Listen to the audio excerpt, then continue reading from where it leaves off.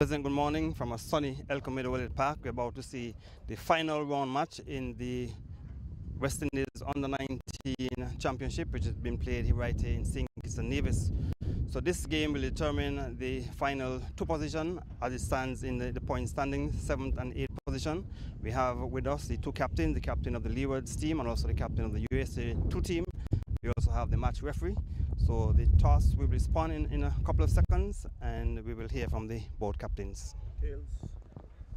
Heads. Your call. Yes, Tails. Tails is the call. call known as heads. All right, so the Leeward Islands would have won the toss. Captain, things have not gone the way I'm sure you would have planned for. But are there any positives you can take from this tournament? Well, I mean, you can totally take some positives from this tournament. Having players getting starts, not carrying on to get 50s or 100s, but you can see the intent is there. So I think today's a day to just showcase more talent that we've shown before. What about your own personal development in this tournament? Well, I mean, for me personally, just to get more runs and wickets as possible to get my name in the running for the squad. What was the preparation like for the Leeward Islands team leading up to this competition? Well, 1 week before the tournament, we had a camp right here in Nevis, training at this park and the other park on the other side of the country. So I think we had a good preparation leading up. Okay, in terms of your team for today, any changes from the last game? Yes, 3 changes. Pluck, Bergen and Manners in. Tanis Francis is out with a sickness. Caden Francis is out and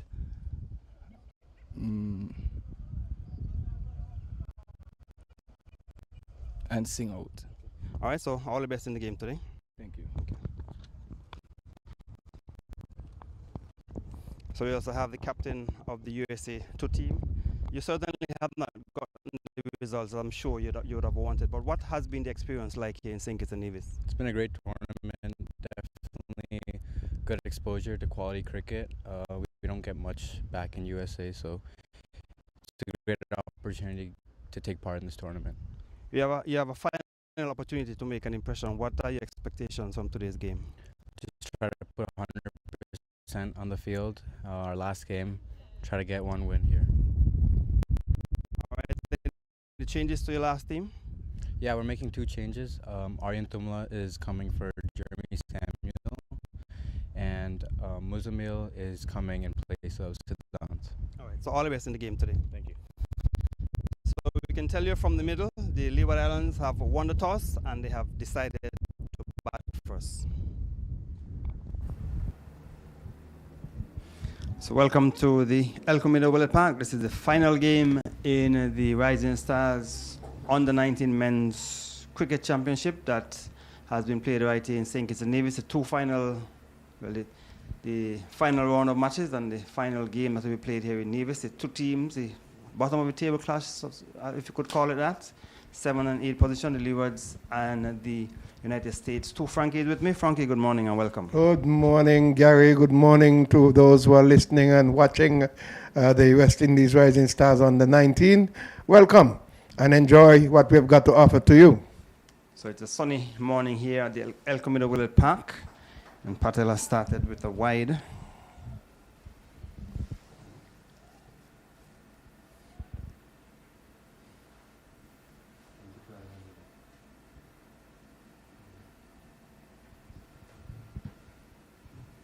So the first delivery is a wide that was delivered by Patel. So it's a sunny morning here at the El Comido Willett Park. We had some overcast conditions yesterday, but hopefully we'll get a full day's play. So the Leewards would have won the toss and have decided to bat. So they've opened the batting with Carlton Pluck, and Tilokani. Tilokani has been doing duties at the top of the order for the entire competition. Yes. But Pluck has been shuffled around. He has been down at 7, 4, Middle 3. and Now he's opening. at the top. Yes. That's where he normally bats in the local league in here in Nevis. He normally bats at the top of the order. But he has been shifted around in the batting order for the Leewards on the 19. So let us see if he can get some runs. Telakani, he would have had some starts, but he has never really gotten a big score. He would want to end the tournament, Frankie, with a good score. Yes. And he has been looking good, but he has never been able to go on. Today is a time maybe for him to make an impression. Final impression before the tournament is concluded, and see if he can get into a trading squad for the West Indies under 19. Maybe we can look at some of the good performances throughout the competition. What we have seen, another wide down the onside. So Patel has been straying on the onside. Need to get it on the off. So maybe he need to go around the wicket to the right, and that might get a better line and length on the off stump. That is so true. He's going to have to revisit his thinking, his mode of delivery, his line. You got to ensure that he makes some adjustments. But let's see, he's still going over the wicket. He's bowling to the right-hander in Tilokani. So he will continue from that Bath Hotel end. Good bright sunshine. And Tilakani will get off the mark on top of a short delivery. So he's off the mark, he's on 1. And the score has gone on to 3 without loss in the first over. 3 legal deliveries have been delivered, 5 in total. 2 of those deliveries were wides. So Pluck will be facing his first delivery, and this the first time opening for the Leewards in this competition, in this final game. So kudos to him. Gary, we lost 2 good people yesterday. One in the neighborhood here who played football, did a little cricket, but mainly known for his football, O'Neill. Yeah, he's played some cricket for the Masters as well. So another delivery on the leg stump, an appeal, but going down the onside. So yes, would have lost where he's was a part of the Masters club. I think his father was the groundsman here, yeah. Bonzo. Famous Bonzo. You've heard so many stories of the groundsman, Bonzo. Very good groundsman. He can tell you exactly what will happen tomorrow and who will get wickets, Frankie. And he did play some cricket, you know. He could have played, he was a left-handed batsman, I think. But I knew him from small as the groundkeeper, the park keeper and the groundsman. So the first over is being bowled by Patel from that far end. And the Leewards, as was indicated, would have won the toss and decided to bat. So those were the good old days, Frankie, when lots of persons used to come out to look at cricket. Leeward Islands competition, St. Kitts and Nevis, the TDC Berridge Howell competition used to generate lots of interest in those days. And he would be the one to tell you which bowler you should bowl from which end. Yeah, because the way he would have prepared that pitch, he would tell you, I want Parry to come from the far end, because he will get some wickets. So Pluck will get off the mark from an inside edge in a portion of the bat. So a single to bring up the end of over number 4. Some 4 runs coming from the first over. Leeward's winning the toss and batting here. With that 4 runs, it appears that Patel is looking to pick up a middle and leg off stump, a middle and leg line, moving the ball towards the off stump. He is yet unable to pick up that line solidly. Leg stump, both batters worked him off their bodies, and other than that, he yielded some wide. So he'll have to revisit that line. Go center, and the best thing for him to do is to go around the wicket if he wants to pick up that center and off-stump line to perhaps, because he has a 6-3 field. So he needs to revisit his thinking how he's going to bowl his lines to the right-handers. So this is the final round of matches. So Apidi, your friend Apidi, yes, will be picking up the attack from the commentary end. So we tell you that the matches for today will see first versus second, third and fourth, 5 and 6, and 7 and 8. So the top 2 didn't change in terms of the point standings after the end of the second round, but the Jamaicans went to third after the 7th round of matches, but it didn't really make a difference because they were in 4th and Windies were in 3rd. They will still play each other, and then Guyana and Trinidad will come up against each other, and then you have the bottom of the table clash here, the Leewards versus United States 2. So that's the information in terms of the other matches. So top of the table clash should be played at Connery between USA 1 and Barbados. So PD bowling the first delivery. Not a good shot from Pluck. He was too wide and was going after it. You have 50 overs to bat. No need to be playing those, going after those wide deliveries. Not at all, not at all. Wait and see what the bowler has to offer. It's outside. You line up your off stump, allow it to go through. That was not a good shot at all from him. So he will be facing up to a PD. I think Pluck highest score would have been 28. He made 28 runs, so he'd want to end on a good note. Maybe keep his name in the selector's book for next time around. A tall figure of a PD. Too wide, came back after passing the stumps. A little bit of movement back, but it came back late after it would have passed the off stump. So you want to get a little closer to Pluck. So there's a slip, a third man, a gully. There is a point, cover, and the mid-off. And on the onside, we have a long leg, mid-wicket, and a mid-on. So USA 2 have not been able to win a game so far for this competition. We're hoping to end on a winning note. The Leewards will want to at least pick up their second win of the competition. Sure they've been disappointed with their performance. Too wide, should be signaled wide by umpire Banks, umpire E. Banks doing duty that is the commentary end. Owen E. Banks out of Jamaica, and Dave Thompson is the other umpire, square leg. He's out of Barbados. The standby, or the third umpire, or the standby umpire is Crawford, Shannon Crawford, out of Guyana. So those are the three officials in this encounter between Leewards and United States too. So it's sunny conditions here at the El Comido Willett Park. No immediate threat of rain, as you would have known that matches were affected by rain. And is taken. How is it dropped? It's dropped by the keeper. A tentative shot by Pluck on the off stump. Outer edge found the keeper moving away to his right. Frankie couldn't hold up. Yes. He teased, and then he brought this one closer back. And instead of Pluck lining it up how he should, he stood there and just pushed at it. Took the edge, and the keeper, that is not so good for him. The captain, they did not. That's the wicket keeper, Jeremy, wicket keeper. Jeremy. Samuel. No, he's a substitute. He's not. It's hitting this into the air, officially. He should not lose his cool, and it goes for a single. Pluck need to settle. I think he has lots of time to bat, so he needs to take his time and bat. No need to be rushing.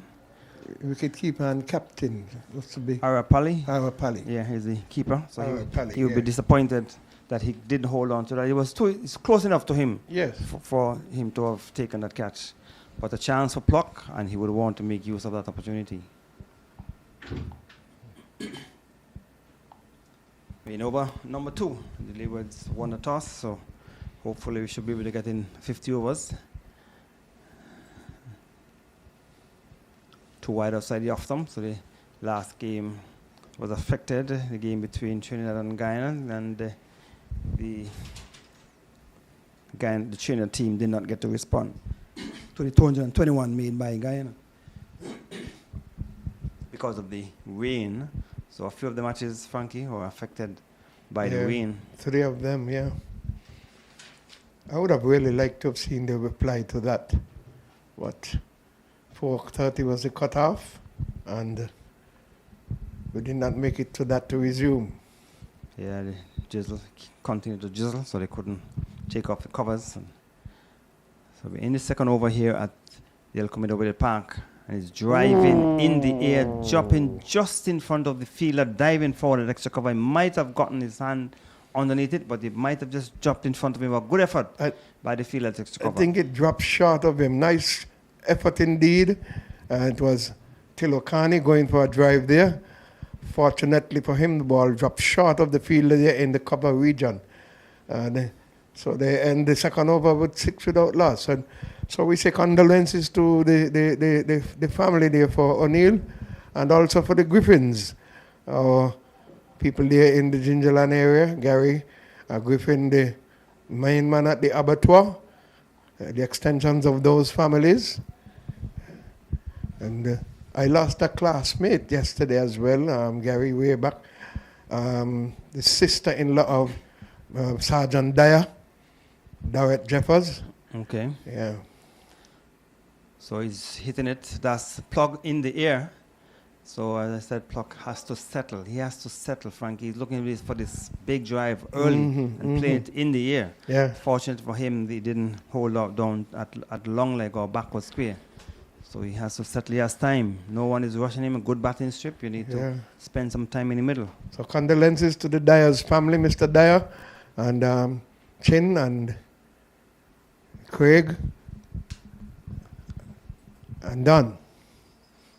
Another on the pad, looking to work around the corner, playing around the pads, taking on the pad, but going down the onside. The keeper moving to his left, and that gives a good indication that the ball was heading down the onside. So the total remains on 7 without loss it over number 3. The Leewards would have won the toss and decided to bat. And the Leewards would have left out Tamez and Caden Francis, and also Devanan Singh. I don't understand why Patel keeps straying on the legs and has a 6-3 field. And this time there is Telekani now getting in, looking to play a big drive. Need to time it. It was pitched up. It was looking for the big drive. Came from the inner portion of the bat. Went down into the onside. So the two openers seem to be a bit fidgety. They're anxious. And they need to, both batsmen have given possible, well, for sure. They made an adjustment 5-4. But he's straying on the pads. I think he should try and bowl stump to stump. So we'll continue from that far end. And he has gone too quickly for the first one. 2 is the call. And they will get 2 runs. Another delivery on the leg stump by Patel. So 2 more runs to the total. It has gone on to 9 in over number 3. Telekani with those 2 runs. He has gone on to 3 from 8. Pluck is also on 3 from 8 deliveries. But they have both given chances. So they would need to settle. Captain is making an adjustment to the field, asking the fielder at mid-wicket to just take a few paces back. Mid-on has been asked to move to his left as well. So this time a much better shot, much better looking shot by Tilakani. Good defensive shot. So we're in over number 3, so 1 delivery remaining. 3 runs have come so far in the over. And the Leewards would want to end on a winning note. They certainly have not done well playing on the home ground, or the home territory in St. Kitts and Nevis. They would have wanted to do better. And they could only get as high as number 7 out of 8 teams. And there is still in the air, just out of the reach of the fielder at mid-on. And it will go down towards the boundary. So that's Ryan Taj. Another big drive. Didn't time it. Almost holding out to mid-on. So as we have indicated that these 2 batters seem to be a bit too anxious. The mid-on fielder was a bit lazy in moving. When the ball almost arrived to him, that is when he started moving back. Had he moved back earlier, he would have been able to pull that one down easily. But he was late, moving back late. But the batsmen continue to take chances, Gary. They're going to have to be careful.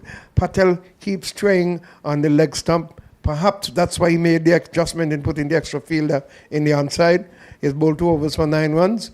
Let's see what will happen when he returns. So 11 at the end of over number 3, 11 without loss. Tilakani is on 5, and Pluck, who will be facing up, he is on 3. So Tilakani almost holding out to mid-on with that final delivery of that over from Patel from the far end. So PD will be continuing from the commentary end. We're bowling to Pluck. And there is Pluck playing at a delivery, seaming away outside the off-stump touchdown, and a bit of movement, and the batsman following it. Yeah, just standing there and putting his arms out to touch it away. You need to line up the ball. You need to know where your off stump is. Once you have Right. the off stump covered, you don't need Then to be you make fanning. up your mind what shot you're going to play. So the two openers need to settle. So this is the final game, Frankie. And we must say that the ground staff here at the El Comedor Village Great Park have job. done an excellent job. Great job. The outfield is looking in tip-top shape. The pitches have been wonderful. So we must say kudos to Micey, Wendell Wallace and his team. So they have done an excellent job. So we know in over number 4. So we have, from all the reports we have gotten from persons, they have indicated that things have gone well here in Nevis. Everything seemed to be well organized. Yes, and the team, you got to say kudos to the team, especially when rain came. They were very supportive, very quick to get into action, and they helping with all the preps that are necessary. So Veli and Micey and all the others there, Sam and my good friend Mr. Walwyn, and the rest of the team. You have some youngsters between them too, who are helping with the scoreboard as well over there. So we're in over number 4, and there is Pluck looking to play it into the onside, got it back down on the off side of the pitch. So we really want to congratulate the ground staff and also the Nevis Cricket Association, along with the president and the members of Nevis Cricket Association, because when it was indicated that these matches we played in St. Kitts, the president insisted that he wanted some matches in Nevis, and he would have made a proposal to the Ministry of Sports or the Nevis Island government, and they took it up. They took up the challenge, and they have done a wonderful job. Great job in representing well and presenting a good tournament on the Nevis leg. So our PD will continue, and nice looking guided shot down into the offside by Pluck. So that's what you want to do. Keep your eyes on the ball, play it late. Yes. So, and I'm hoping that this is a stepping stone for more cricket in the future, not only under 19 cricket, but we can get back regional cricket here at the El Comedor Village Park with some minor improvements. I'm sure we should be able to get regional cricket back Under here. 19s, get your parish league going, get your local league going, and get the regional competition, the sub-regional competition, Leeward Islands, and then, when we have the Caribbean competition, before the competition, we'll get a match here as well, or 2. Yes. So this is the Rising Stars under 19 cricket at wide, a little bit too wide of the off stump, not wide enough to be called a wide by umpire Ebank. So it's nice to see that cricket is back here at the El Comedor Village Park. Regional cricket at least is at the under 19 level, but we want to see senior matches being played. I'm sure once cricket is played here, persons will come out to look at the matches. Yes, as we say good morning to all the islanders, Anguilla, Montserrat, VBI, St. Martin, especially to Vera down there in St. Martin and the Prefarm of Cricket Club, Mr. Maxoud down there, and all the others, Basil Morgan in Montserrat, and all good people in St. Kitts and in Antigua.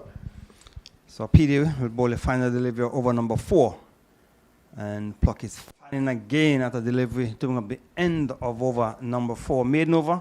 At the end of it, it is 11 without loss to Leewards. 11 without loss as we continue to big up the islands, those in Anguilla who are watching and following. And we hope that all the islands are viewing and watching this West Indies Rising Stars under 19 competition.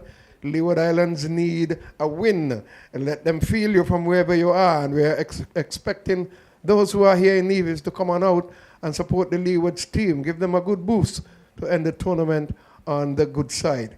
We had some good preservation. We had good presentation. The only complaint I got was the Barbados coach said that they got too much food. Too much good food. Too much good food. Which is a good thing. Right, it's a good thing.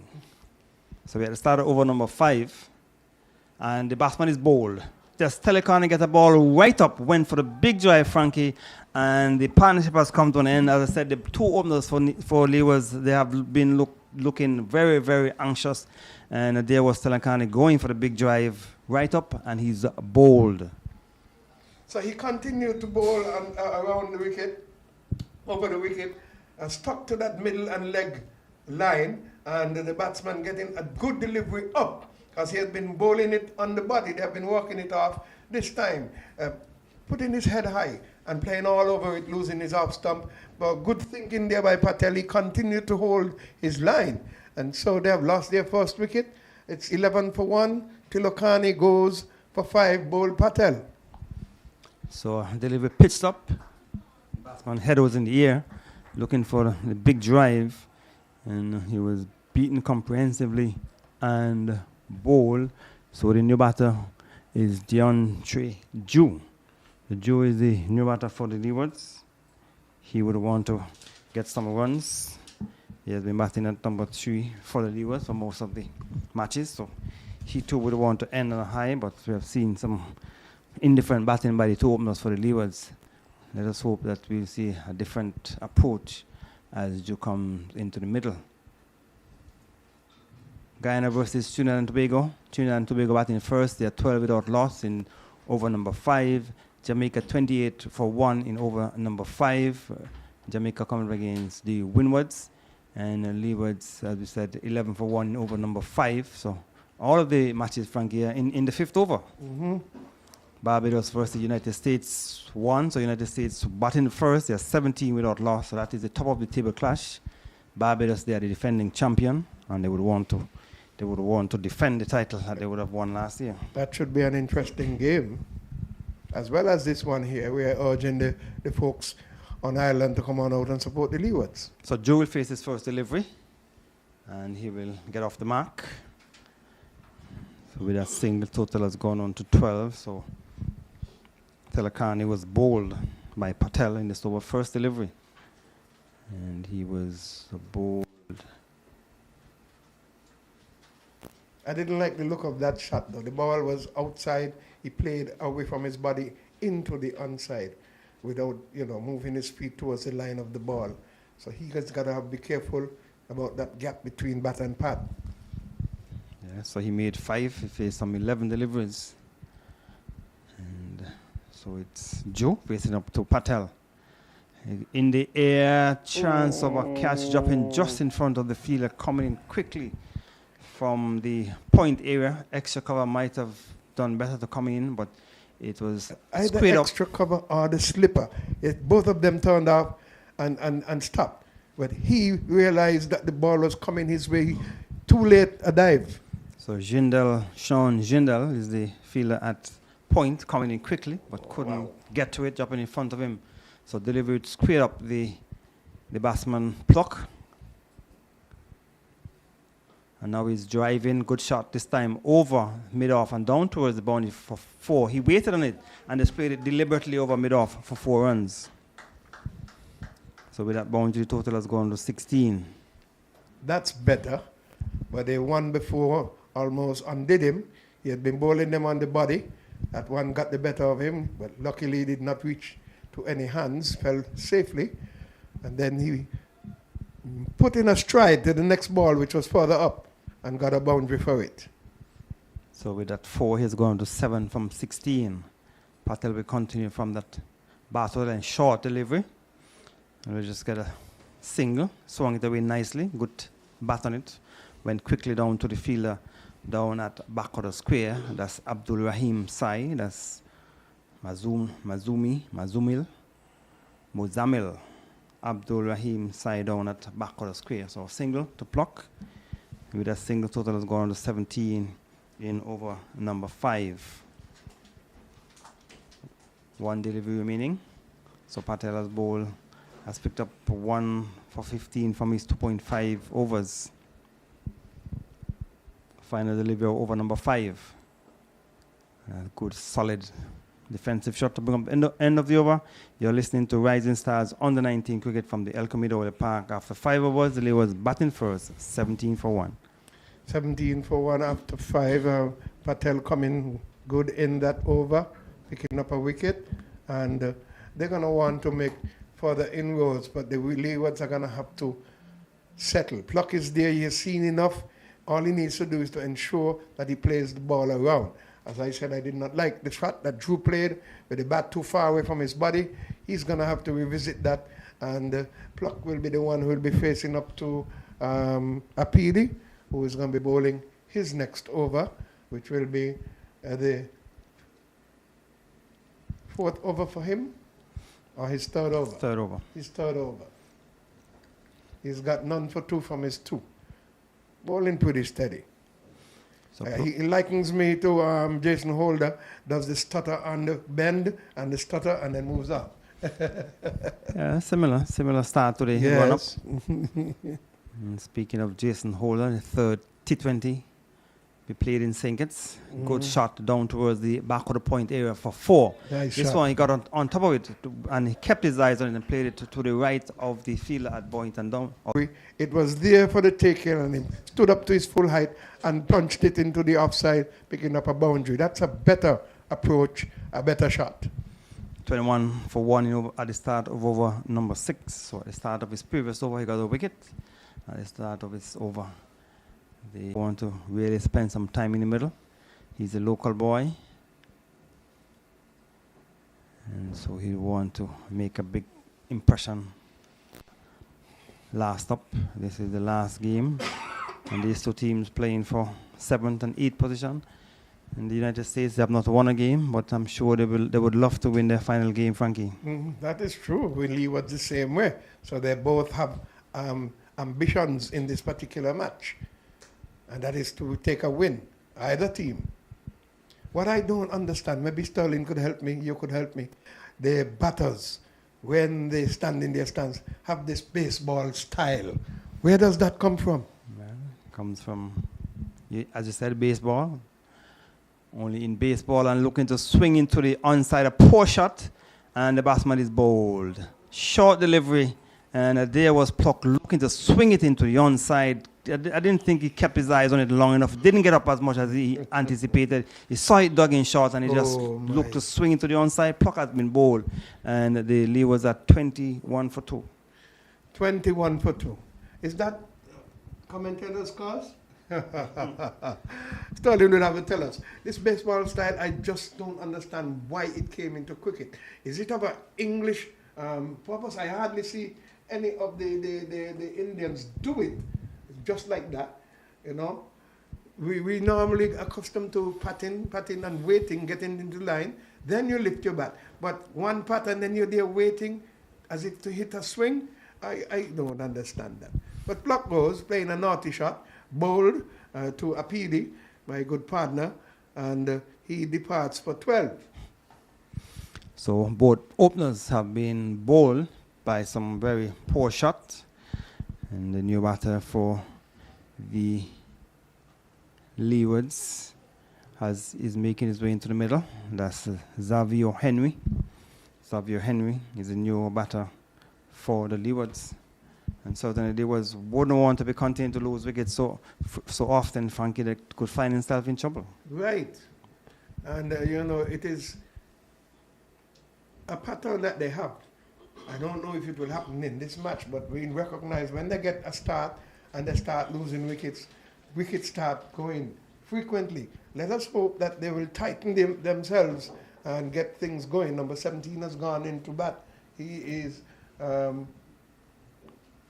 Henry, Xavier. Henry. Xavier Henry. Okay. They need to buckle down, settle down. So against USA 1, the Leewards lost their second wicket on 31 and they ended up making 102.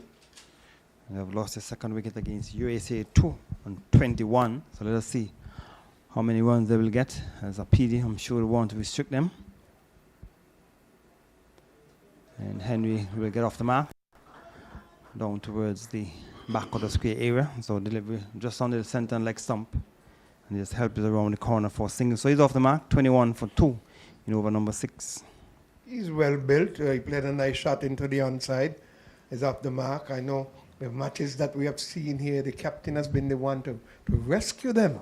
So he is hoping that it does not have to come down to him, that these two will settle, Henry and Drew, and get themselves a decent score and bat as deep as they can to set a platform for the others to come. So against the USA 1, he batted at number 5. That's the captain. So maybe he will come in at number 5. So he'll be hoping for a good partnership. A wide delivery signal now by umpire Ebanks. So another wide has been added to the total. 23 for 2 wickets in over number 6. The 4, dot ball, wicket, 1 wide. A PD seemed to be a thinking bowler. He comes back to his mark, head down, but perhaps thinking, what am I going to deliver this time? He's bowling from the northern end, Gary. Yes, and has been able to pick up a wicket. So he's bowled tight. He's in the third over, just 8 runs. Yes. And 5 of those runs have come in his third over. So the injured Joe just guiding the delivery down to point. So his previous over was a maiden, and this one he has picked up a wicket and some 5 runs from the bat, 6 in total, including the wide, have come in this over. So at the end of this over, you'll be hearing the voice of the self-appointed weather forecaster, Sterling Marshall. He tells us whether or not we'll have a full day's play. It is nice and sunny here at El Comido Willett Park. He said he's a pilot and he's an expert in geography. And so he'll tell us all about the weather when he comes on. So 1 delivery remaining over number 6. Good delivery. Outside the off to make it some height and pace as well to bring up the end of over number 6. At the end of it, you're listening to Rising Stars under 19 cricket from the El Comido Willett Park. Leeward's batting first after winning the toss. They are 23 for 2 of the 6 overs. After some word from your Frankie, you hear the voice of Sterling Marshall. 23 for 2 at the end of 6. A PD ending his third over in nice fashion. He has got 3 overs, 1 maiden, 8 runs, 1 wicket. Bowling rather steady, and you've got to say kudos to them for keeping a good tidy line and length. And we are going to see, is it Patel going to continue? Or are we going to see a change in bowling? But at the end of 6, as I welcome Sterling the weatherman, he has a new name now. Sterling, we have been sending condolences out. I've been sending greetings out to all the islands and to big up some of our fans out there who might be listening and watching. As we say, good morning to Mr. Cardigan Connor there in Angola, my good friend Gado, and the B&D's man down there, Stephen, is hoping everything is going okay. And Bundy, the wizard, is the winning boat down there. You know, they call boat racing the #1 sport in Angola. And could you believe that? Yes, Sterling. So we are going to see, yes, it's going to be Patel, the left armer, who is going to continue, as it's a slow start for the Leewards. They have lost 2 wickets already. They're 23 for 2. As Patel comes away from the southern end into bowl to the batter. Oh, he comes inside. It's a wide delivery. Luckily, it bared further away outside of that line. He just tucked the bat out trying to hit it into the onside. Now they've got a sort of a leg slip, short leg slip, or short fine, whichever you want to call it. So he's going to have to be careful with that shot. 24 it is. Patel, in his 4th over, comes away, passes the umpire, and he gets onto the back foot because he's been bowling body line, and he got on top of it. He's a big man, and gets a single for himself. That's the man, Henry, and the score has advanced to 24. So Patel have been bowled some 3.1 overs, has 1 for 17 thus far. Henry's on 2. Drew is now facing, is on 1. Henry's 2 came from 2 balls, and Drew is on 1 from 4. And we say welcome to the West Indies Rising Stars under 19 cricket here at the E.T. Willett Park. Plays it into the onside again. This is the 2nd time that thing has played that shot, that batter there. Earlier we saw it coming from Tilokani. Now Drew has done that once again. Luckily that the fielder was a little bit too tight, and so it just went over his head. They picked up 2 runs in the meantime. Drew has gone on to 3. The score on to 27 for 2. So Patel is getting them. He continues to come around the wicket, over the wicket, and he's bowling it on the body. So his 5-4 field is paying off in some instances as he's forcing the batters to make mistakes. Luckily, they got away with them. He's playing this one. Is he bowled? My goodness. What a delivery. Playing and missing. Lucky for him. I don't know what you're seeing, Sterling, but these guys are not lining up the ball properly. They are not taking a big stride forward.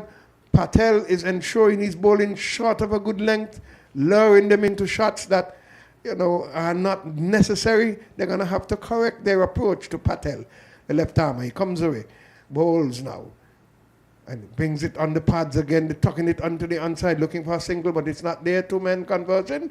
Long on, came and fielded, and so they were restricted. It's 27 for 2. Drew remains on 3. Henry is on 2. We are in over number 7, over number 7, 6.4. Got a wide, a single, a 2, dot ball. And so over number 7 has been bowled. Patel has 1 for 19 already as he comes in from the southern end. It's up now, brings the batsman easily forward. Much better shot. And that is Drew. And he remains on 3. You're listening to West Indies Rising Stars under 19 cricket. We're encouraging the local crowd to come on out and support the Leeward Islands. We say good morning to Sir El Camido Willett, Derek Parry, and Keith Atherton, all the others, Carly Tuckett, Stuart Williams. We have lost to Anako, but his primary school, as this one is nice fielding there by the man at that short hind leg, wide, and it brings to the end the over. The Anako Primary School competition just completed. Congratulations to the Ivor Walters Primary School. For those of you who don't know, it's in Prospect, Prospect Primary School. Late Ivor Walters was a teacher, head teacher, educator. He worked in the education department the last part of his stint. I say congratulations to them, the coach there doing a good job. And so Jabal and Lady Powell would be very, very proud. And I could see the Julie dancing now. Pleasant good morning to the listening public and the viewing public. It's a bittersweet moment for me, as I'm happy to see that the weather is fine today, but I'm also sad because within 24 hours, I would have lost 2 friends, and the cricketing fraternity Nevis would have lost O'Neill Walters, better known as Daddy Shakes, who played for the 7-Day Adventist Jets and the Nevis Masters. As we get back to the cricket. This one is played in the onside. It's running away to the boundary. The 4. Appeed is trained on the body there of Henry. He picks up a 4. He moves on to 6. So we're in over number 8. And the score has moved on to 31. 31 for 2. First delivery. Appeed is trained on the body of the batter. And he tucked it into the onside. Frankie, the weather has been playing tricks with us. Over the last 2 cricket games here, the forecast did show that we were going to have fine weather, just some cloud cover, no rain, but the rain came. And then the projected forecast for this week did show that we're going to have some rain, but now we're having sun. So it's the reverse, but thank God for that. We're going to have some good cricket today. All right, as my good friend Apidi runs away into ball to the right-hander, plays it easily into the offside, and there is no run. Up to usher condolences to the Fifield family there over in Zion, and to Sherry, the wife of O'Neill Walters, Daddy Shakes. Yes, yes. Hey, Didn't let me complete. It's sad. Anyway, that's okay. That's okay, So we say condolences to them and to Mr. Dyer. He lost a sister-in-law yesterday as well. She happened to have gone to school with me, his wife's sister. I think she would have been the last of them. Dorrit Jeffers. Away goes Apidi. Outside the off-stump, flashing and missing there is Henry. And not a good shot at all. It's the 4th ball of the over. And they... Score remains on 31 for 2. So we have been losing a couple of people. The Griffins, we say condolences to them as well. And, we hope and pray that they'll stand strong put their faith and trust in God. This is very important. And for the neighbors and the friends of those various families, continue to support them and uphold them in your prayers. Tall man.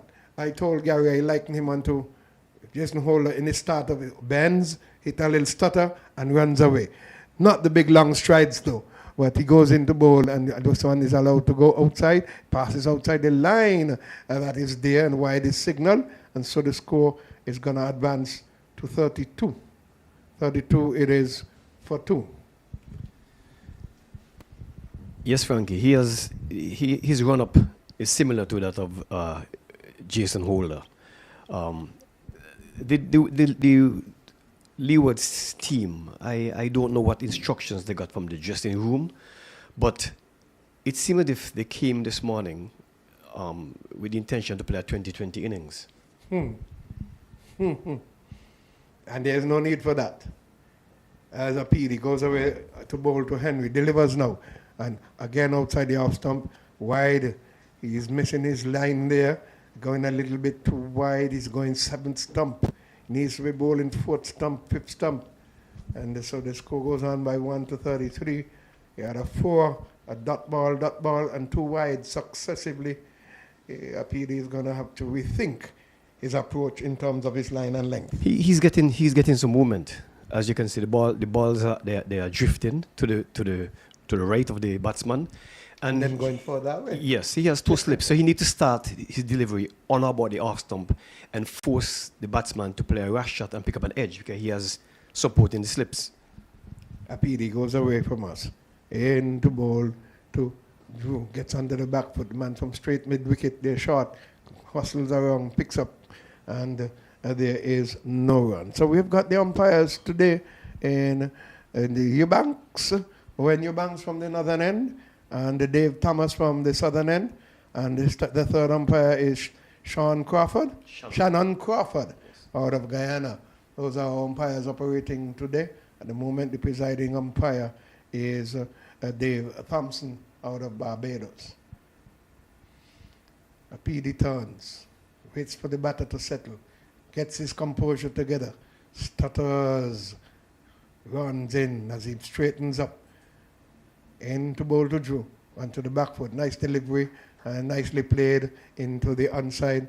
And the ever busy fielder there at the straight mid wicket shot came around and, fielded well. Gave Apidi a daps, tell him to keep it up. Right line, right length. So 2 dot deliveries following those 2 wides as we are with 1 delivery left in this over. Apidi having bowled 3.5 overs. He has got 1 maiden and 14 runs already, and he's picked up a wicket. Bends over. Hits his little stutter. Goes away from us. Passes umpire, and it's on the legs. He turns it. He's got some bat on it, and oh no, leg byes. Thought he had some bat on it, but leg byes. Goes away to the boundary for 4. The score goes on to 37 at the end of 8. Sterling, not a badly lined delivery, but he wanted it to come back in instead of going out. Well, the bowler seems to have the ability of moving the ball both ways. The ball, to me, was pitched just on about the center stump and moved towards the onside. The batsman came in with the intention of working it fine backward of square, but instead he got a leg by. Frankie, I just want to continue with the condolences, because very, very few divisions like to invest. And Everton Griffin, he was one of the local investors. A lot of people don't know about him, but he has been investing heavily in real estate and property. And he was a fine mechanic, provides a lot of services, both body and mechanical. And then he had a car rental. As we continue with the cricket. Patel bowls, and there is no run. He's into his 5th over. We're into the 9th over. It's 37 for 2 as we are watching West Indies Rising Stars under 19 cricket here at the E.T. Willett Park. And we want to encourage all our past cricketers, our present youngsters, Some of them have been helping the ground with the ground work here. Kudos to the ground staff on the valley and my good friend Wendell Micey. You have Jabal Walwin, UT Leeward, a number of them. Skidder, they have worked well with them, and we can't forget the prison officers who have been doing a great job as part of the team in maintaining the grounds itself and the strip, and especially very positive in response to when the rain is falling. Yes, Veli has been the star of that moment. Veli is the first man to jump in his court and lead the way. You know, Veli, he's a masters cricketer as well, a spin bowler and a former opening batsman. He bowls off spin now? He bowls off spin, Veli, yes. I know he used to bowl medium pace. Okay, well, he bowls off spin for the Masters now. Former cricketer. I don't know if he still plays. Yes, he does play. This one is hit hard and high. It's going to be out. Somebody's in trouble. He settles under it, the straight mid wicket. Again, Patel just dwelling on the pads of those cricketers. And Drew has lost his wicket by playing a rather uppish shot. Instead of going firm, looking to go straight over in the V, he tried to play it square, and it came off of that bat and just went to say, here I come. Frankie, I'm a little disappointed with the approach that the Leeward is taking. Now, if you can look at the previous over by the tall bowler who is similar in his run-up in nature to Jason Holder, that end of the pitch has been playing a little low. Most of the deliveries in that area, they have kept a little low. Not that the pitch is not good, but they have kept a little low.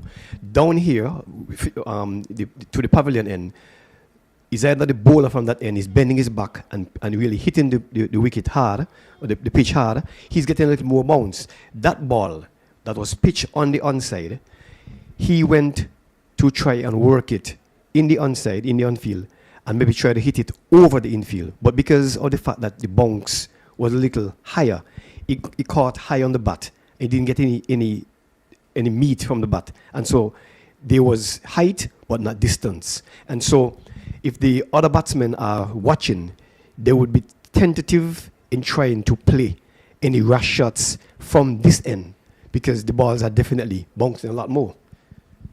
Well, to the rescue. And the song To the Rescue. Captain Miller again is to the rescue. Will he be able to do it this time? You know, to the rescue he comes. It is 37 for 3. And earlier I was indicating, I don't know if you're in the background, to Gary, that the Leewards, when they start losing wickets, they tend to follow consistently. Here it's happening again. It's not a good sign. It's never a good sign in any cricket to lose a lot of wickets in the power play. It is not a good sign. It has never paid off. You're forcing batsmen who are expected to come in the middle to now come and play an opening batsman or one down batsman role. Here comes the left armer Patel from the southern end into bowl to Captain Miller. Turns it into the onside, and the fielder fields rather quickly, sends a throw in, but it was backed up in the offside. Keeper unable to get there in time.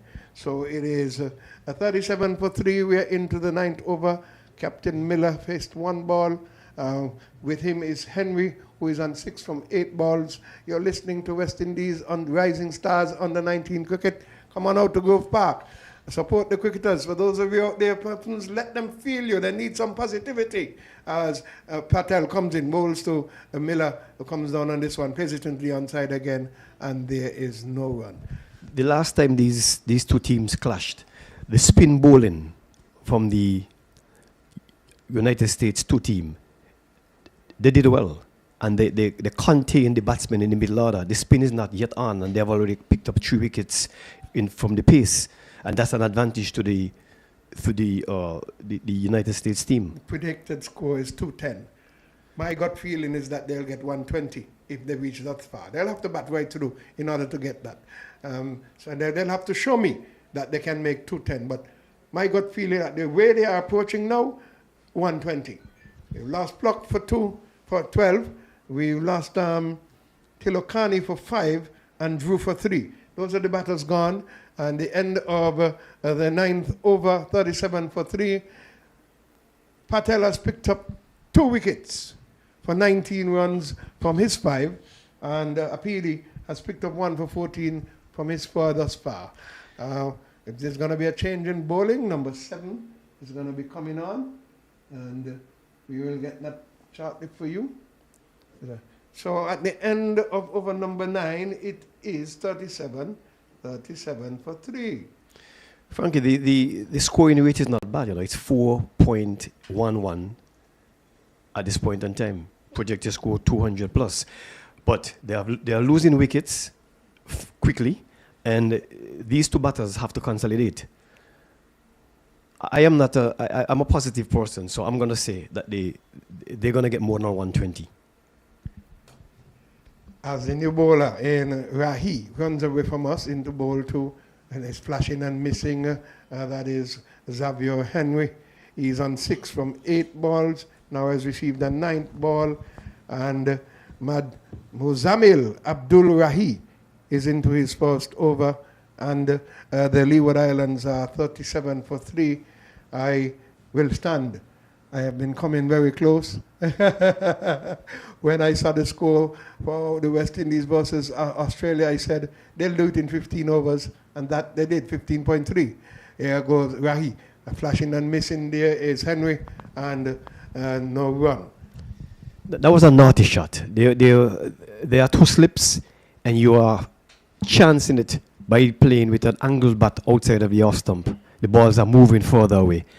The most you're going to end up doing is give an easy catch to the slip fielders. I think the batsmen need to consolidate, take their time. There are lots of overs remaining.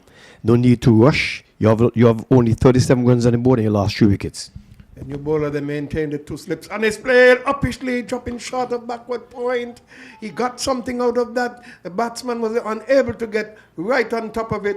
Luckily for him, it came off the shoulder of the bat, and 1 bounce to the man at square cover. Yeah, the United States bowlers, they are really creating some difficulty for the Leeward's batsmen.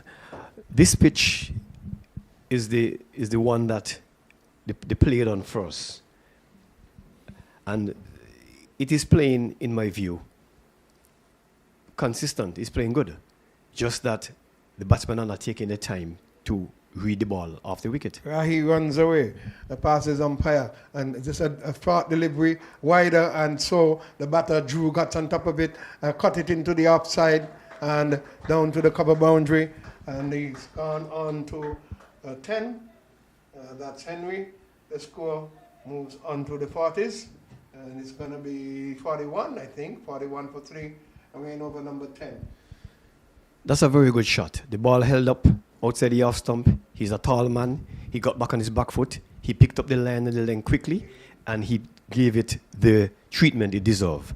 He placed it between the 2 fielders and got 4. Okay, so here we go again, playing it uppishly into the offside. That's the second time in 3 balls you've gotten the ball to come onto the body, and the batter in Henry has not been able to play it down. Luckily, though, it's falling short of the fielders. The bowler he's a little deceptive. He's mixing up his line, he's mixing up his pace, and he's also mixing up his length. He's not bowling in the same area. Any 2 deliveries. Right, he goes away from us. Into bowl to Henry. He plays it into the outside, finds the man at that backward point area. Field it cleanly, threw it in, but not on target. The score remains on 41 for 3.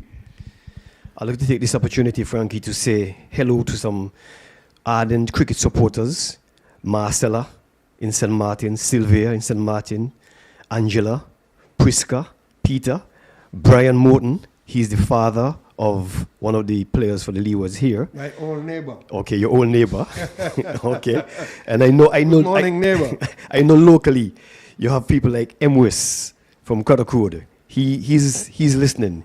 His wife has a son who is a keeper from St. Kitts playing for this team, and he's not going to miss a moment. Rudolph Jeffers, the former pace bowler and cricketer in Anguilla, he's also listening.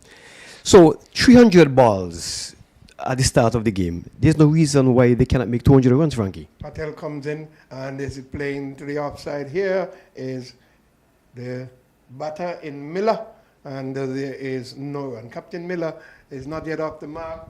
He has faced 4 balls. He has been the rescuer in every inning that they have played here. Will he be able to shoulder that responsibility again? I don't see any reason why he can't do it. The captain has to lead from the front, and he has been doing so. And I think the reason why he's not off the mark yet, he's taking his time to read and assess the pitch. The left armer in Patel over the wicket, bowls to him, plays it in, it's gone! What did I do to Captain Miller?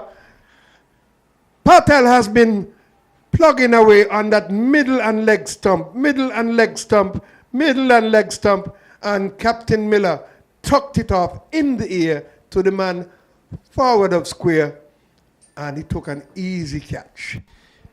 Well, Frankie, I said that before. I said that this end of the pitch, or the wicket, the pitch, is offering a little bit more bounce to the bowlers. And that ball was pitched on or about leg stump. And he just tried to use his wrist and turn it into the onside. Again, it bounced a little more than he anticipated, and the ball was elevated to the short fielder.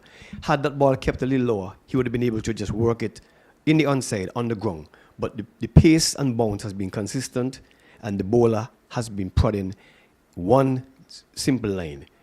Leg stump, center stump, a little bit outside leg sometimes, and he has been rewarded.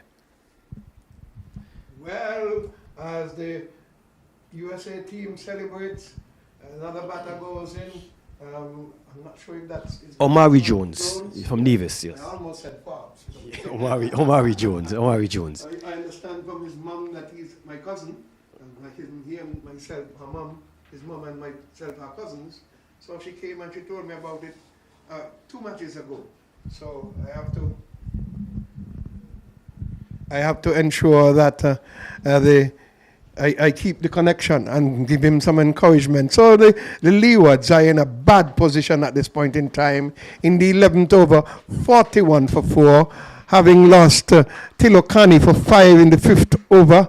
He went bowled Patel, then Pluck. He went bowled Apidi. He made 12, and he went in the 6th over. In the 9th over, we lost Drew for 3.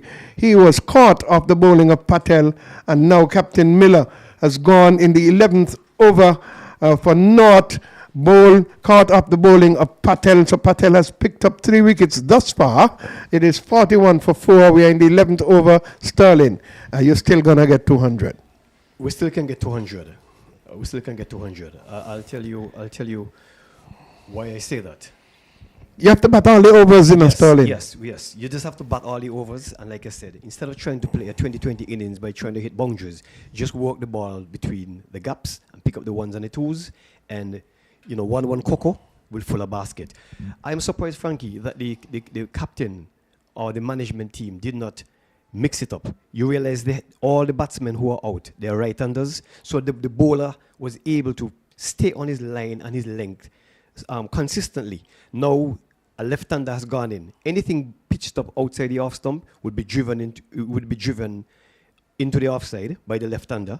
And so let's see if the left-hand right-hand combination, as it has been said in many cricket games, tend to create a little difficulty for the bowlers. If Patel comes over the wicket into bowl to, and oh my goodness, the keeper missing that one. It came off the outer portion of the bat. Luckily for the left-hander there in Jones, he did not hold on to it. The keeper, wondering what is going through his mind. That's the second time he has missed for the day. Well, in all fairness to the keeper, Frankie, that ball kept very low. He would have had to dive to catch it. If you look at the monitor, the ball pitched outside the off stump. It was steered off the outer edge of the bat. You see where that ball went? Yes, too close. That's the replay. He would have had to dive. Frankie, he would have had to dive, and if the ball. Yeah, but he was coming up. Stay down. Look at that.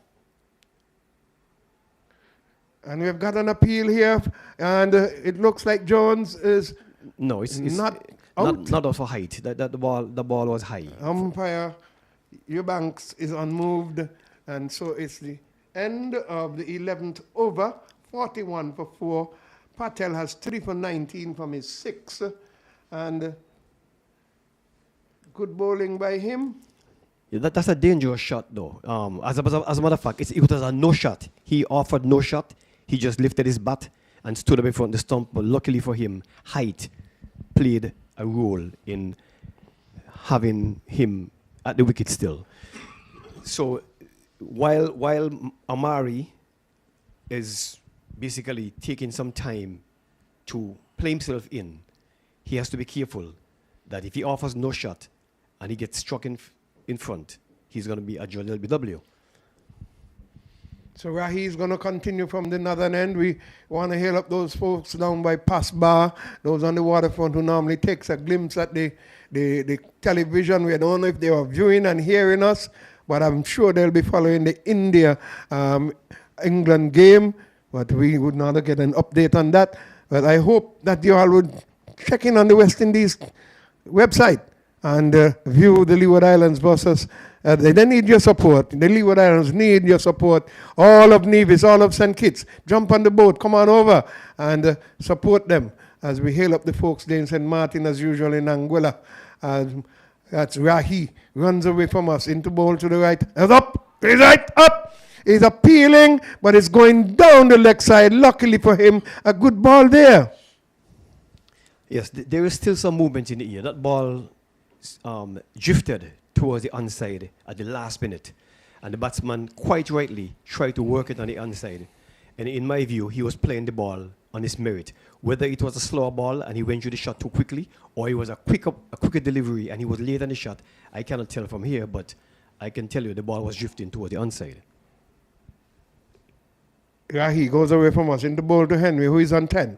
The shot of delivery, tucks it into the onside, brings straight mid-wicket in. He did not feel cleanly, but was ever present, following the ball, and no run has been had. 41 for 4, we're into the 12th over. It's West Indies rising star under 19 cricket at the E.T. Willett Park. As we would like to say good morning to my good friend Forbes Rollins. I hope you're around the park. You're one of those who would have laid a foundation for some of the youngsters. It would be good to come and support these youngsters here as well. As Abdul Rahi goes away from us, into ball to the right. It's a wide, but they live with this time. A strain outside of the off stump, outside of that blue line that he's supposed to be inside of. And the score goes on to 42. Henry remains on 10 from 16. Omari Jones has faced 4 balls. He is not yet off the mark. And we're into the 12th over. 12 overs being in offering here, and they have got 50. Will they be able to bat out the 50? And as Rahi goes away from us, into ball to the right-handed Henry, gets behind it, plays it into the offside, extra cover fields, and there is no run. It's 42 for 4. We're in the 12th over. 11.3 overs being bowled. Dot ball, wide, dot ball. So Rahi trying to keep it tight to support his bowlers that has gone before him. Apidi having picked up 1 for 14 from his 4, and Patel 6 overs, 3 for 19. And they are the wicket takers. Rahi wanting to drive. He might like drive this one cut into the offside, short ball, wanting to join them. That will not be. Henry got on top of it and cut it over into the onside. It went towards the fine leg. That's third man. That's wide. I recognize the wider the man. It means when you have 2 slips, they carry the third man wider. So 44 it is, and we're in the 12th over. Omari is facing now. Henry has gone on to 11. 43. Then we had a wide and a single. Yes, 43. It is for 4. Leeward Islands in bales of trouble. Current run rate is 3.69 as Arahi goes in, and lovely shot there from the left-hander in Jones, opening up the face of the bat. The ball was right up. He just took that stride down, opened the face of the bat. The fielder, in trying to get to it, slipped, and it ran away for 4. So he's off the mark with 4, and the score goes on to 47. Frankie, the Leewards bat deep. There's still Manners, an opening batsman in local cricket. He's still in the pavilion. Morton, if he's playing, he's an aggressive batsman. Morton is an aggressive batsman. He's also a good batsman in the sense that he can read the game and play proper cricket shots. Away goes Rahi from us. And this one is right up. It comes down hard on it. That's Jones. And there is no run. It's the end of the 12th over, 47 for 4. And the Leewards lost their first wicket in the 5th over. It was 1 for 5. In the 6th over, 21 for 2. In the 9th over, 37 for 3. And in the 11th over, 41 for 4. Batsmen out, Tilokani 5, Pluck 12, Drew for 3, and Miller for 0. The captain not been able to deliver his team around this time. Last couple of games, he has been there for them. Unfortunately, this time he is not there, so the onus is going to be on the others to take that mantle up. Henry is on 10 not out, 11 not out, and Jones is on 4 not out. And we are expecting to see some spin for the first time, Curling. Or it's a left-arm seamer. He's marking out his run. It looks like he's going to be doing some seam bowling. Just for the update that you asked about, India were all out for 358 from 114.1 overs. England, in reply, they're 85 without loss from 14.25 overs. Going helter-skelter. Yes. That's going to be an interesting game, I can tell you that. Now we've got a left-arm spinner who's going to be coming in. It's going to be Ryan Taj.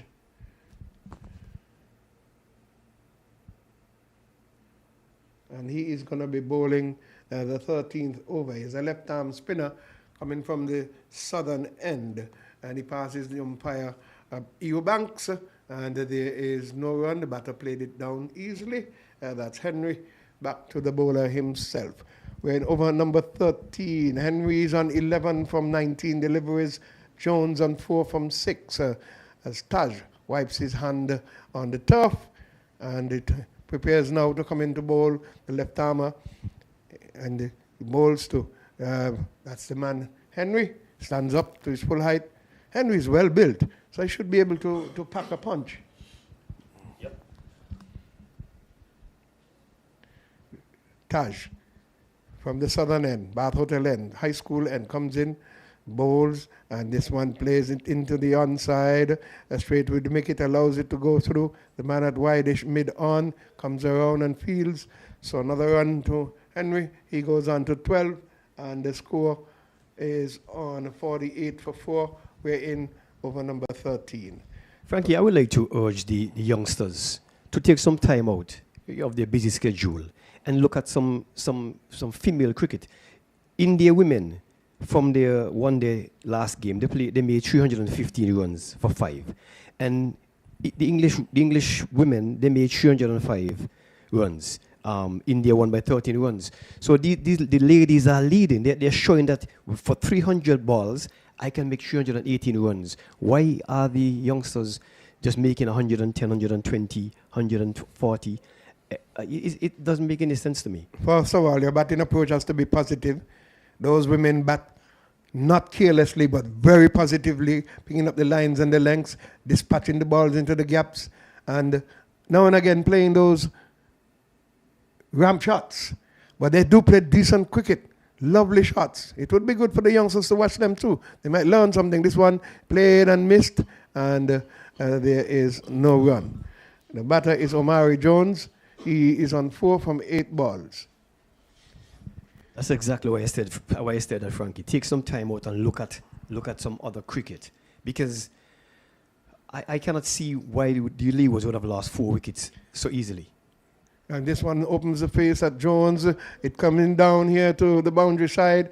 The man from that gully area, wide up deep point, and comes around field, and they've gotten 2 runs. So Jones is on to 6, and it's the end of the 13th over. The score is 50 for 4. It looks like a water break, Sterling. So we drew a water break as well. 50 for 4 from 13. Yes, it's a water break. 50 for 4 from 13. Projected score 193. and the current run rate is 3.85.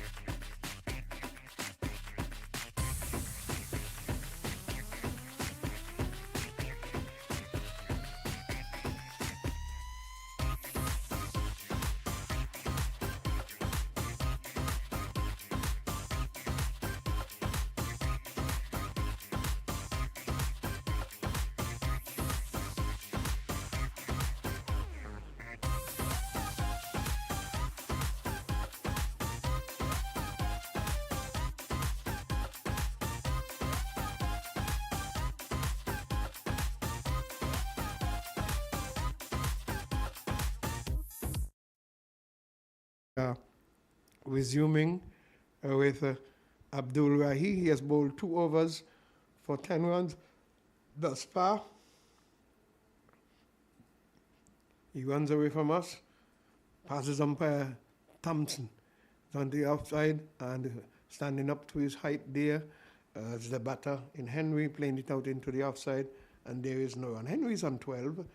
Omari Jones is on 6. We're into the 14th over. It's a 50-over encounter. West Indies Rising Stars under 19 competition. These 2 teams are playing for 7th position. The Leeward Islands and the United States 2. They're playing for the 7th position. Today's rounds are the playoff rounds as Rahi plays it and wide delivery. He cut at it, the ball passed over the bat and it went through to the keeper. And Henry missed out on some much needed runs there. He is 12 from 22 as Rahi comes back to the pavilion end. Presiding umpire is Dave Thompson of Barbados. As Rahi goes in, passes umpire Thompson now into bowl to the right-handed, up into the black hole. He comes down on it, opens the face of the bat. That's Henry. He picks up a single. He moves on to 13, and the score goes on to a 52 for 4. We're inviting folks to come on out and to ensure that they come and support the Leewards. They need your support now, physically and spiritually.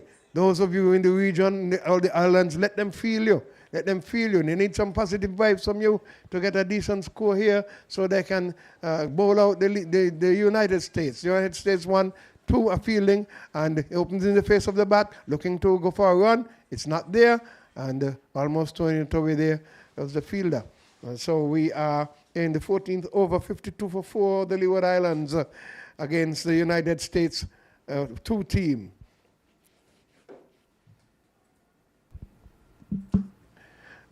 We're in over number 14. Projected score is 193, and so far Rahi has yielded 1 run and 1 wide. Down the leg side, it's going to be a wide to the left-hander Jones. And there is an addition by way of extras to 52. We're in over number 13. Sterling, you're sticking to your 200 still. I still think they can get there, yes. I still think they can get there.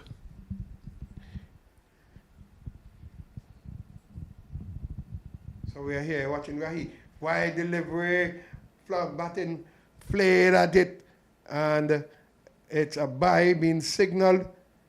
4, ball eluded the batter, eluded the keeper, and we've gone for 4 byes, so extras. The first set of byes, the others have been wides, and so we see an additional 4. And the score advances to 57. 57 for 4 in the 14th over. I'm sticking with my 120. Well, I'm more positive than that. they will get more than 120. Nothing is wrong with 120. There is some positivity in that. I didn't say no. I didn't say not. And there is no run from that. We had a dot ball wide, a single dot ball wide, 4 byes, and a dot ball. So 1 ball to go in this 14th over. Rahi has none for 13. He is into his 3rd over. And so as we are in the 14th, 1 ball to be received. Left-hander Jones is awaiting. He comes forward, places 1 down into the ground, and the ball bounces back to the keeper. It's the end of over number 14, 57 for 4, the Leeward Islands under 19. If Omari Jones, if Omari Jones stays there, he's going to get a big score. He can play on either side of the field. He's also an attacking batsman, but he plays with his head, and that is very good. He understands what sort of position the team is in at this point in time, and he's just going to play each ball on his merit. That ball, I think, missed outside the off stump. Had he connected, it would have raced to the boundary for 4, but nevertheless, it deceived the keeper as well, and the slip fielder. It was wide, and they got 4 byes. You're going to have to take some more consolidation, dispatching of bad deliveries, and playing the ball on its merit for them to advance, and they need to bat deep. 14 overs have gone, so we've got 36 to go. It's a 50-over encounter. West Indies Rising Stars under 19. It's USA 2, and they're in the field. Leeward is having won the toss and deciding to bat. They are 57 for 4. We're into over number 15. Taj has bowled 1 over thus far, yielding 3 runs. He continues from the southern end.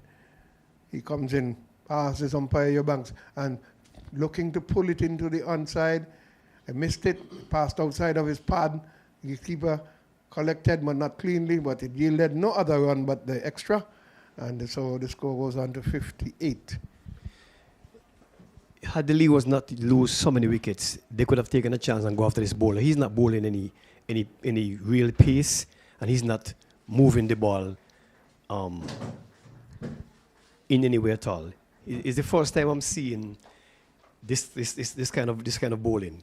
He's approaching as if he's just a leg spinner, but he's off of a short run. Chandrasekhar. And his deliveries are pitching the same spot every time. That's why they're trying to work him into the onside. Fast spinner, Chandrasekhar. I don't know if you're familiar with him. Yes. He's a left-armer. Chandrasekhar was a right-hander. And this one is turned into the onside by Jones. It's running away to the boundary. Will it get there? Does it have the legs? No, it appears. Yes. It does? Yes. Okay. So that is out of our view. And so yielded 4 runs, is it? Yes, 4 runs. 4 runs from Jones, who tucked it off the pads. And so he advances to 10. And we're in over number 15. At the end of this over, you're going to hear the voice of Gary Pemberton after you get comments from Sterling Marshall. And we are in over number 15. It is 63. 63 for 4. Jones have gone on to 10. That's the quality of Jones. He can play around the wicket. It comes forward and opens the face of the bat, brings the man at extra cover around, and there is no run. He remains on 10 from 15 balls. Henry's on 14 from 25 balls. 2 balls to go in the 15th over. It is 63 for 4. In comes Taj, and this one is played into the offside again. A triangle of Taj, Jones, and the extra cover fielder.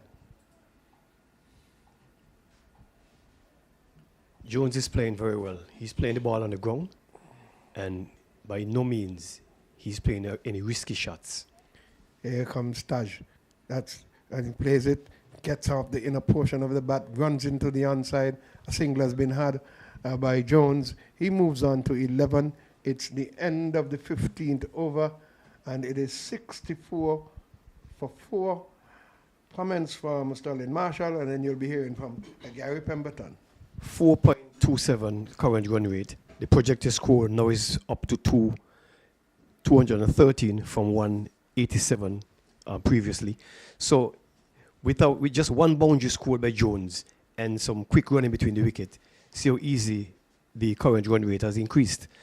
And so with Jones and this other batsman consolidating, they're not playing any rush shots. Jones is on 11 from 17. Henry is 14 from 25. I think these batsmen are going to take the Leewards deep.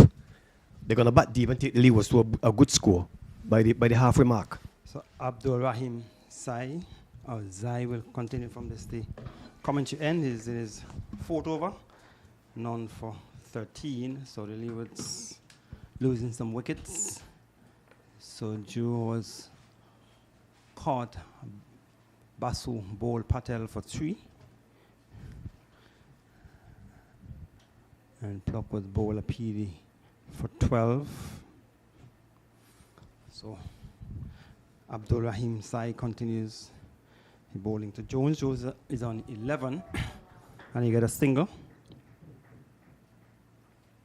Restoring the Leewards winning the toss and deciding to bat. I'm not off to a good start.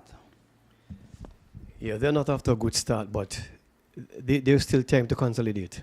There's still a lot of time. Only 15 overs, 35 more to go, and they can get 217. So PD will continue from this. The commentary end this time is bowling to Henry. Henry batted at 4, so he's still there. He's on 14 from 25.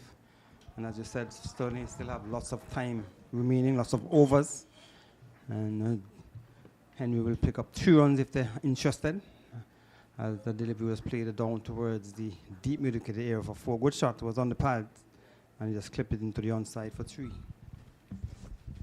Except for the 2 opening bowlers for the US, I am not seeing any real deep penetration, any deep penetrating bowlers at this point in time. The bowler from the southern end, the left arm slow bowler, in a 2020 game, he would go for a lot because he's just floating it up. So over number 16, 64, and Jones will get at least 2 runs if they hustle from an outer portion of the bat. It was wide, he went after it. The 2 more to the total takes it on to 71. So these 2 will want to put on a good partnership. Jones has gone on to 14 from 19.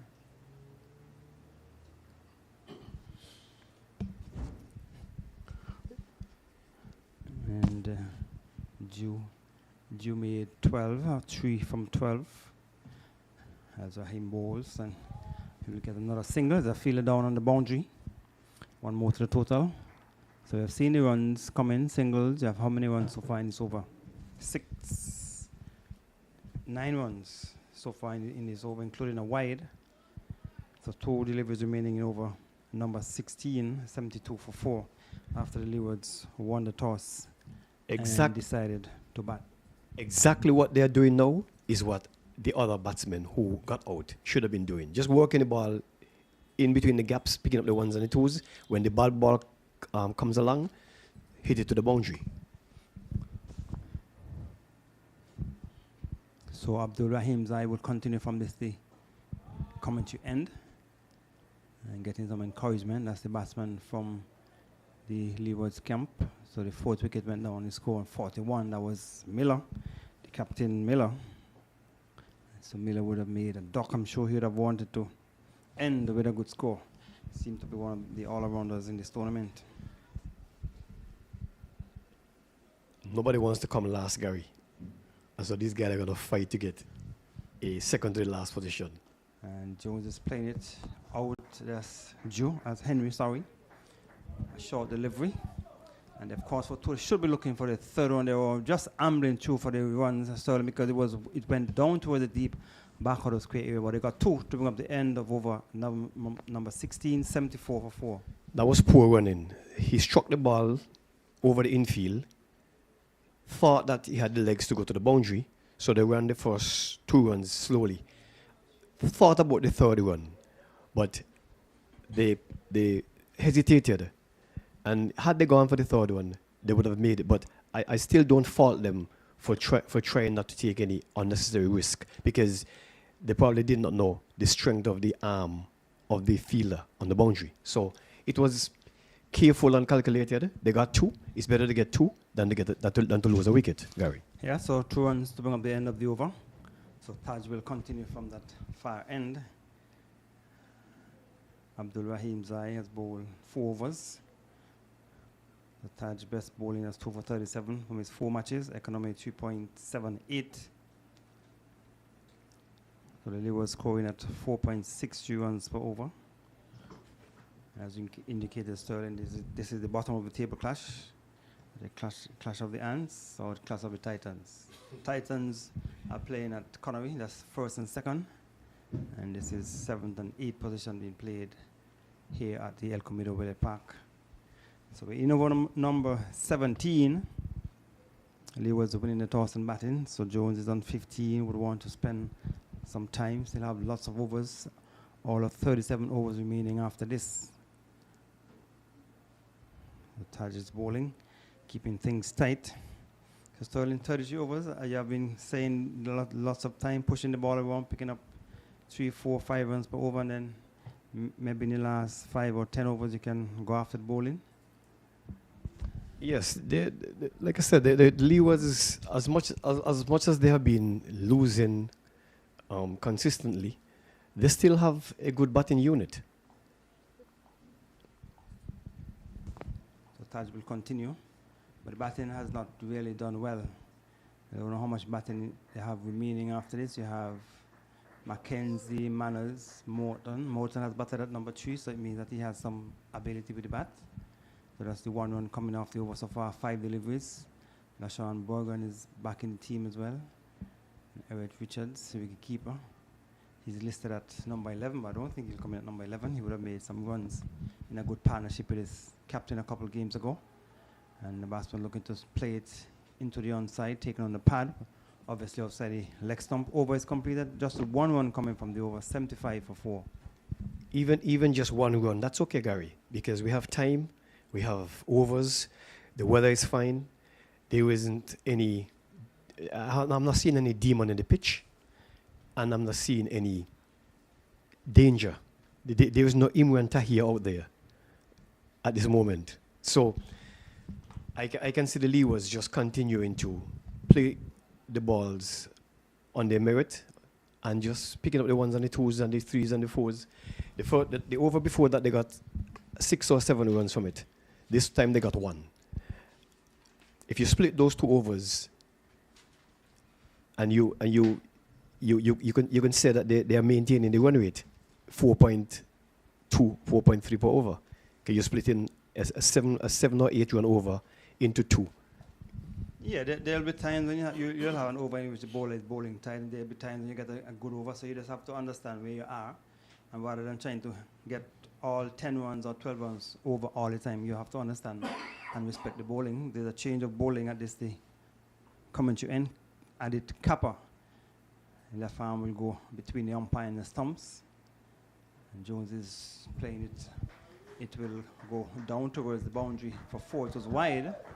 And Amari Jones, the left-hander, went after it, down towards the boundary for 4. Very good shot.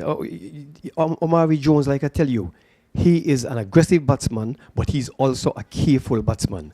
And that was a nonsense ball, and he deserved the punishment. In a 2020 game, I tell you, Omari would have struck that for 6. But in this situation, he just got to the pitch of it, hit it hard into the outfield. Kappa will continue around the wicket. So the left arm to the left-hander will let the ball predominantly come back in towards the left-handed Jones. Don't know if he has the one that goes away this time. He will go over the wicket. So he has changed his line of attack. That's Kappa in his first over. Flighted, should get at least a single, should be thinking about the second. And they're going to come back for it. Jones just quickly around. Put some pressure on the fielder coming in off the boundary. The fielder down on the boundary is Touch, Ryan Touch. 2 more to the total. Takes it down to 81 for 4. So good running. Good running, good batting. You know, in over number 18 of 50. And teaser, a flighted delivery. And Henry looking for a single, but went right straight down to the offside. The fielder came around quickly. That's Harry Babu. And fielded well, prevented any possibility of a run. Jones is easily onto the front foot.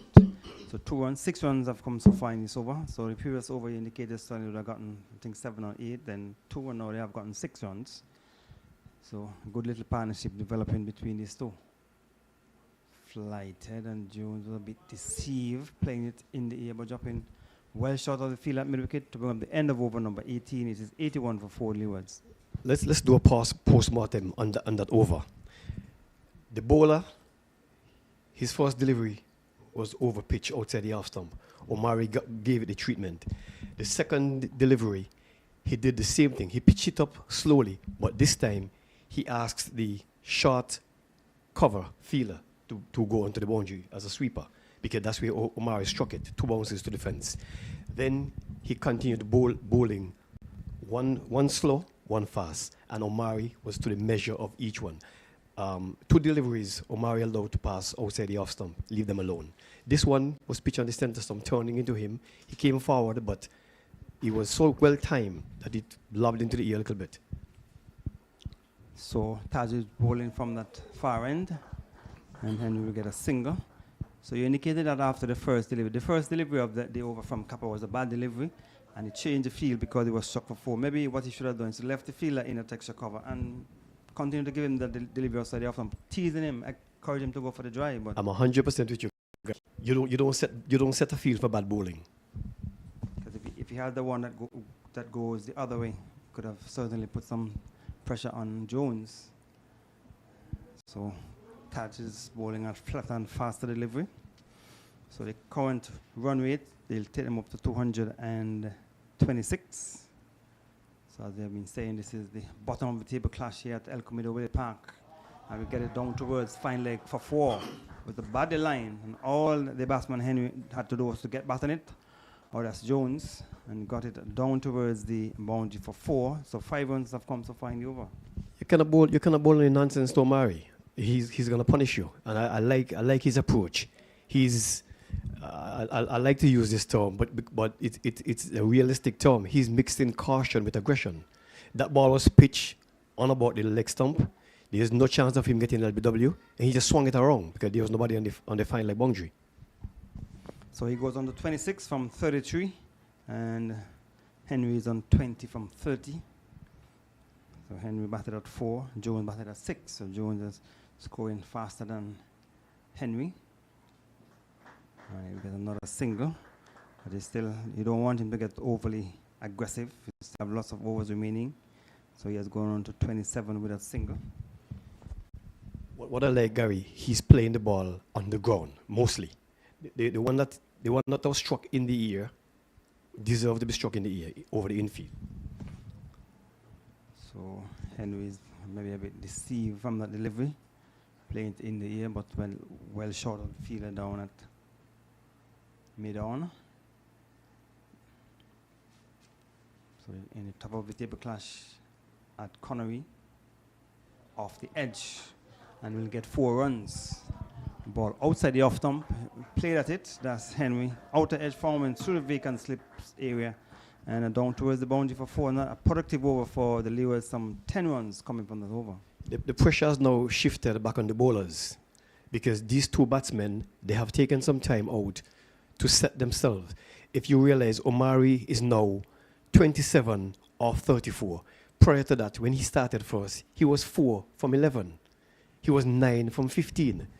And now Henry is 24 from 32. But Henry was also way down in his scoring rate. So at 4.79, they should get to 240. Once they keep the wickets in hand, they have some 31 overs remaining. And Kappa will continue his first over cost, 6 runs. So good productive over for the Leewards. The last over, some 10 runs coming.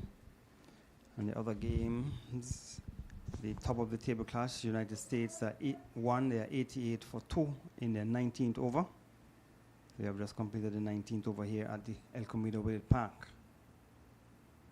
And there's Jones playing a naughty shot, just too wide, looking to just play delicately past slip, but he has to be careful. You don't want to give an edge. And Jamaica versus Windwards. Windwards 127 for 3. And Jones is coming onto the front foot, might have been deceived. 127 for 3 Windwards after the 23rd over. Guyana versus Trinidad and Tobago. Trinidad and Tobago 82 for 5 in over number 21. And a bit much closer to the stump, coming forward, looking to turn it into the onside. Came off the thigh pad, a little bit of bounce and turn with that delivery, so might have been deceived. That's Jones, so he remains on 27 from 37.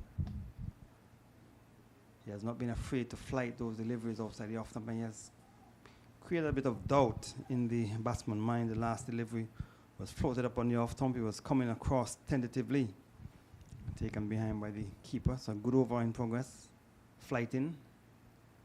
And this one went the other way, or just kept his line and went sure the batsman was playing for the turn, was beaten. So very good over so far from Kappa. His first over cost 6 runs. So far no runs have come from the 5 deliveries. He would want to end well. Not a flighted delivery and dropping just in front of the fielder. At cover, he was deceived. It was floated up. I think that was the one that went the other way. He was pushing at it.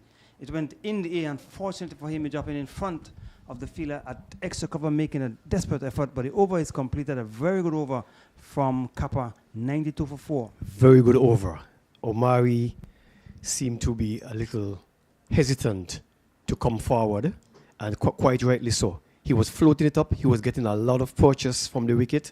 The ball was from the pitch. The ball was turning deep from outside the off stump, and 2 deliveries held the line. And this one, Omari came forward with a little. He should have been playing with his soft hands, but he came and pushed it, anticipating that the ball was going to turn again. And he was lucky that the fielder wasn't close. But no harm to the Leewards. Like I said, the projected score is still 230, and the current run rate is still 4.6. So they just have to be a little bit more careful. Omar is now going to face, and this bowler is a little easier to play than the previous one. So Tumala has been brought into the attack. Flight delivery taken on the pad, loud appeal given. A long appeal by the bowler Tumala was floated up, and there was Jones looking to turn it into the onside. He missed it. It was stuck on the pad. We would like to have a look at it on the replay. But the Leewards have lost their 5th wicket with a score on 92, sorry. 95 for 5. So another wicket going down. The 5th wicket going down with a score on 92. That's Jones. He was LBW, a long and strong appeal by the bowler Tumala, bowling his first delivery. And I've seen it on the replay. But so 95 for 5. Jones was looking to stay in the middle, but was LBW to Tumola, the first delivery of Tumola's over, and he was looking to play it into the onside. Maybe he should have just played cautiously, but he was looking to drive a full pitch delivery, played across it, and struck on the pad.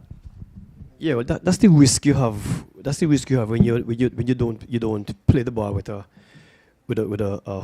straight bat, because the bat is just over 5 inches wide, and if you turn it, then you're not going to be playing with 2 inches, and so your likelihood of missing is high.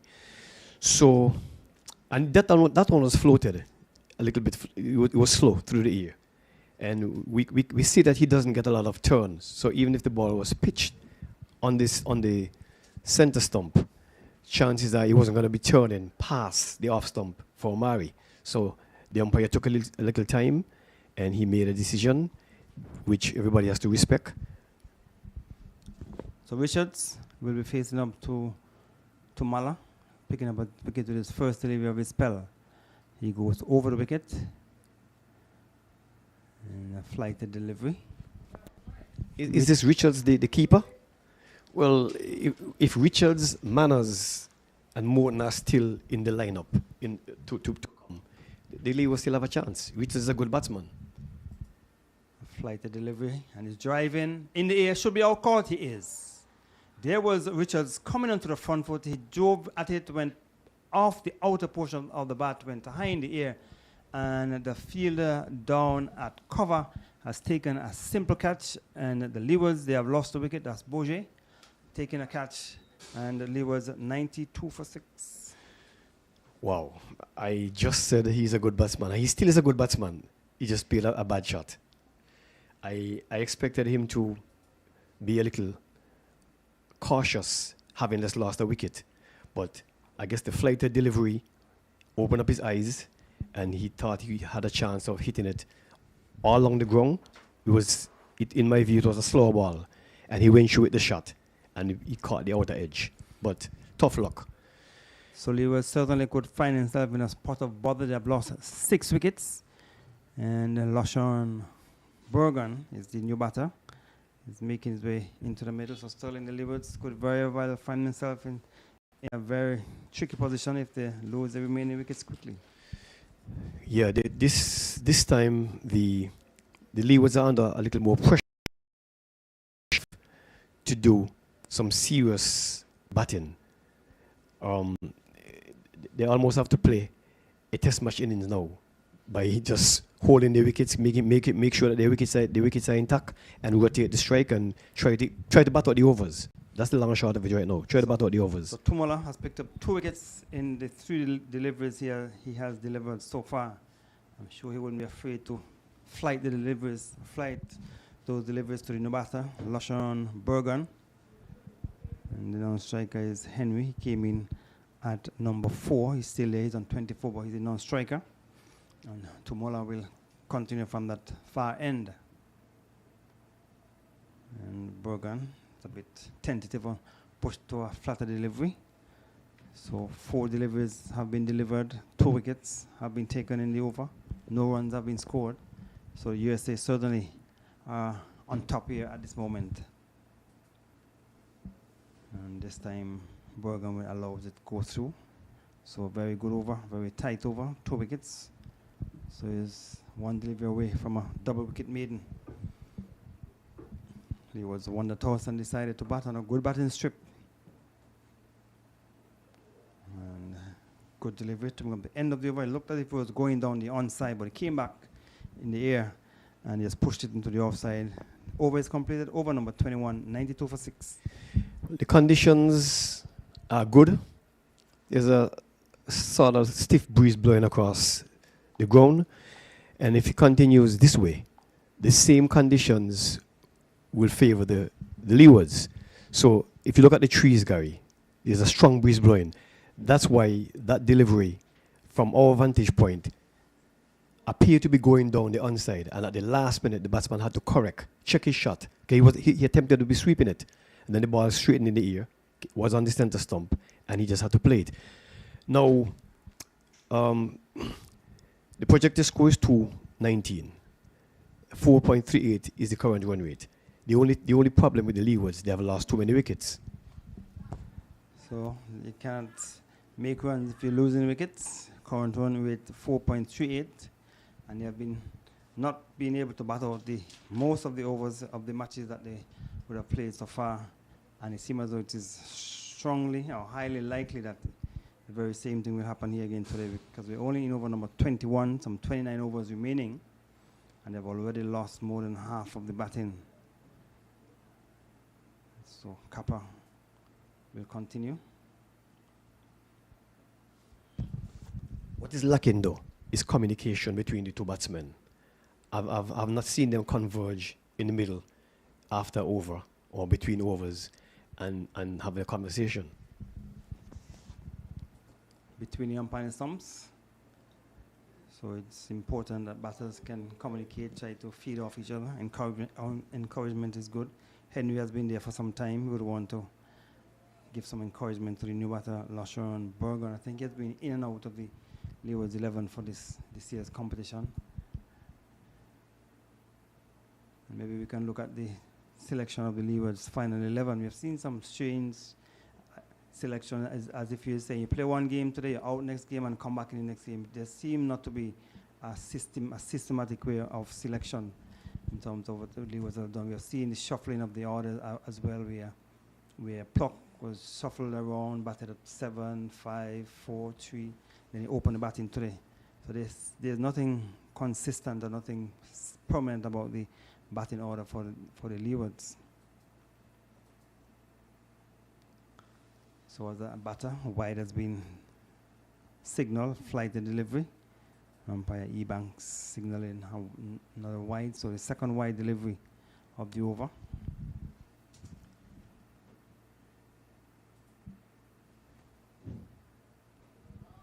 So it's a bit closer. It was down to cover. It is sliding effort, and there's no chance of a run. So it's Bourget at cover, fields as Kappa will go between the umpire and the stumps, flight head, and the batsman Henry was a bit deceived, came from the inner portion of the bat, was dropping just in front of the bowler. So flighted delivery, maybe the one that came back in towards the right hander instead of going away. This time he's flighted again, so another tight over. Just the 2 wide so far in this over, 2 runs via the extras. So 1 delivery remaining in over number 22. Henry is on 24 from 37. So good sunshine here at the El Comido Village Park. This time he's flighted, clipping it through the legs of the fielder and mid-wicket, dropping just in front of him. And that's a PD. Couldn't stop it, but it went in the air, but dropped just in front of him. And they were able to get 2 runs to bring up the end of over number 22, 96 for 6. A risky shot in the circumstances. The ball was flighted on about the center stump. He worked it into the onside, but officially, nothing is wrong with the Leewards allowing the bowlers to bowl 1 or 2 maidens if it boils down to that. Because it's better for you to stay and have a maiden over bowl at you while you assess the strength of the bowler than to try and play a rash shot and get out. So the 2 bowlers at this point in time, they, as I anticipated before, they are definitely, I anticipated they were going to steady the ship in the middle, and they are doing just so. So over continues from that far end. So to give an idea of how the Leewards would have batted this season, in the last game they made 149, only batted 36 overs against Jamaica. That game ended up to be a close game in the end. Jamaica won by just the 1 wicket in over number 40. And so Leewards have not been able to bat out their overs. And against United States 1, they only batted 28.5 overs. That was right here at El Comido Village Park when they made 102. Then against Guyana, they batted 47.2 overs for the 233. That's the highest score they've ever made so far for the season. So in the middle of a tight over from the far end. So the Leewards have not been able to bat the 50 overs against Trinidad and Tobago. They made 232. At that time, they batted the 50 overs, but they lost by 9 runs. That was a close game right here at the El Camino Willard Park. So it's still tight over, 4 dot deliveries, 5 as a matter of fact, so 1 delivery remaining. So only one occasion the Leewards so far have been able to bat out the 50 overs, so they'll be hard pressed to do it after losing some 6 wickets against Barbados, who only batted 34.5 overs. So Tumala from that far end. So 2 overs have been maiden, Sterling. 2 overs, 2 for none. That's okay, Gary. That's over. That's okay. Consolidation. Whatever it takes to consolidate, no problem. Now, what's going to happen here? The bowlers, while they are bowling maidens and improving on their bowling averages, the batsmen, they are assessing what they're bowling. And so far, they have been bowling some deliveries that turn viciously. They have been bowling some that have straightened. They have been pitching up the ball, flighting some of the deliveries. They have been bowling some faster ones. So now the batsmen should have a mindset as to what the bowler is going to be bowling and know how to play it. So Kappa will continue from the commentary end. A delivery clip into the onside. A good bit of feeling at mid wicket. Knocking it down. That's a PD, the opening bowler, diving away to his right and preventing any possibility of run. So Leeward's only batted the 50 overs once against United States 2. They batted 40.2 overs. Well, they would have won that game because United States 2 would have batted first and made 141 in 31.1 overs. And the Leewards got there with 7 wickets down, so they won by 2 wickets. Then in the first game, they only batted 35 overs against the Windies. They lost that by 5 runs. So a single. So with that single, total has gone on to 97. So based on what has happened, Sterling, so far in the competition, the Leeward will be hard pressed to bat out the 50 overs. Yeah, you made a good observation. I am wondering what was the rationale for the constant changes of batsmen batting in one area, batting in another area. I don't know. Maybe the coach and the management will give a press briefing at some point.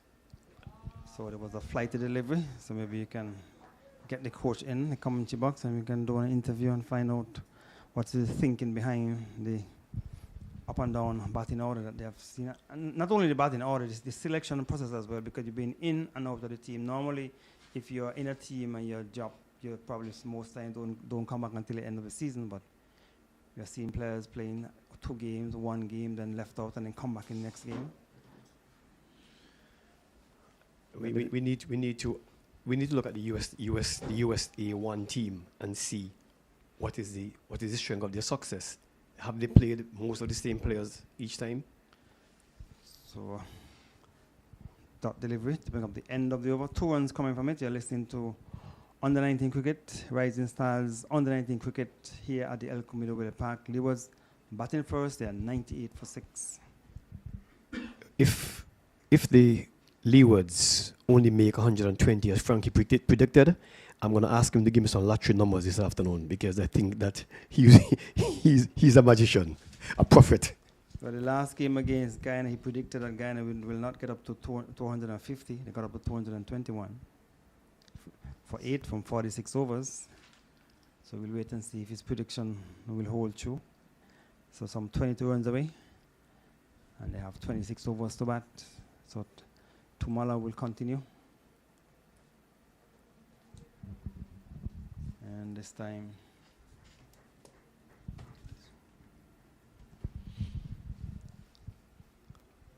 so with that single, total has gone on to 99 for 6.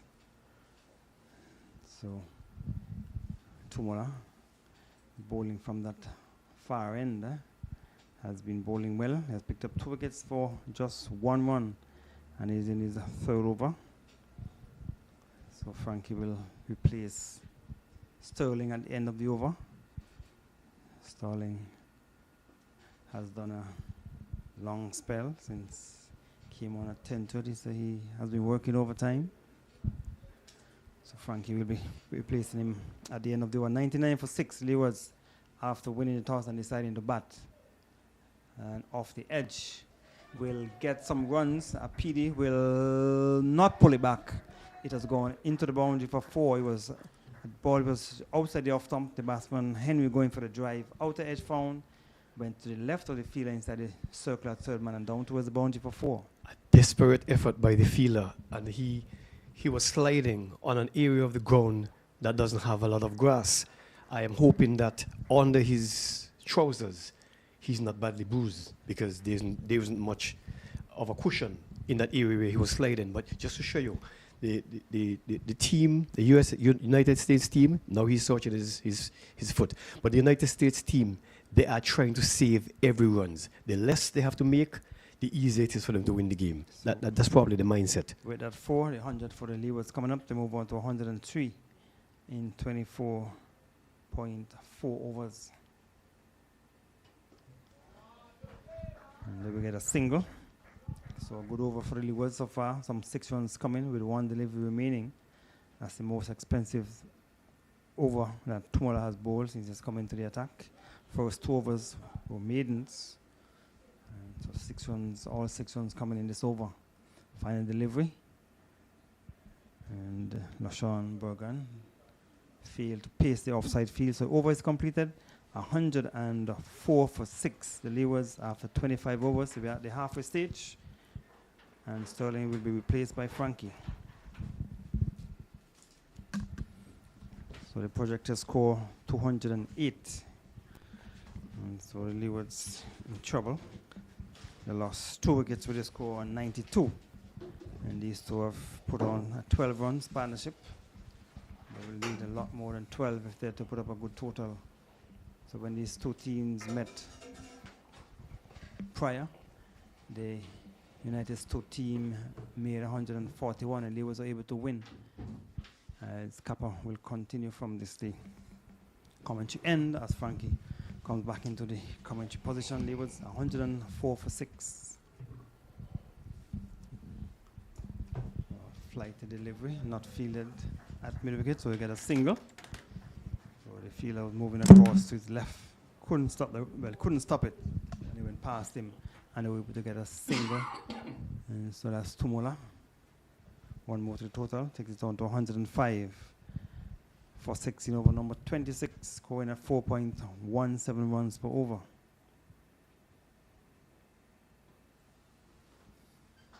And Bergen will get a single. Just backing away and playing it down to long off.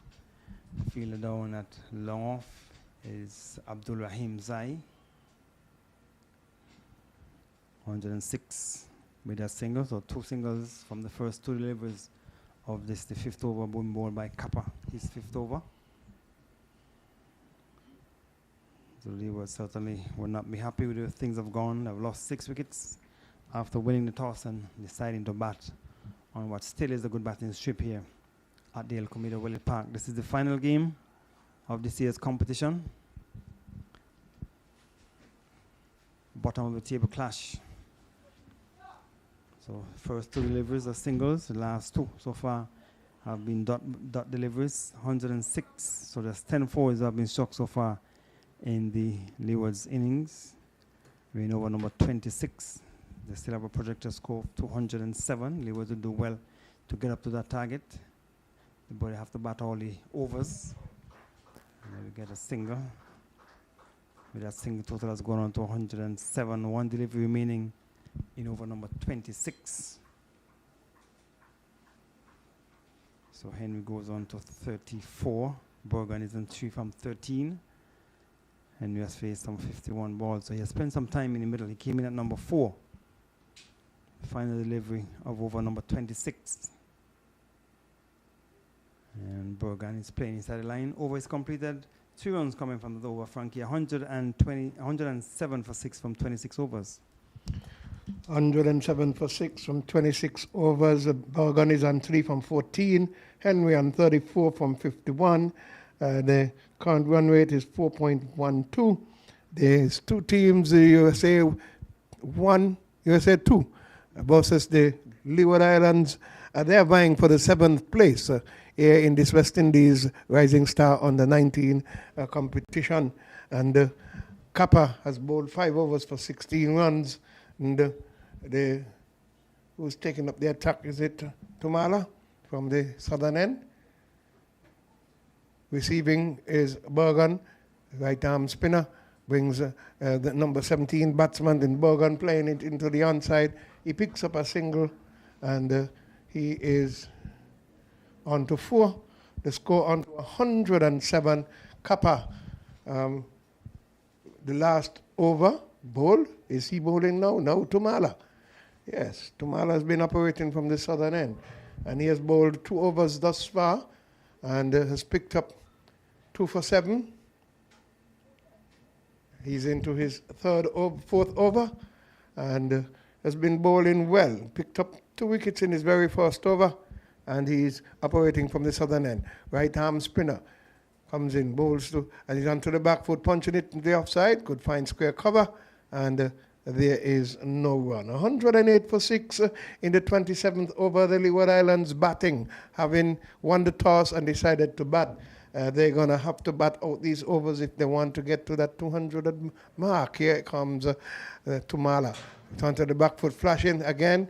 Same.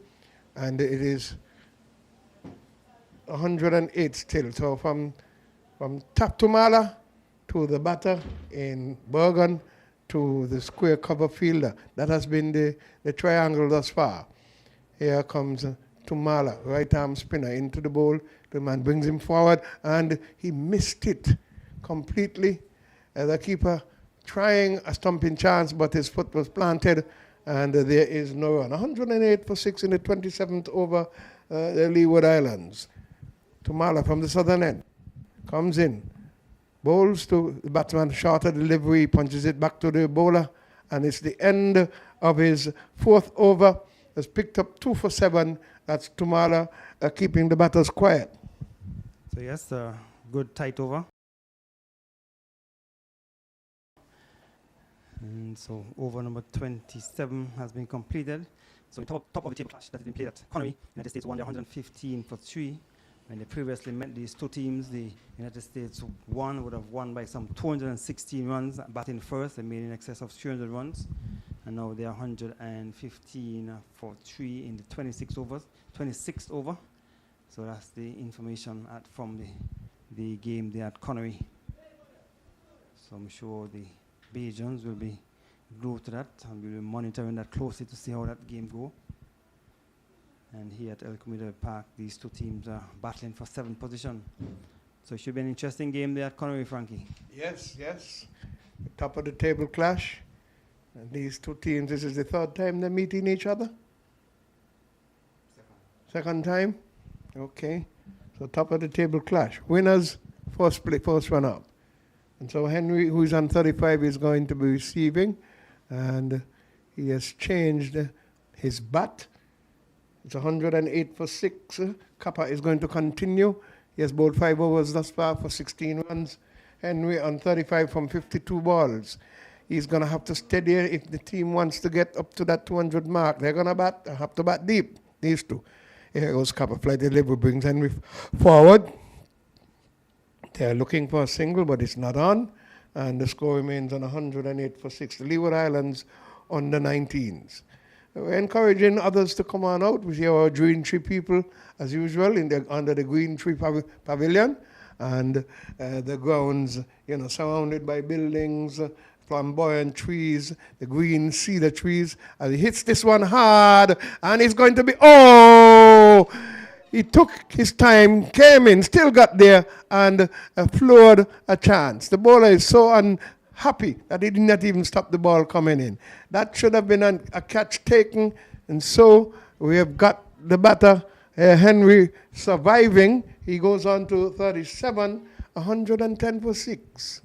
So chance going down, so you would want to take your chances.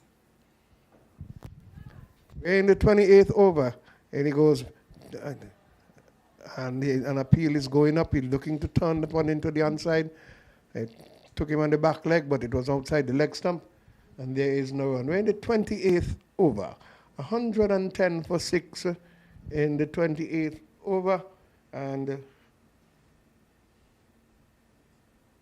Henry is on 25. This one is bowled, goes through, and no run. Henry on 37, receiving from Kappa. Goes in, bowls, and is onto the back foot, flashing it into the offside, all along the ground this time, and he picks up his 38th run, and the score moves on to 112 for 6 in the 28th over.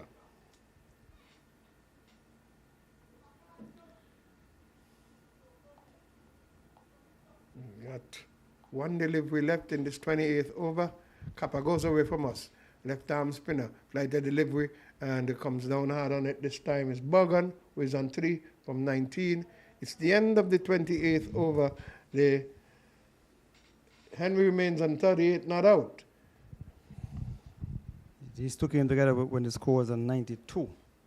So they've added, how many runs? 19 runs, so important runs for the Leewards, because they would have lost 2 wickets while the score was on 92. So they hope that this partnership will continue to blossom, or will continue to spend some time in the middle. They still have lots of overs remaining, but the Leewards have lost 6 wickets, 22 overs remaining. They're scoring at 3.96 runs for over. Yeah, nearing my target, Gary. I said 120, but they're doing a little better than that. But they'd have to go take some deep batting right through for them to reach to that 200 mark. Here comes Tumala. This one on the pads. They tucked it off. That's Henry. Hustle for 1. He's getting 2. They should get 3 runs easy. The fielder picks up the ball now. So 3 runs to him. He moves on to 41. And he's going to have to stay there to see the Leewards to the end. 41 it is. The score on to 114 for 6 in the 29th over. Bad line delivery, just clipped away by Henry, who has been there for some time. He has faced some 58 deliveries for his 41. Tumala comes into bowl to hit Bergen, punches into the offside. 1 bounce to the fielder, and there is no run. You're watching West Indies Rising Stars on the 19 cricket as Tumala from the southern end. Right arm spinner comes in the bowl to Bergen onto the back foot, punches it, gets it to that backward point position, and there is no run. We've got a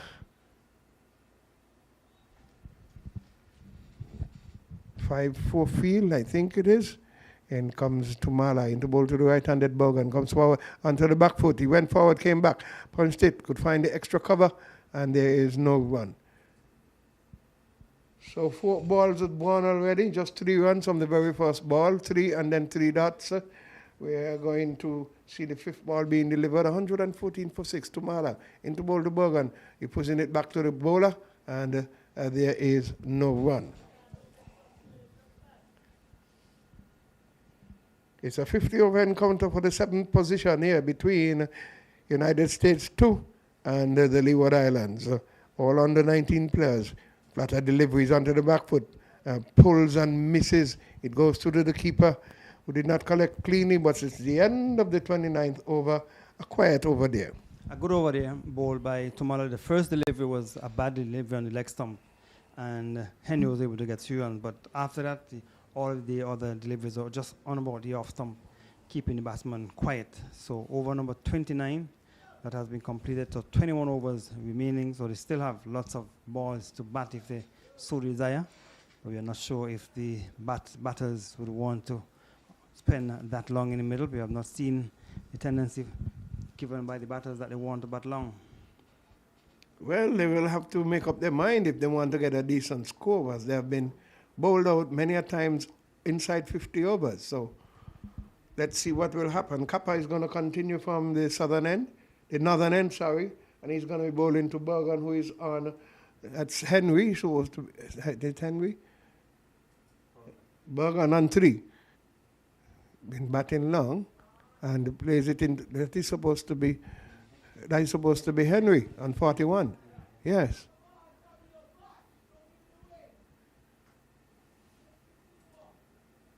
.41 from 59 balls.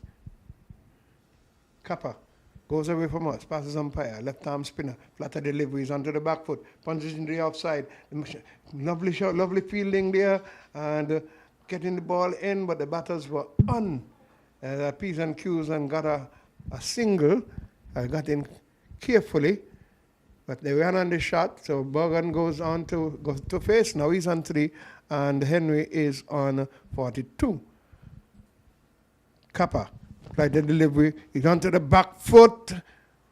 He's bowled him. That's a delivery he should have come forward to. It did not bounce. It did not get up. And so Henry comes back for 3, being bowled by Kappa. That's Bergen. So the wicket has been taken, another wicket.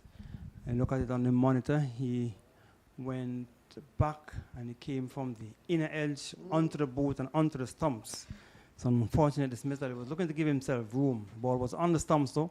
Probably should be looking to come forward. Came from the under portion of the bat and went back onto the stumps. So in the 30th over, the Leeward Islands have lost to Henry. For 3, he's been there pretty long. To the bowling of Kappa.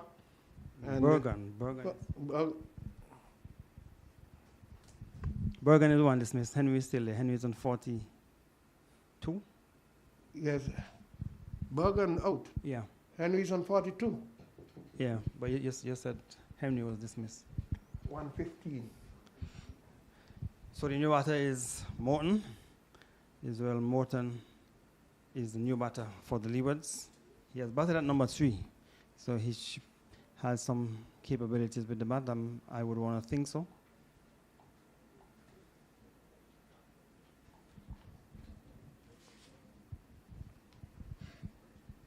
So we've seen a couple of the Leeward batters being bowled. Pluck was bowled, Tilakani was bowled, and now Bergen was bowled. And all of the batters looking to play big shots. Pluck was looking to swing a short delivery, didn't get up. Tilakani was looking to go after a big drive ball, which was pitched up, missed it. And now Bergen onto the back foot, bowl off the inner portion of the bat. So Israel Morton is the new batter. And so Kappa has picked up his first wicket in his 7th over. 1 for 21. So Kappa goes into bowl to Morton, drives into the offside, a couple of bounces away from the man at backward point. He's off the mark. He gets a run, and the score goes on to 116. 116 it is for 7. Fall of wickets in the 5th over. It was Tilakani, and then Pluck went when we're in the 6th over. 21 for 2. Plays into the onside over the square area, brings the man from deep square leg, and they're hustling 2. And so Bergen has picked up, Henry has picked up 2 more runs, and he is on to 44. Morton is off the mark, he's on 1. The score 116 it is for 7. Kappa, final delivery of his 7th over. Goes into bowl to the right-handed Henry. Right-handed delivery, plays it past the bowler in the offside and runs on the shot, picks up another run. He is advancing towards his half century. He goes on to 45, and it's the end of over number 30, 119 for 7, the Leeward Islands under 19. So 5 runs coming from that over, but the Leewards would have lost the wicket. They lost the wicket of Bergen. So they'll be hoping that they can get a partnership between Henry and Morton. Morton should be able to spend some time in the middle. He has batted at number 3, so it means that he has some capabilities with the bat. Henry has been there for some time. He has spent lots of time in the middle. He has faced some 62 deliveries. He's on 45. So he'll be hoping that he can get someone to stay with him, Frankie. That would be the best thing for him if they are to get a decent score. They're getting towards my 120 mark. So let us see what Still a will possibility that they can be dismissed before 120. Oh, so it's going to be Tumala who will be continuing. He'll be bowling his 6th over. He has bowled 2 maidens already and picked up 2 for 10. Flight and delivery. Brings the man Henry forward, and there is no run. He's 45 from 63 balls. Israel Morton has faced 1 ball, has got 1 run already, and we're in the 31st over. Tumala from the southern end comes into bowl to the right-handed Henry. He chops it into the offside, looking for a run, but it's not on. The fielder was ever alert, picked up cleanly and whipped the ball back into the keeper, and there is no run. He's got a slip. A square will have deep backward point, a man deep on the cover boundary, a square cover, extra cover, man on the long off boundary, man on the long on boundary again, opening the face of the bat. Oh, I knew they got to throw the ball into the keeper properly. It's no use hustling. The man is in his crease. And so they have given away a run by overthrows.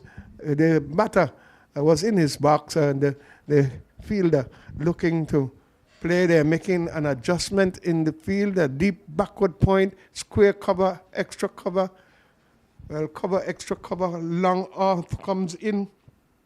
3/4 of the way, it comes to Mala, flighted delivery. Morton hits it hard and high, and he's going to be out. Good run in there. Oh, when he dropped, that ball came out of his hand, but he made a gallant effort to get there.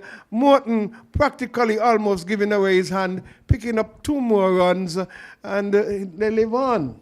So Abdul Rahim Zai did well to get to it. It was high over his head, and the ball struck his hands and out. It was a delivery which was wide outside the off stump. Morton went after it, and there is Rahim going across to his left, got to it, had it over his head, just went out of reach of his left hand as he struck the left hand out and couldn't hold on.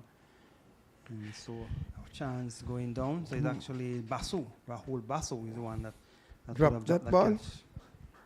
So sweeping and missing, ball down the leg side, a wide signal. Morton remains on 3. He is facing Tumala from the southern end. Comes in the bowl to Israel Morton. And hits this one in the air. There is no one there in the square-like area. It's running away to the boundary. The man from deep mid-wicket comes around. The man from slip runs there. And they've gone to the boundary. Oh, they picked it up. Ball slowed up. Nice running indeed from the man from that deep mid-wicket area.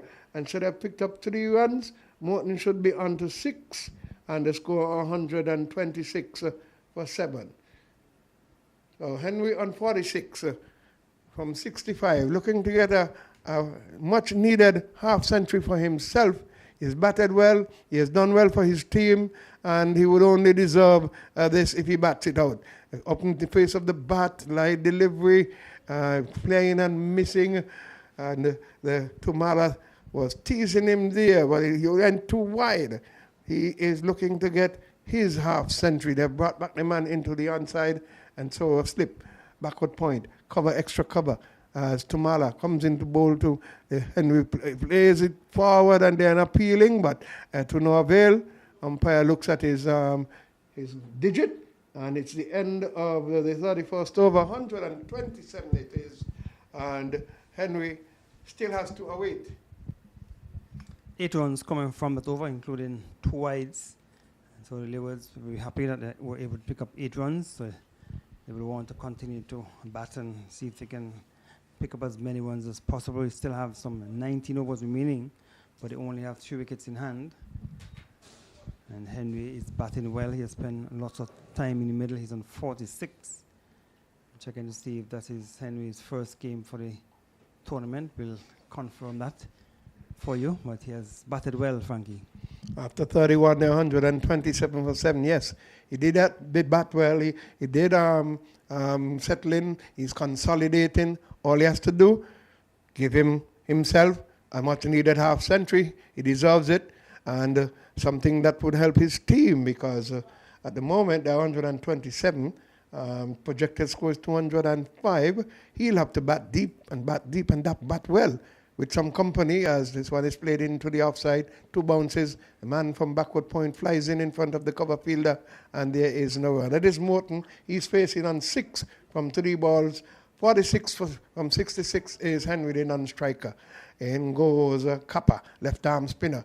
Brings Morton easily forward, plays it down the strip, and the bowler fielding to his own bowling.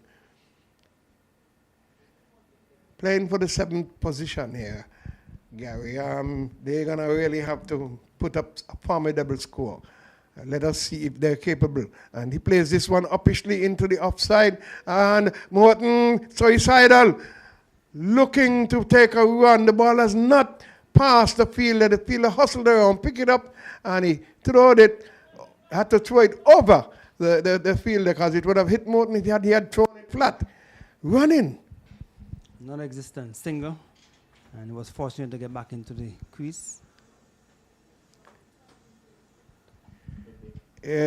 Onto the back foot, plays it into the onside this time, wide of the fielder, who does not feel cleanly, but he gets the run this time. Morton moves on to 7, and the score 128 for 7 in the 32nd over.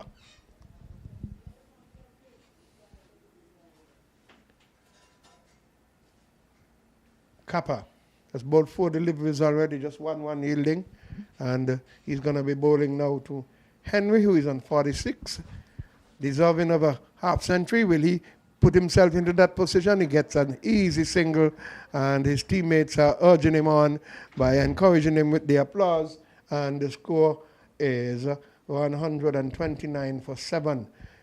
1 ball to go in Kappa's over. He has bowled 7.5, 1 for 26. He goes away from us into bowl to Morton this time. Morton flashes it, and ball 1 bounce through the man at backward point. It's the end of the 32nd over, 129 for 7. So 2 runs coming from that over, an over in which we almost saw the demise of Morton, looking for a non-existent single. But fortunately for him, he got back into his crease. And the Leewards will hope that these 2 will continue to bat and try and get him to a reasonable score. So at the end of the 32nd over, it is 129 for 7. Morton looking like he wants to open his shoulders, Gary. That last ball he went at it very hard, but 1 bounce to the man at backward point. Now he's a non-striker. He remains on 7, and Henry, who is on 47, will be facing Tumala. Tumala coming in from the southern end. Lighter delivery, and he plays at it and gets it to the man there, extra cover shot, and there is no run. 47 from 68 balls is Henry. Faces up to Tumala, who comes from the southern end.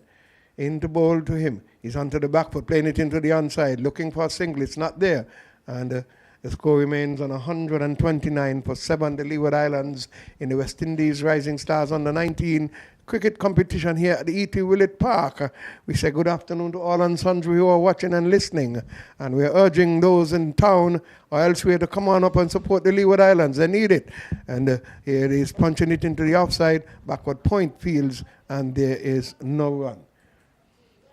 So it seems as though this is the 2nd game for Henry. He played in the last game. Yeah. He made 15 from 25, but he has looked good in this game. Yeah, he did settle in nicely and has worked the ball around, not really giving away his hand, and he needs to stay there to see his team through. He's onto the back foot, plays down in front of him, keeper kicks it on the bounce, and there is no run. So 4 balls gone, no runs yielded, and we're in over number 33. Henry on 47. Settles now as Tumala comes in to bowl to him, flatter delivery. He opens the face of the bat, trying to cut it, playing a horizontal shot. If only could find extra cover there. He remains on 47. He has faced 72 balls. The projected score is 197. Going to have to bat all the overs if they want to get that. He's chopping at this one and missing. It's the end of the over, Gary. A maiden over. 129. Nice over. Maiden over ball by Tomola from that far end. But Henry is still there. He's on 47. So just to give an idea of the inconsistency of the Leeward batting lineup, in the last game, Richards actually opened the batting. He made 13. Henry batted at number 3. Joe batted at 4. The captain seemed to be the only consistent one. He has been batting at number 5 most of the matches. And now Henry batted at number 4 in this game. And Richards came in at number, what is it? It's number 9 or 8. Richards would have batted at number 7.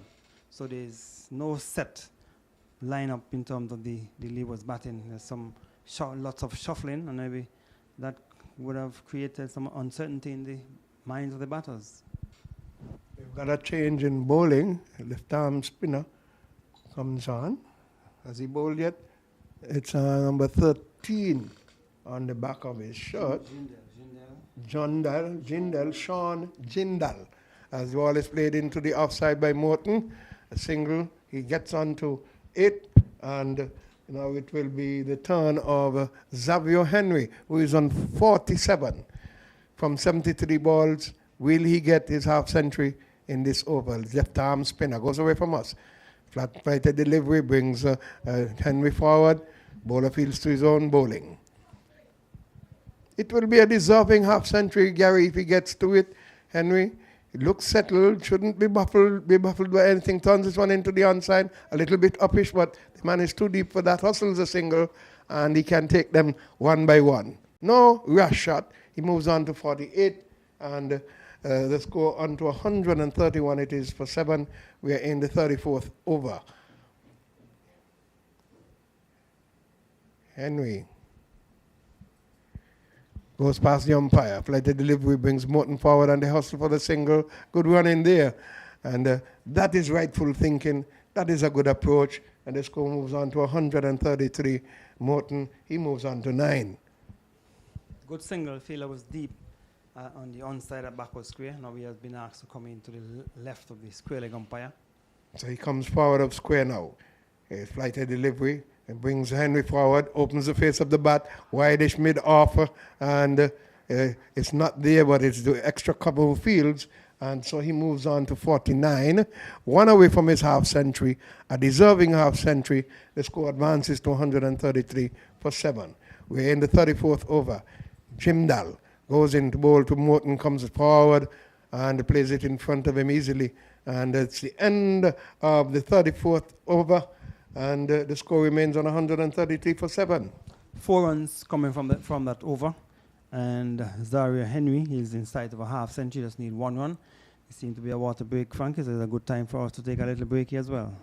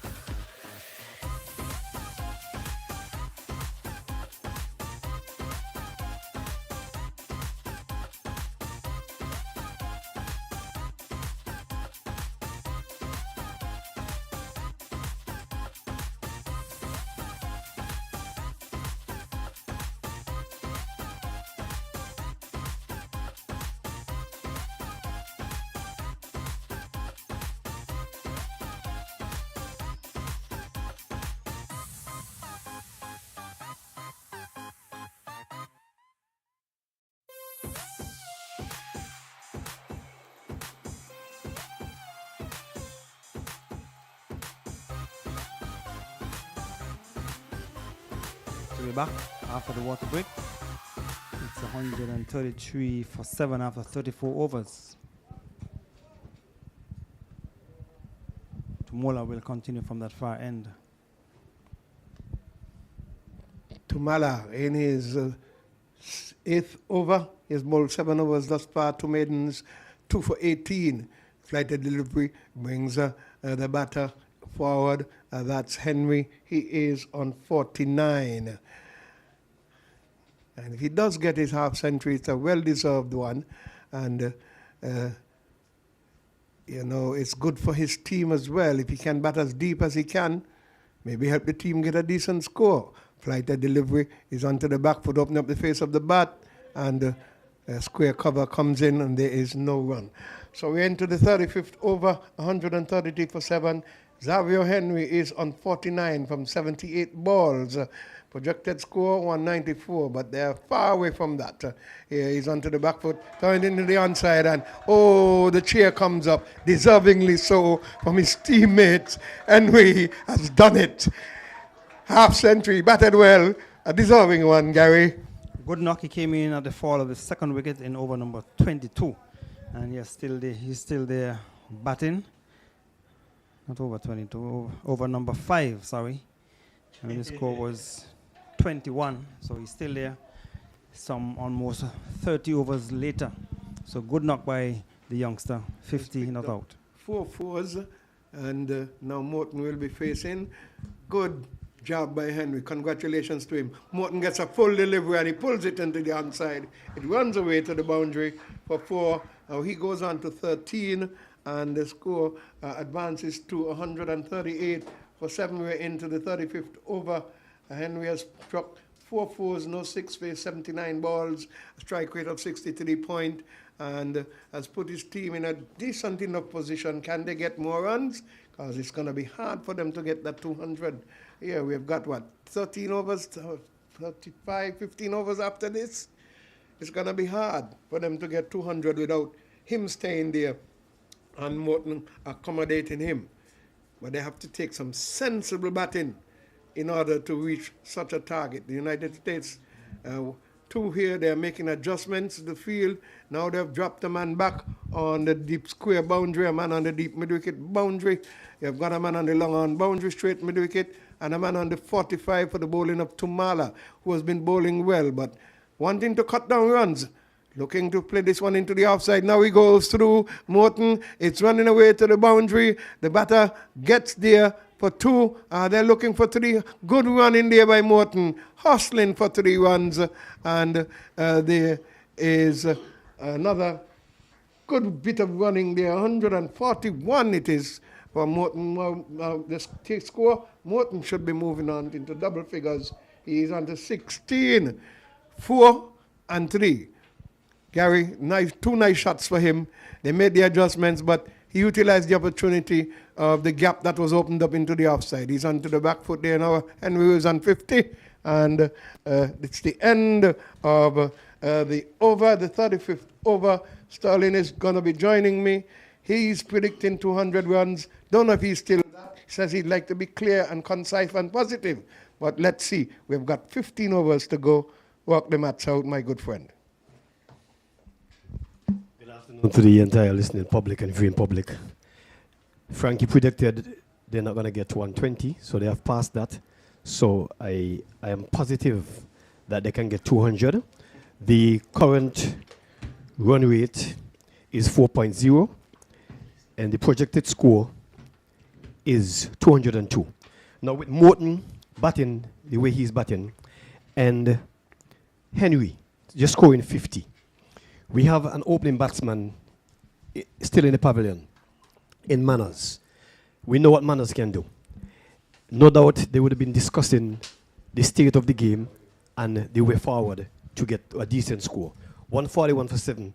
Leeward are by no way out of this game. They're batting first. They have to set a target. And that's the purpose. So they must bat meaningfully. He's opening in the face of the bat. Morton hustling for 1. The fielder fields cleanly. And the score advances to 142 for 7. You said, and you're positive, but must be meaningful batting to get to 200. Yes. As I keep hearing that with all the other teams, they have the batter. You say you have an opening batsman to come. Yes. As man Tapper goes away and Henry plays it into the offside and there is no run. Henry's on 50. What your comments on him? I want to hear that because I think he deserves it. Flathead delivery and plays it and an appeal goes up, but it's going down the leg side there from the man who is bowling. Jindal, he's the new bowler. This is his second over. Jindal it is. Without being disrespectful, Frankie, I haven't seen any demons out there in the bowling. That's lollipop bowling. I think that 50 from 82, he should be able to work the ball in the gaps and pick up the at boundaries and rotate the strike. So it's 200 as a protected score. They have lost a lot of wickets. 3.98 is the current run rate. And how do you get three runs in and over? 3 singles, a 2 and a 1. And there's going to be a bad ball for you to get a boundary. So if they can bat up to 40 overs with these two batsmen, they're going to get more than 200. Henry has picked up another run and he has advanced to 51 from 84 balls. He has had 4 fours in his knock. I need to hear your comments on his innings as Jindal, the left-arm spinner, goes into bowl to Morton, brings Morton forward, and they're hustling a single. And they're doing it dangerously now. That ball broke the stumps cleanly, and they're getting some overthrows, and it is into the boundary, is it? 4 runs. 4 chores, yes. It was tough on the bowler, really. There was one bounce to him. They did break the stump, but he couldn't really stop that. It was tough on him to really stop that from passing him. They needed to throw it straight to his hands. But they were looking for the main strike. Yes. The umpire signaled 5 runs. And so the good going so far.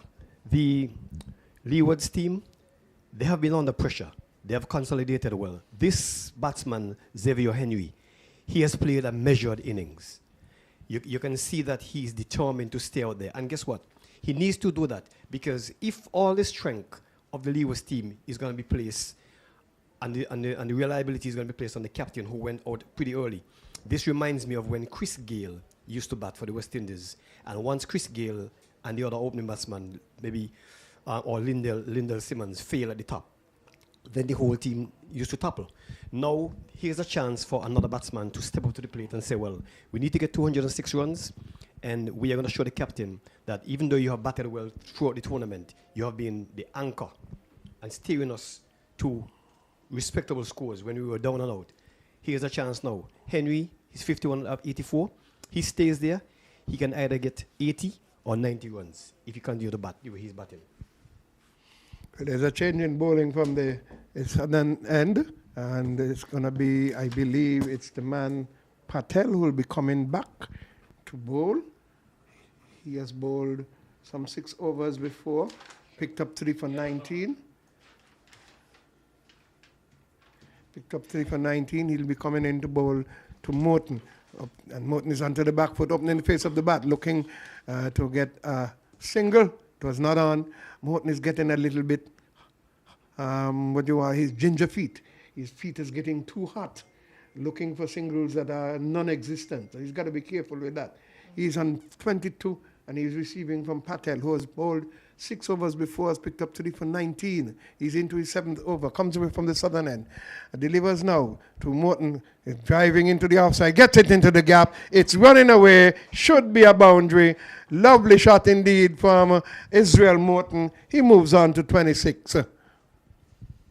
Frankie, the United States team, just like all the other teams, they have to bowl 20 overs of medium pace. So now that they have tightened the middle order of the Leeward's batting and took some wickets, they are forced to face the mandatory 20 overs. And with the batters as set as they are right now, 51 from 84, 26 from 17, the pace on a good wicket like this is going to help Leewards to propel themselves to over 5 for over in the last 10 overs. Morton has bounced to 26 from 17 balls. He has hit some lovely boundaries in the last couple of overs. He looks settled, but I don't like the gingery feet. He's got to make sure that he measure his running between the wickets while he dispatches the bad ball. There comes left armer Patel over the wicket, into bowl to Morton, tucks it off his hips, into the onside, brings the man from long leg around, the man from backward fourth square hustled there too, but the man from long leg got there before. Morton has gotten 2 runs, moves on to 28, and they score 154 for 7. Very good going. These batsmen, they are definitely reading the game, they're reading the play. They're playing each ball on its merit. And I think if they stay there, the Leewards are going to get to over 200. That's my prediction. Patel, left armer, comes into bowl to the right-handed Morton, up into the black hole. He comes down hard on it, plays it into the offside, and there is no run. I like to big up the groundsmen. All 4 pitches are out here. Look as if you can just take the stumps and put them on any one of them and play proper cricket. Congratulations to the ground staff. Here comes Patel away from the southern end, passes the umpire, goes up to Morton, he's onto the back foot, playing it into the onside. Bowler feels his own bowling, and there was no run. He was coming inside to look to work it, but only could get it straight back down the strip to the bowler. He has bowled some 6.5 overs already and has picked up 3 for 25, and he actually picked up 2 wickets in 1 over in the early stages, Sterling. He comes in now to bowl his final delivery in the 7th over. It's up. Morton comes down hard, plus it back. Morton got to be careful. He's playing and running right away. He got to be careful. Look to see where the ball goes. This ginger feet that he has. Yeah, Morton, he's in a rush to get it on. Nothing is wrong with trying to get a quick single, but you have to be careful and calculating. And Morton definitely. I don't know what to say, because he's not nervous in my view. He's not. You're not seeing any nervousness. He's playing proper cricket shots. He's young and energetic, and I guess the adrenaline rush that he has to get the get the Leewards to a proper score is just getting him out of the crease quickly. And the object here is to turn the 1s into the 2s, and so he's trying to make sure that he rotates his strike and get the Leewards up to a score that is going to be very easy to defend. The West Indies could do well with his 28 runs. Well, that's a different matter. Somebody had a post up recently saying that if you want your pressure to go up, you just have to watch West Indies cricket, eat a lot of salt, or have a lot of stress. I don't know if that is a good comment or not, but hear this. There's some positivity to it.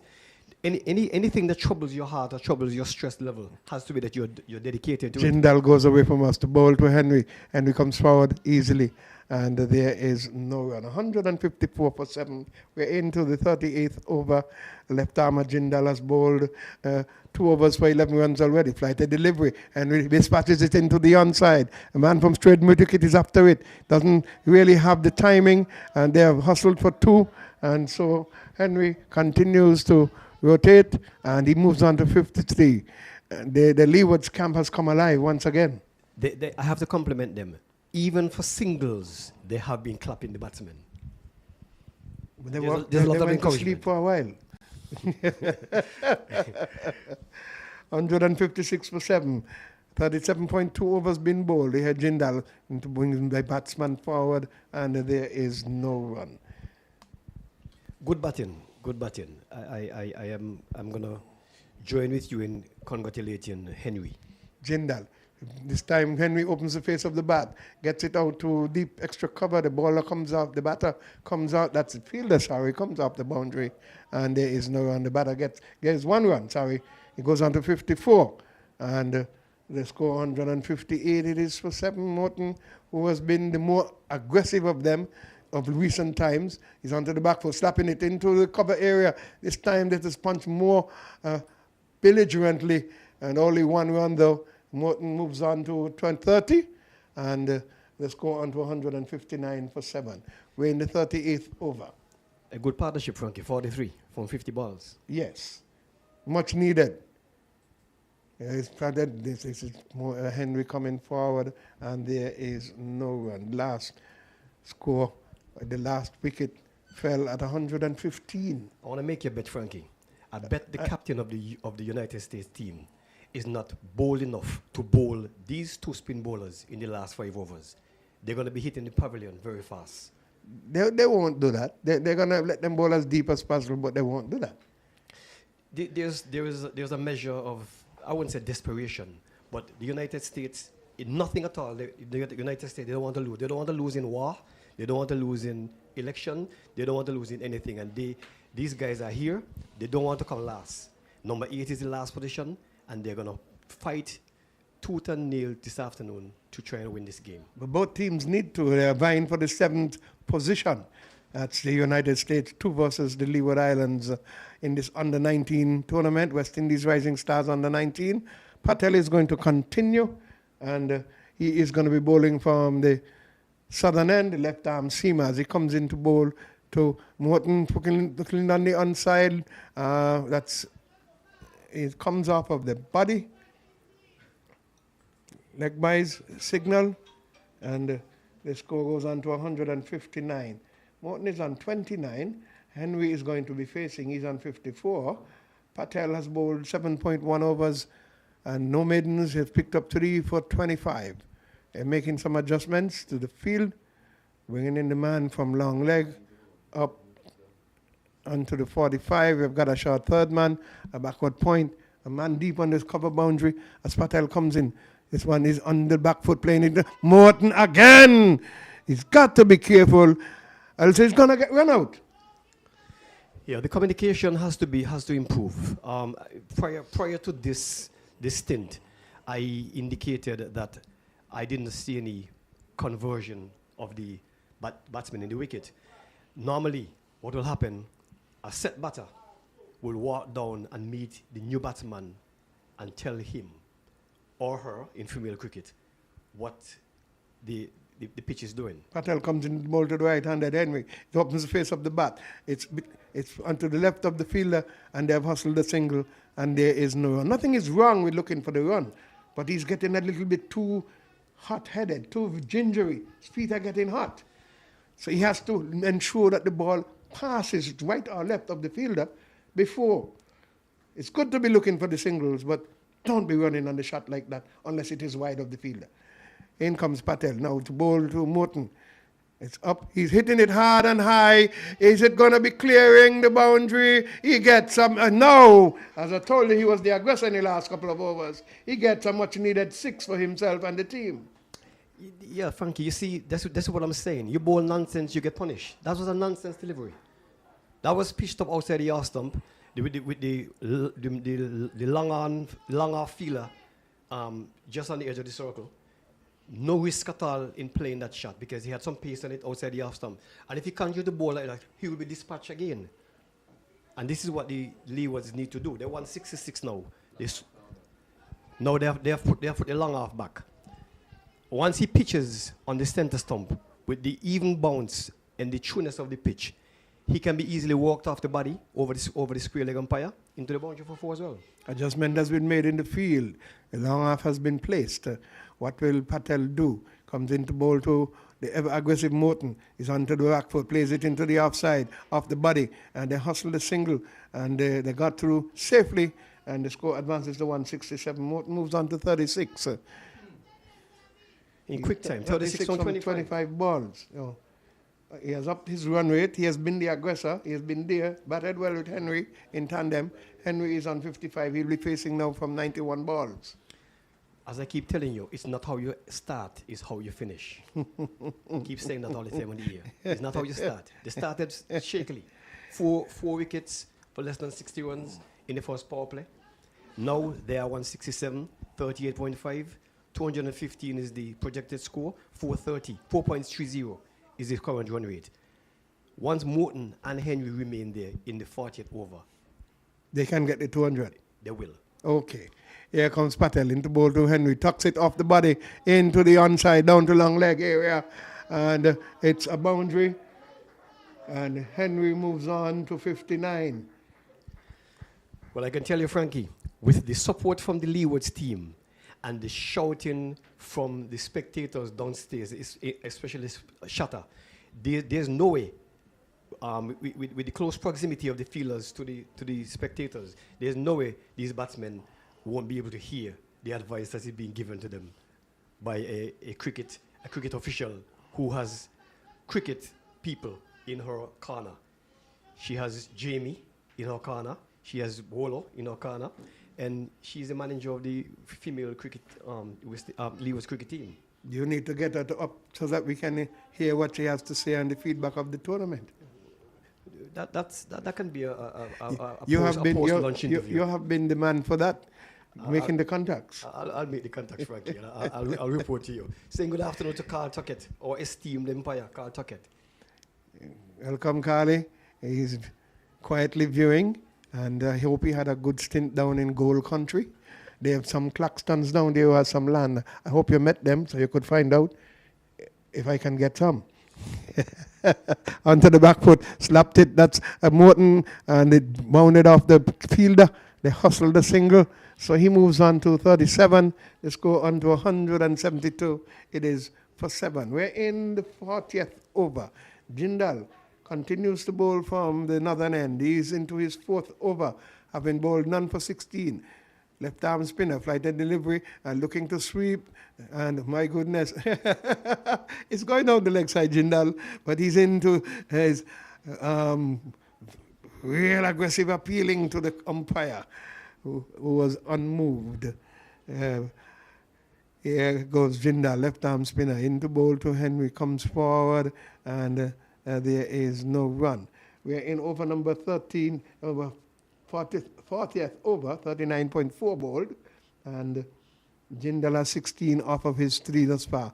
This is stroked into the offside, short mid-off is there, and normally they put in the mid-offs and the mid-ons wider these days. We grew up with them much straighter. Here you've got to really play a good player to pierce the V and come straight up. That's a wide delivery. Jindal, they're almost running into the arms of the umpire. Score 173 it is for 7. We're in the 40th. And he plays this uppishly into the onside. The man from deep mid-wicket short comes in. Shorter gets there. Deep mid-wicket gets there. But the short one was able to field. They have picked up a single. 174 it is. The end of Jindal's over is bowled 4 for 18. Off the ear, Frankie, I'm gonna try to reach Brian to ask him what is he feeding his son. He's full of energy. He's a live wire. And as small as he is, he packs a punch. He hits the ball very hard. His grandfather was a sprinter. Okay. His aunt was a sprinter. Okay. Okay? So I won't go any further. You're the historian, Frankie, no problem. he's doing a good job for the Leewards right now. And I can tell you, when the United States team go to chase, they're going to have to make all their runs in front of the wicket because the keeper for the Leewards, very clean. I've not seen him make a mistake behind the stump. So they're not going to get any buys from that keeper from St. Kitts. He's very, very sharp. He reads the game, and he does his best. He's not afraid to throw himself around. So they're going to have to share the score in front. So that's one disadvantage for them. PD, the other opening bowler, has replaced Patel, and he will be coming in from the southern end. He has bowled 4 overs, 1 for 14, and the score is 174 for 7. We're going to be going into the 41st over. So, 10 overs to go, Carly. Hear me calling Carly now. Forgive me, Carly.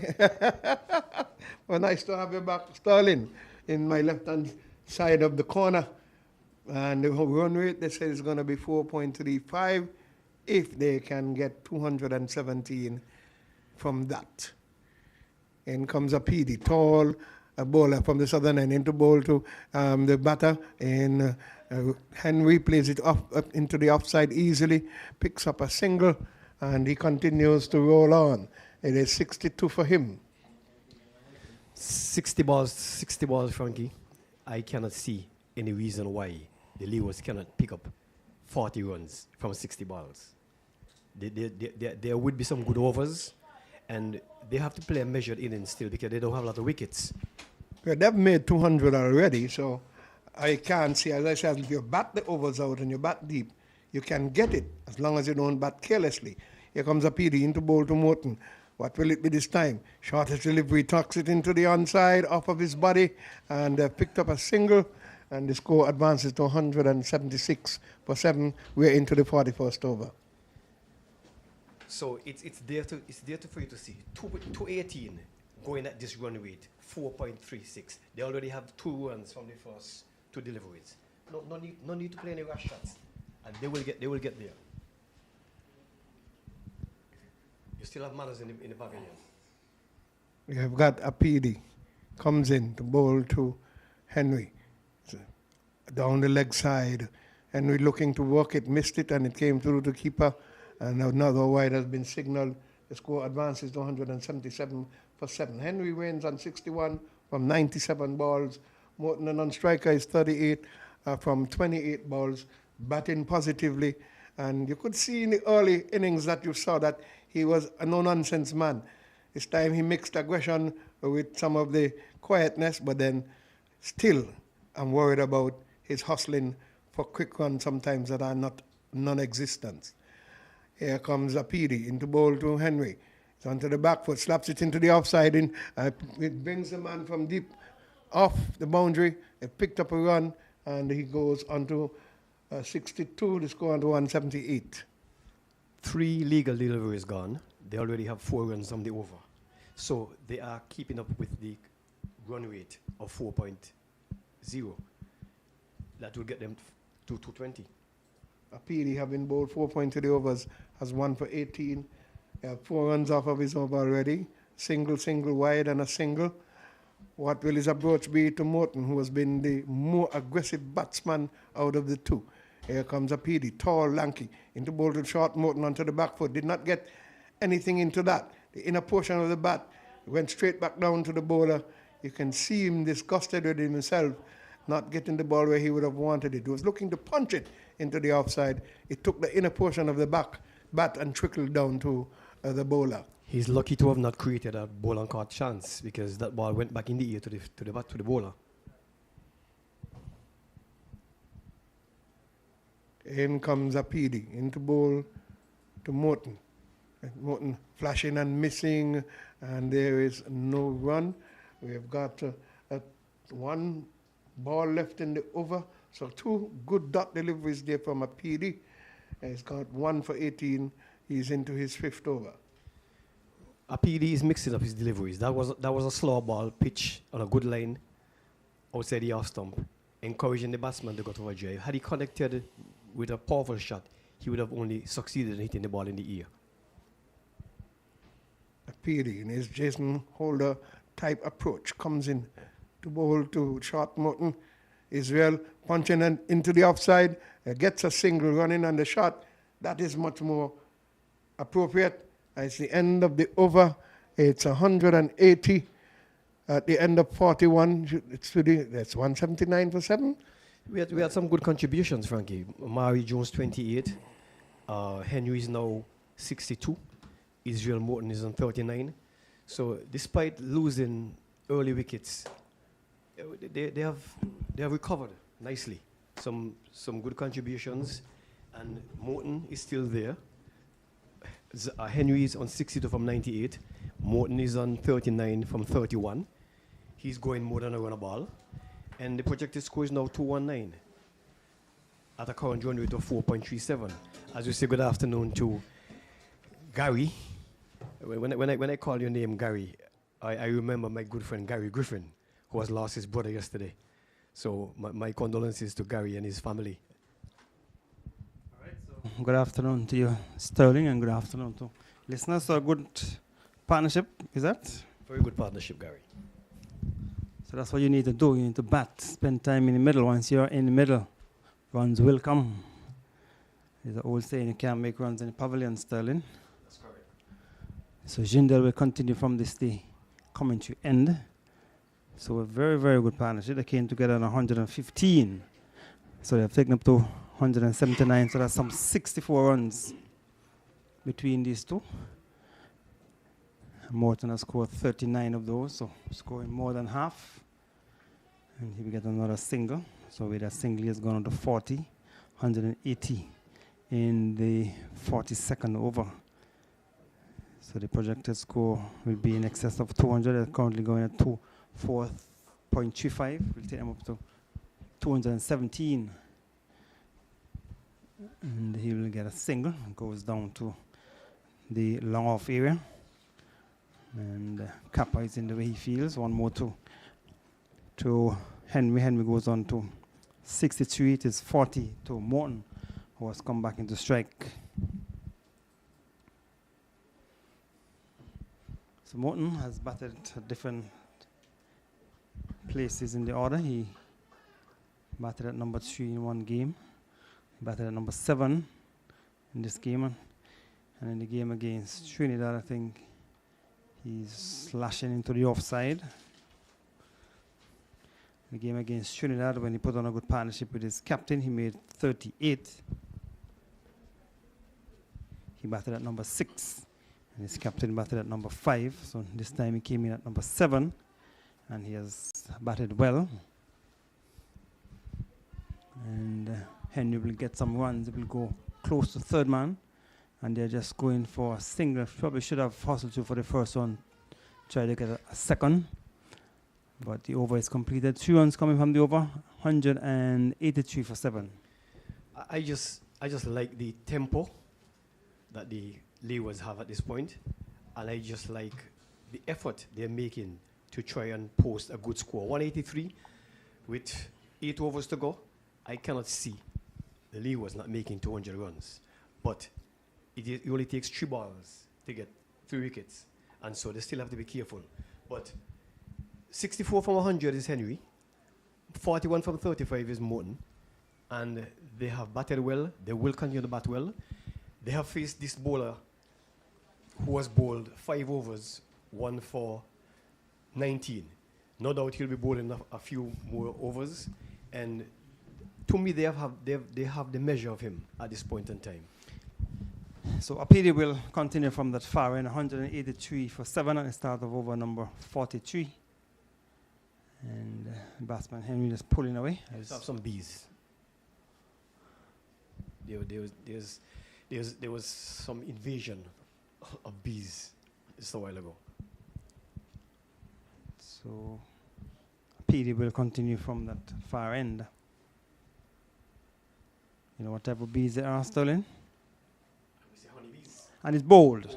Oh, A bad shot, really. It was short. He didn't keep his eyes on it, looking to swing into the onside, and the bails were removed. Just came to at the top of the off stump, lifted the bails, and the long innings of Henry has come to an end. The Leeward was losing the 8th wicket with a score on 183.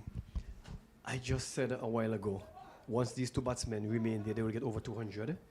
I also said that it only takes 3 balls to get 3 wickets. And so I don't believe in commentators' curse. I just believe in calling it as I see it. The ball was pitched outside the off stump. No doubt he thought that it was high enough for him to work it from the offside into the onside, but he was true to the shot quickly, and the ball nipped the off bails. Good innings, nevertheless. He has been applauded by the spectators and the teammates. Let's see who's going to go to the ground now. It's Manners, and like I said, Manners should do well. He likes pace bowling. He's an opening batsman. In most cases, in the local leagues, he opened the batting. And let's see what he's going to do now. So Manners in the game against the Trinidad and Tobago, when Leeward needed some quick runs to win that game, he was unable to do that. This time around, it's a different scenario. He has some 7.5 overs to bat and see how many runs he can get in the game versus the Trinidad and Tobago team when the Leewards needed some quick runs. Manners was left not out. He not out on 14 from 31 deliveries. In that game, the Leewards needed quick runs. He was unable to do that. So let us see what will happen this time around. So he'll be facing up to a PD. PD has broken the partnership, a very good partnership of some 68 runs. And of those 68 runs, Morton would have scored some 41. So Morton was the dominant partner in that partnership. So PD has broken that partnership. And the Manners will get a single, so he's off the mark. So an important wicket has been taken, but they still have some overs remaining, and as you indicated, Manners is a capable batter, so he want to give good support to Morton. All the jiggles and the bubbles and the worms and everything that would have been in his stomach, that was lifted by playing the first ball positively into the offside, into the ground, and picking up a single. So no more nervousness. He's off the mark, off and running. So we're in over number 43 still, and then we get another single. So the first delivery, we saw a short delivery, and Henry looking to swing into the onside, missed it, and it was bowled off bail, was lift off the off stump, and we saw Pluck being out in a similar fashion, looking to swing a short delivery, kept low, and he too was bowled. So Messine, I think 4 of the batters have been bowled in this innings. So PD has picked up 2 for 21 in his 6th over. That's too wide to attempt the batsman Manners. Manners is on 1. And to give you an idea of the other matches, United States won their 178 for 7 in the 44th over. So Barbados keeping the United States one in a tight rein. And win was 208 for 8 in 42.5 overs. And Guyana against Trinidad. Trinidad big 128 for 9 in over number 39. Here we're in over number 43. And the man is playing at the delivery outside the off stump. Not moving the feet, Sterling. Yeah, he didn't move his feet just now, otherwise he would have made contact with the ball. He still has to be careful. He's flashing outside the off stump, even though there isn't a slip feeler that is very close. There is a feeler close to the offside. He's on the 30-yard circle. One delivery remaining in over number 43. 185 for 8. And he's slicing off the outer portion of the bat. Fielder has some running to do. That's Kappa. And they will cross for the 3rd run because they're playing on the most easterly pitch on the square, Sterling. So any shot that is played on the offside for the right-hander, there's a big boundary on that side. That's very good running. That's very good. The runs are needed, and they use the opportunity on the larger section of the field to capitalize on the ball going close to the boundary and getting 3 runs. So 6 overs by a PD, 24 runs, 2 wickets, and Jindal is going to continue. He has bowled 5 overs for 22 runs. He has been tight. No need for you to try to go after Jindal with only 2 wickets in hand. Try to play him off, try to play him out. The pace bowlers still have to bowl 20 overs. I'm not sure how many overs would have gone in pace already. So Jindal will continue from the commentary end. And Jevan Manners almost walked past the delivery, manages to get back down on it. And went past the leg stump for a single, probably came from the bottom of the bat, but he almost yorked himself, Sterling. Yeah, he was trying to play cautious and allow the ball to get too close to him. At the last minute, he came down hard on it. Luckily, he caught the inner edge of the bat, and the ball missed the stumps and went down behind the keeper for a single. 189 for 18 over number 44. The Leewards won the toss and batted. They hustled through for the first run, thinking about the second, but the batsman slipped. And Morton is not paying attention to the fact that the batsman Manners slipped at the far end. He just turned and was looking for the second one. Fortunately for him that he was able to get back, Sterling. Well, he's fortunate that Morton did get back, because he just turned and started anticipating that Morton would become that Manners would be coming back for the second one. So Manners is winding up for big lick, big shot. Just got it down into the offside. In over number 44. Manners backing away, looking to play a ball which is too close to him. He should be looking to come forward, but he's looking to give himself room to play secure the wicket on the offside. So you need to come on the front foot. Yeah, that's a dangerous shot Manners played. The ball was too close for him to cut it, and he just ended up striking the ball into the ground, hitting the keeper's right foot. So let's see what Manners is going to do now. He needs to be more on the front foot. There's no close feeler. So 2 runs already scored in the over 2 singles. He just needs to look to give Morton the single, and he will get a single with that shot. The bowler couldn't feel to his own bowling, moving across to his right. 1 more to the total, so Morton is on 43 from 37. So Morton is scoring in excess of a run per ball. And that's what you want in this type of cricket, to be scoring quickly without being rash. So final delivery over number 44. And they will get a single to bring up the end of the over. So 4 runs coming off over number 40, 492 it is for 8. Yeah, while Manners is a capable batsman, I'm glad that Morton took a single from the last ball. He's there, he's set, 44 from 38, he's going more than a run a ball, and he's now going to be facing to the Sean Jindal, who has bowled 6 overs for 26 runs. No, I'm sorry. He's not going to be. No, he's not going to be Sean. It's going to be Apidi. Yes, it's going to be Apidi, who has bowled. I think he has bowled 6 overs. Yes, 24 for 2. He got the wicket first ball of the previous over of Henry. Let's see what Morton is going to do. He's on 44 from 38, and facing up to Apidi, tall, lanky figure looking to drive, missed it, taken behind by the keeper. So in a championship game at Connery, United States won their 190 for 7 in over number 45. So Barbados keeping the United States 1 team in check, because when they met before, USA would have batted first and made in excess of 300, and Barbados could only get up to, I think, 80 plus runs. So PD will continue from that far end. He's standing up straight off the outer portion of the bat. He's running close to the boundary, and it will be pulled back. And the batters have crossed for 3 runs. So good shot from Morton. He stood up straight and just played it off the open face of the bat down to a third man. That is exactly what's needed at this point in time. You only have 2 wickets in hand. You're 195. 220 is your projected score at 4.40.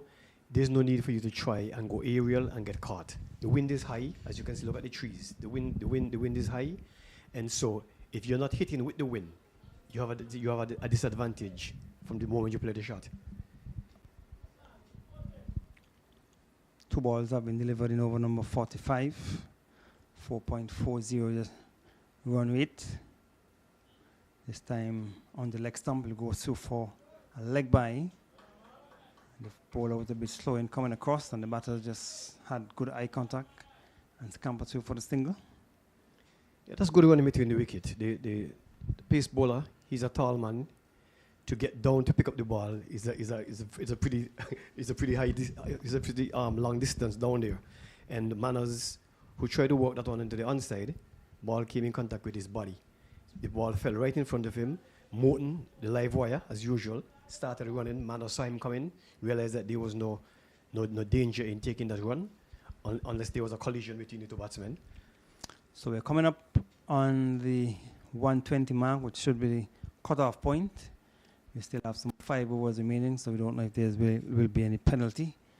The USA team probably taking a little long to complete the overs. Maybe between overs, they probably taking a bit too long. Had a few spinners up from that far end. Slow delivery in the air, down towards cover, and the catch is taken. There was a slow delivery, and there was the batsman Morton playing a bit too early. He went in the air, down towards deep cover. The fielder came in. I thought he was moving a bit slower, a bit late, but he still judged it well in the end, and he was able to take the catch, and the Leewards have lost the 9th wicket. Yeah, that is not what they wanted at this point in time. I know that Morton is aggressive, and he was on 47. He thought for a moment that had he cleared the infield, he would have been able to get 4 runs, but it was a slow delivery. And as I said it before, a PD, he has started now, or in 2 overs prior, he started to mix up his deliveries. He was just bowling a steady pace, and then after he was struck by Morton, inside out for 4, I realized that he sort of mixed it up, bowled slow balls outside the off stump, and this time he did bowl a slow ball, and Morton went through with the shot, anticipated that the ball was going to come onto the bat and he was going to be able to clear the infield nicely. The ball ballooned into the air, and the fielder, who was not on the boundary, was just 3/4 the way, was able to take, in the end, a simple catch. So the USA 2 team would probably want to dismiss the Leewards and then to avoid any penalty that they will receive for slow over rate. Just have about 16 minutes past 1 o'clock. If they can get a wicket in this over, then would have been able to dismiss the Leewards before 1:20. But if Leewards bat, means that the USA will not be able to complete the 50 overs in the allotted time. We don't know if there will be any penalty, but Leewards have lost their 9th wicket. So Mike Mackenzie has come to the middle. And he's driving through the hands of the fielder that takes the cover for 4. Powerfully driven.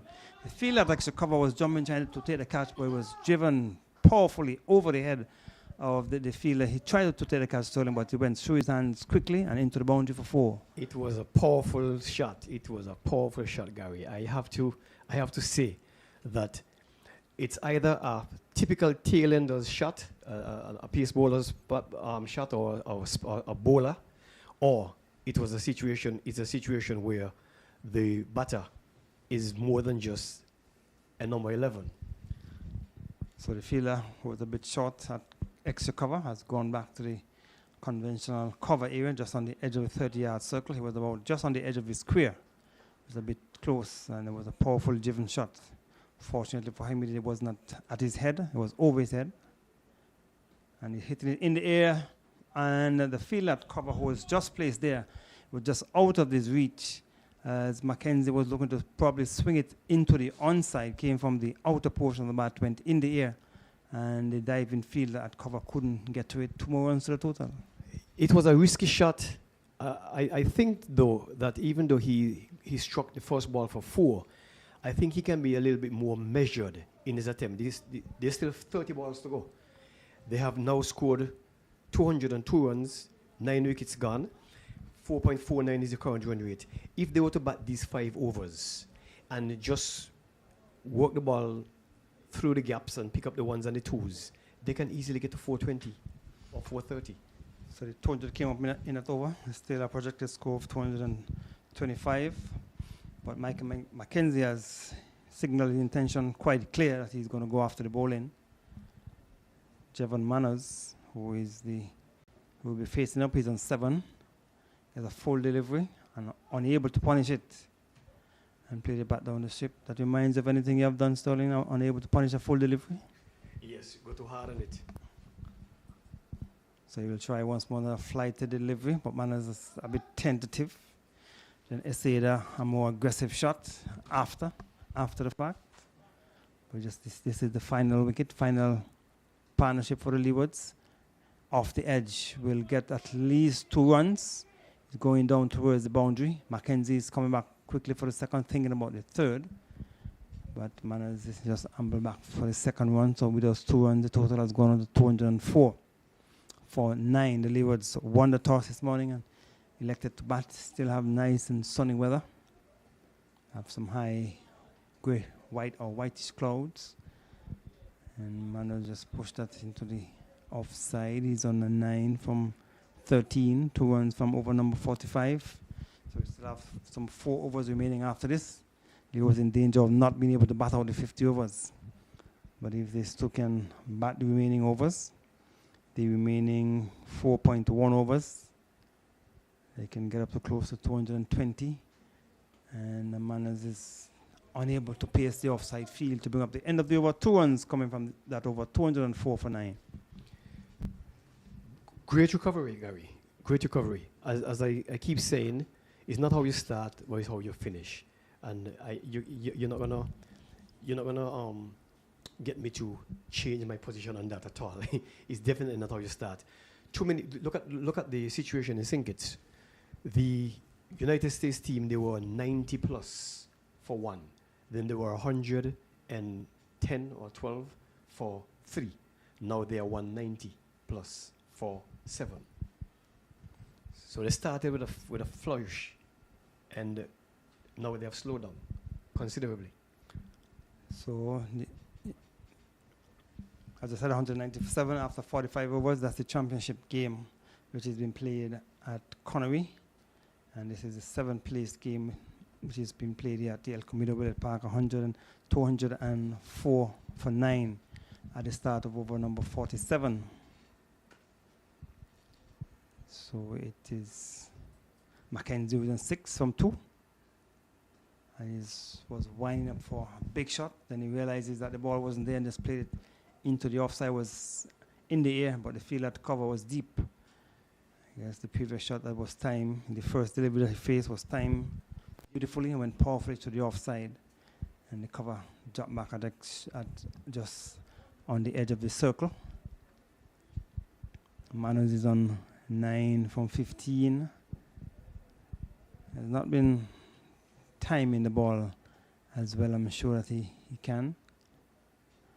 Look for a big drive. Misses. Take behind by the keeper, Sterling. Yeah, Manos has not been able to be as prolific as we know him to be, but he has 3.4 overs to go. This is the first time I'm seeing Mackenzie bat. He doesn't look like a typical Courtney Walsh. He seemed like he has some knowledge of the game because that ball was slower. He picked it up and he checked his shot. That to me was impressive. So, Appeal will continue.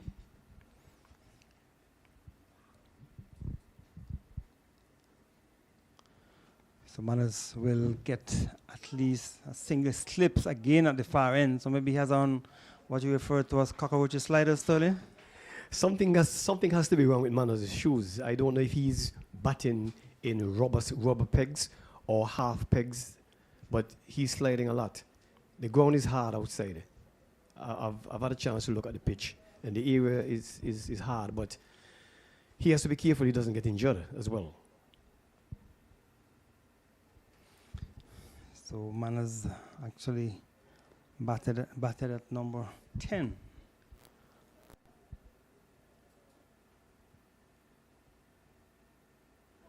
Short delivery, but too short. The batsman ducked underneath it. But we know in the local circles that Manos is a batsman, but he's playing for the Leewards and he's batting at number 10. So does that mean that Leewards have so many batters in the team, or the coaches or the managers do not know the capabilities of these players? I am not certain. That's a question that needs to be looked into because Manos is an opening batsman. Pluck is an opening batsman.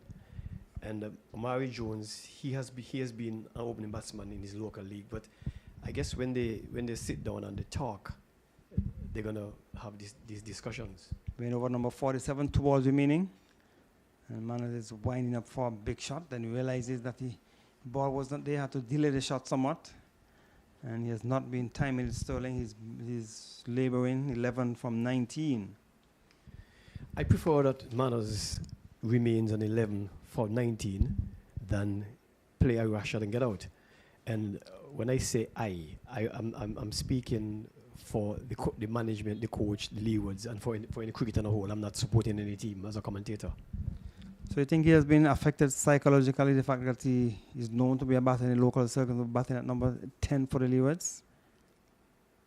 Maybe you can adjust that in a minute, and he will get some runs down to deep extra cover. As a matter of fact, we'll get 4. It was a bit too wide, and he played it in the air and down towards the boundary for 4 to bring up the end of the over. 7 runs coming from that over. Well, Manos just answered your question, Gary. A couple of things in play here. Manos, he doesn't strike me to be a disrespectful person. He doesn't strike me to be somebody who is easy to get roughed up. if the coach or the manager says bat at number 10, he will bat at number 10. If they say open, he will open. He's a very disciplined guy. Right now, the ball is in his court. Things are in his favor. He's getting pace bowling, which he's accustomed to. And when he does bat long, he bats the pace. And when this power play is over in the local league, he normally faces spin bowling. So he's getting a piece of both worlds right now. So I don't see Manners being in any problem. He knows that the team needs support, and I think he's going to give them his all. Jindal will continue. He said bowl and he is out stump.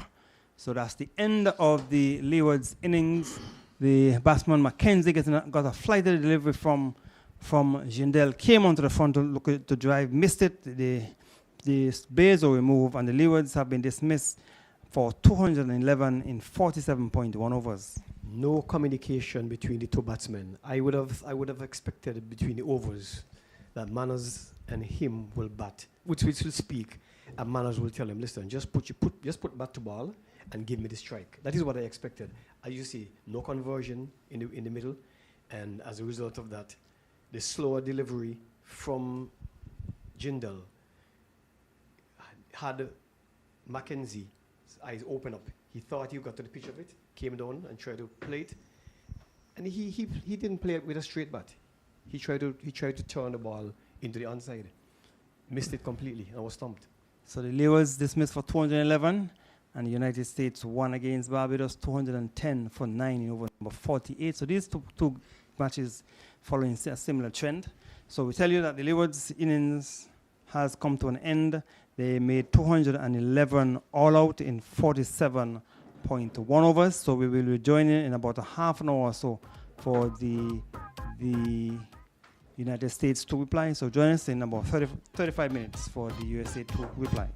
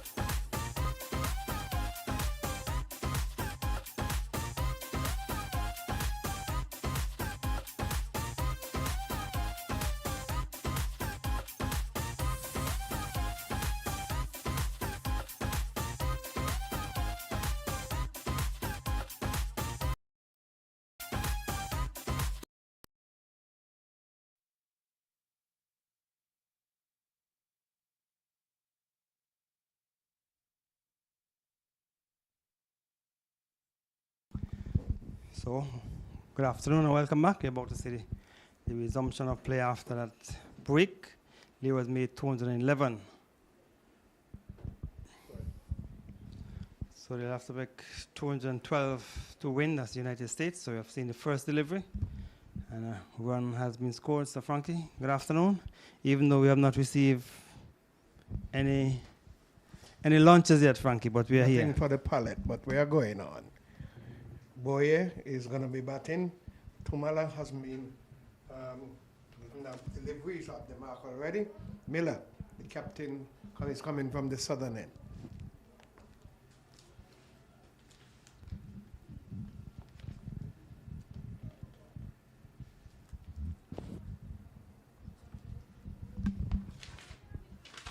He's holding to 2 slips. Leeward's been aggressive in the first stages of the match, especially in the power play. We've got 2 slips, a backward point, extra cover, wideish mid-off, wideish mid-on, man, and the straight mid-wicket area as Miller comes in. And nice movement there, Gary. Yeah, Miller has been getting some movement in the matches that he has played here. So he will want to continue to bowl tight and pick up some wickets and nudge the selectors so he can be considered at least as part of the training squad for the West Indies under 19. He's made runs, picked up wickets, so I don't see why he shouldn't be in the squad. Miller pushes it into the offside, the left-hander there in Boye. And there is no run had.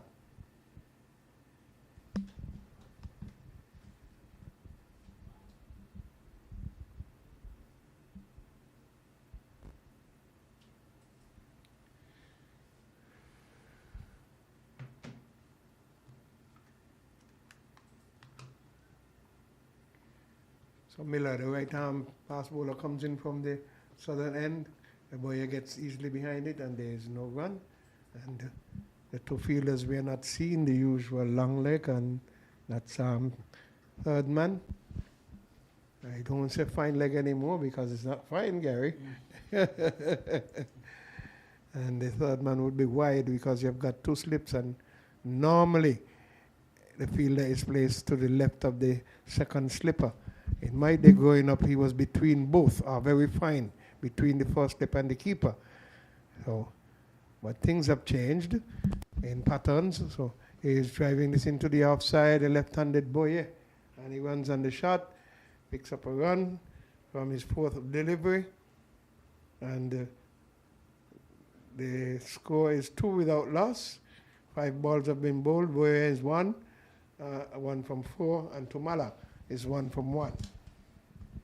Well, in the 5th place match between Guyana and Trinidad and Tobago, Guyana they are 25 for 3 in 8.2 overs. They have to score 129 to win. And winner was 226. Yeah, we're playing this one uppishly into the onside there. That's Tumala. But the keeper runs from behind the wicket, picks up. It's the end of the first over. And the USA, in reply to 211 made by the Leewards in this West Indies Rising Star under 19, they are 3 without loss at the end of over number 1.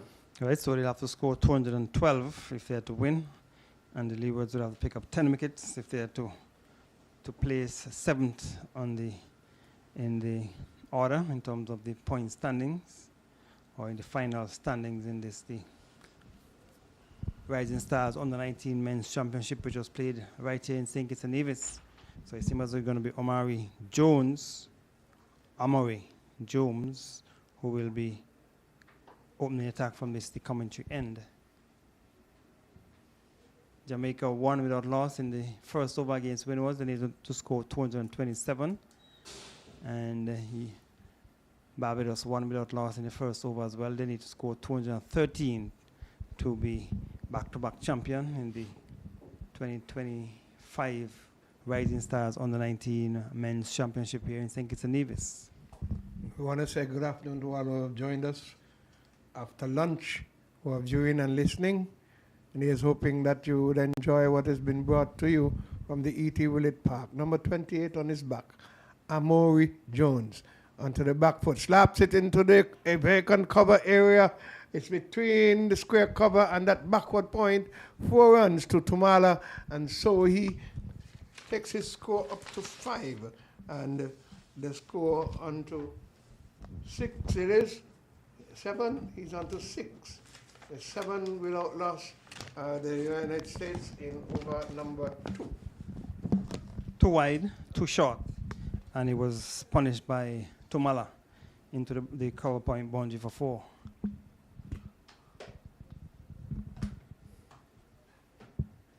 I've made an adjustment. They left the fielder out on the deep cover area.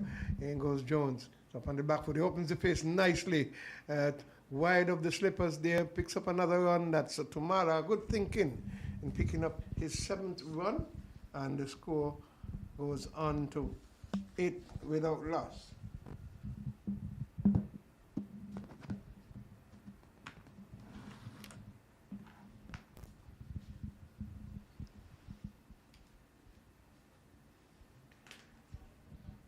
Change in the left-hand, right-hand combination.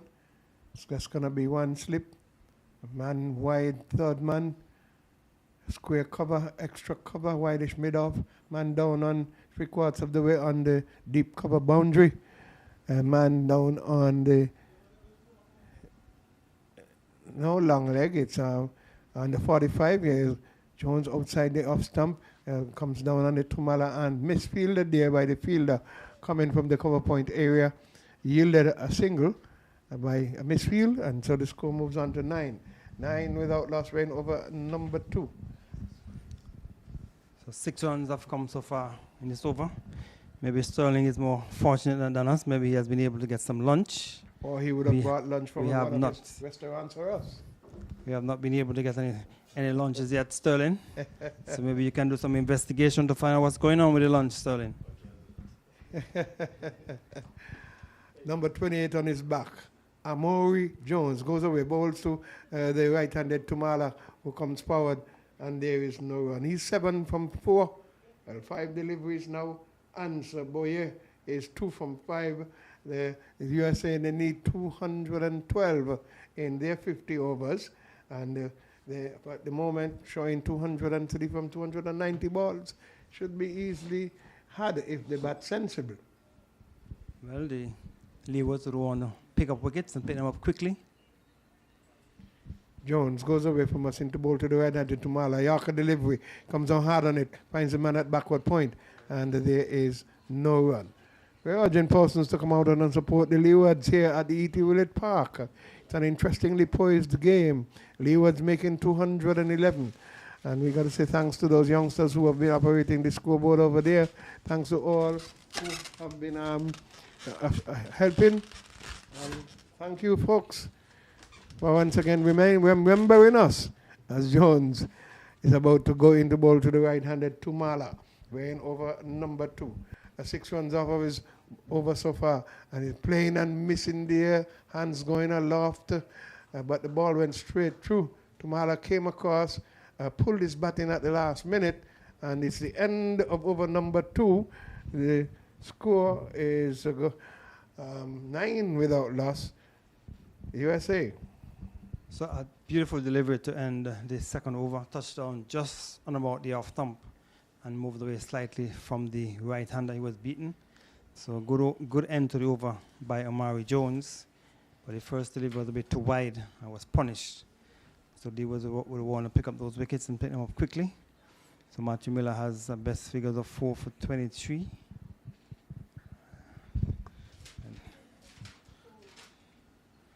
So he will continue from the far end. First over costed him 3 runs. He maintains the 2 slips for his bowling as he comes in from the southern end of the wicket.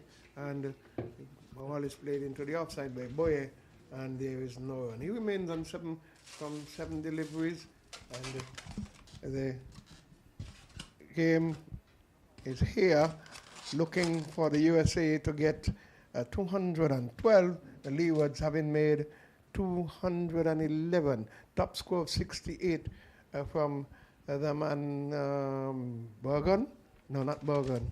Henry, 64. Bergen batted beautifully with him for a little while, and we had a wonderful partnership of 90 plus between it was Henry and Morton. Morton being an aggressor, he got 48. This one, Boye plays into the offside, and there is no run.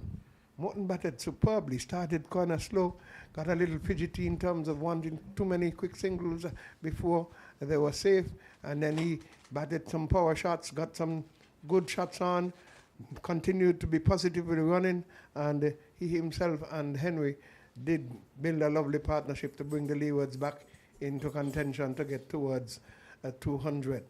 And they outside the off stump, he allows that one to go through. They came when the score was less than 100 and brought it into 1 something, right? And the importance was that that partnership signaled a positivity with it was Morton who got some 40 plus out of that.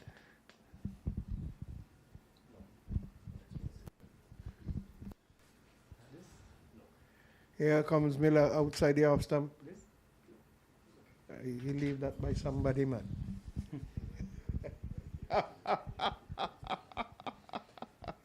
The preacher found his status behind the pulpit. 4 dot deliveries from Miller in his second over, looking good, keeping the batters quiet. Boye remains on 2 from 9, and Tumala 7 from 7. The United States 2 need 203 from 284 balls. Then comes Miller from the southern end, tapping and missing. This one kept a little bit low. Wicketkeeper not collecting cleanly, and the score remains, however, on 9. No run yielded, and we're in over number 2. 1 ball to go. Thus far, a good over from Miller, keeping on about off stump, just about outside 4th stump, making the batters play. On 2 occasions missing.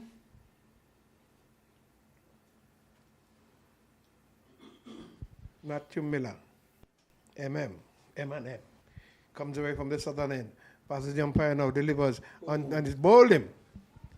Brought it in closer. The batter, Boye, not coming across, looking to play into the onside. He took the inner portion of his bat and went on to the stump. So Miller, as per usual, making the breakthrough for the Leeward Islands. So the USA 1 wicket down for 9 runs. Love the delivery coming around the wicket to the left-handed Bourget, and he came back in towards him, went between the bat and pad, and rocked back the center and leg stump. So the Leewards getting an early breakthrough, and the USA team, they are USA 2. They are 9-4-1 at the end of over number 3.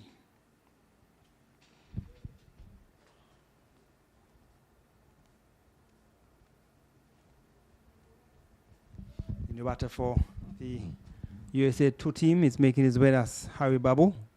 Dash and Harry Babu is the new batter for the USA team. So USA would want to get a partnership, but the Leeward would want to continue to pick up wickets and to ensure that they place 7th in this year's competition. I'm sure that's not what they would have been looking for at the start of the season, but that's what it is at this time. You take the next best thing, which is 7th.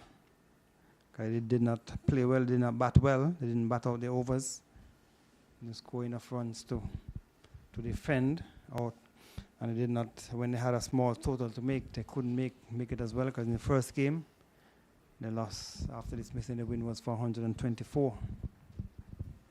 So Harry Babu has made his way to the wicket. He won't be on strike though, as Jones goes away to bowl to the right-handed Tumala. He comes forward easily, and there is no run. So Boye has gone for 1, and or is it 2? 1? 2? Okay. And the score remains on 9-1. Tumala is there on 7, and he is facing Jones.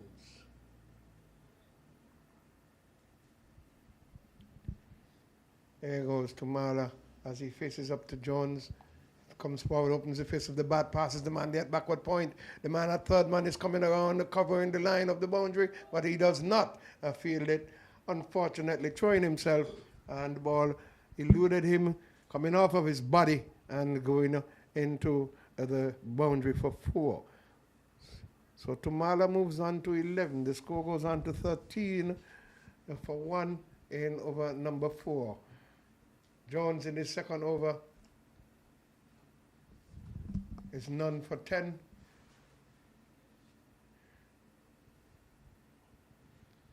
Goes into bowl to the right-handed Arian Tumala down the leg side. Wide delivery signal, the keeper collected, and there is an addition by way of extras. The first one, the score onto 14 without 14 for 1. So that was a bad line delivery by Jones in his second over, so he want to get back on target. They have a slip, a third man, there's a point, cover on the boundary, extra cover, and the mid-off. There he goes, Jones in the bowl to Tamala, turns it into the onside, the man on the 45 is there, and there is no run. Score remains on 14 for 1, we're in over number 4. The Leeward Islands making 211. The USA needs to make 212, and at the moment going at a run rate of 4.26. They need 198 from 200 plus balls. Easy going if they can bat deep, bat solid, but Leeward's going to have to make further inroads. They've picked up one scalp already and would need to pick up others. Here it goes, and it's flashing through the offside. The man from mid-off comes around to his left and fields, and there is no run. The score remains on 14 for 1 in the 4th over. Jones, having bowled a dot ball, a 4, a wide dot ball, would want to ensure that he ends his over on a good note. Tumala is on 11, settles now as Jones runs away from us at the pavilion end. Into bowl to the right hand, Tumala. Foolish delivery, more over Yorker length, but slow delivery too. Deceived the batsman who tried to play a dab shot. Seeing that the ball was slower, he tried to play an easy shot into the outside, missed it completely. It went through to the keeper for no run. 14 for 1, 3.4 overs gone. 198 needed from 278 balls, USA 2. Here goes Amori Jones into bowl to Rian Tumara. Rian Tumala coming down hard on that one. Jones tried a Yorker again. Tumala got it out into the offside. Man from backward point fielded. It's the end of the over, and he has yielded 11 runs from his 2 overs. So under 198 runs required, they have some 9 wickets in hand, and they would want to continue to bat. The Leewards would want to ensure that they win this game. When these two met previously, the Leewards won by some 2 wickets. USA batted first, and they got up to 141, and Leewards were able to win that with 2 wickets remaining. Now they are defending 211, and the USA would want to get up to 212. The Leewards want to prevent them from getting up to 212.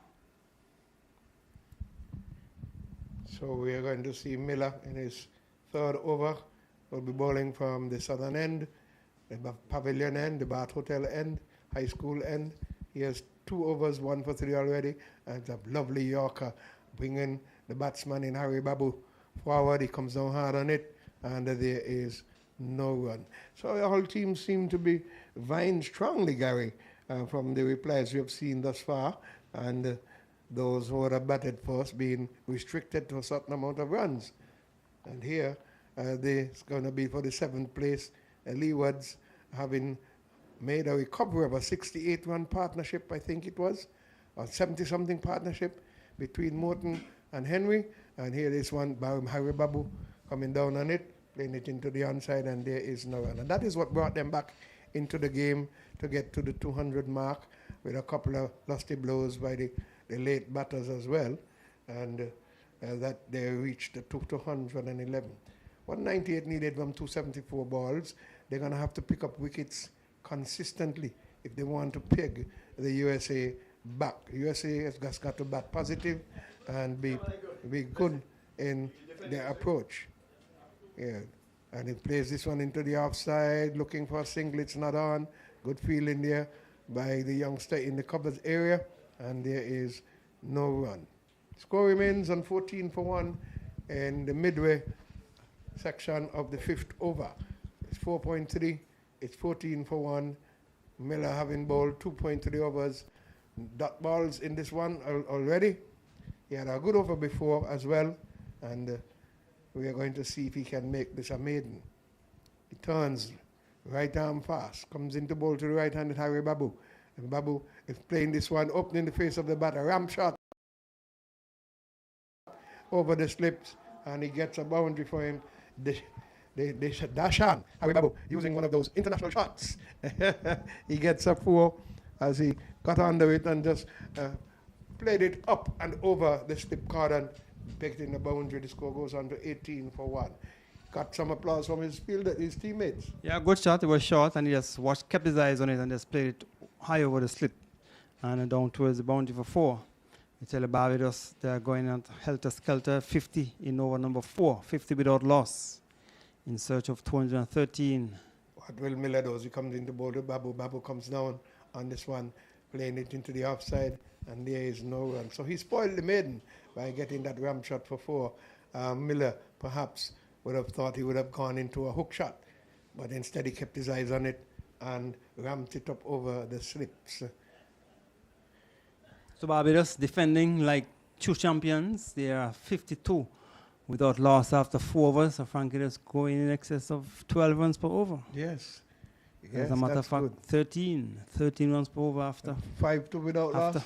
Yes, after 4 overs. They're gonna take it.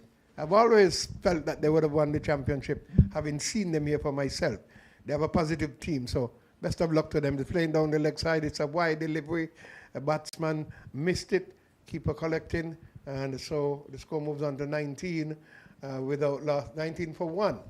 Miller strained down the leg side there and giving an extra away. But he's bowling pretty stiff. Has done well with the bat and ball for his team, except for today. Didn't do anything with the bat, but he had others that came in and delivered for him.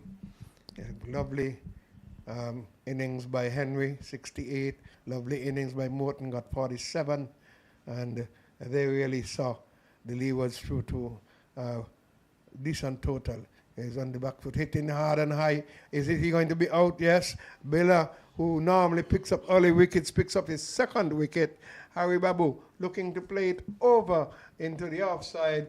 Look at that. 12th man, 13th man, everybody running down. And the 2nd wicket is gone. It's 19 for 2. Miller picking up the 2nd wicket, picking up Harry Babu. Babu made 4, and he only faced 6 balls. And after that wide, Miller came back strongly and picked up that wicket. So you got a wicket with the last delivery of the 3rd over. Now another wicket with the last delivery of the 5th over. So the United States 2 team there in a spot of bother, 19 for 2, as the new batter Ari Pali has made his way into the middle. So they will need a partnership between these 2. But the Leewards are certainly doing well through their captain, who has picked up both wickets. So the championship game is certainly well and truly on, where the defending champion are defending stoutly. The Kari Makata, or the Kari Carter, has done 34 from He's 12. a left-handed batsman. I like Struck, the of him. he has struck some 3 4s and 3 6s. Aggressive batsman. I think of Gordon Greenwich when I see him bat. So yeah, going at 283 strike rate. Michael Greenwich is on 22 from 14, strike rate of 152. He likes to cut. He loves to cut and he loves to hook. So kudos to them. Keep up the positivity, Barbados, as Jones runs away from us to bowl to the man Tumala, and it's a wide delivery The score advances to 20 at the end. No, it's a new over, sorry. 20 it is for 1, 20 for 2 at the end of over number 2. Miller picking up the 2 wickets, both at the last balls of his first and second over.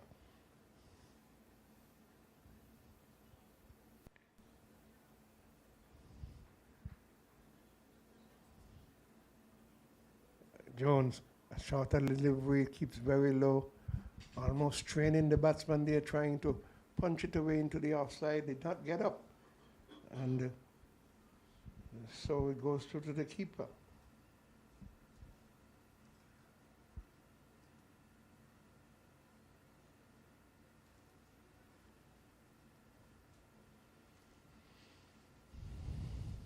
Jones turns.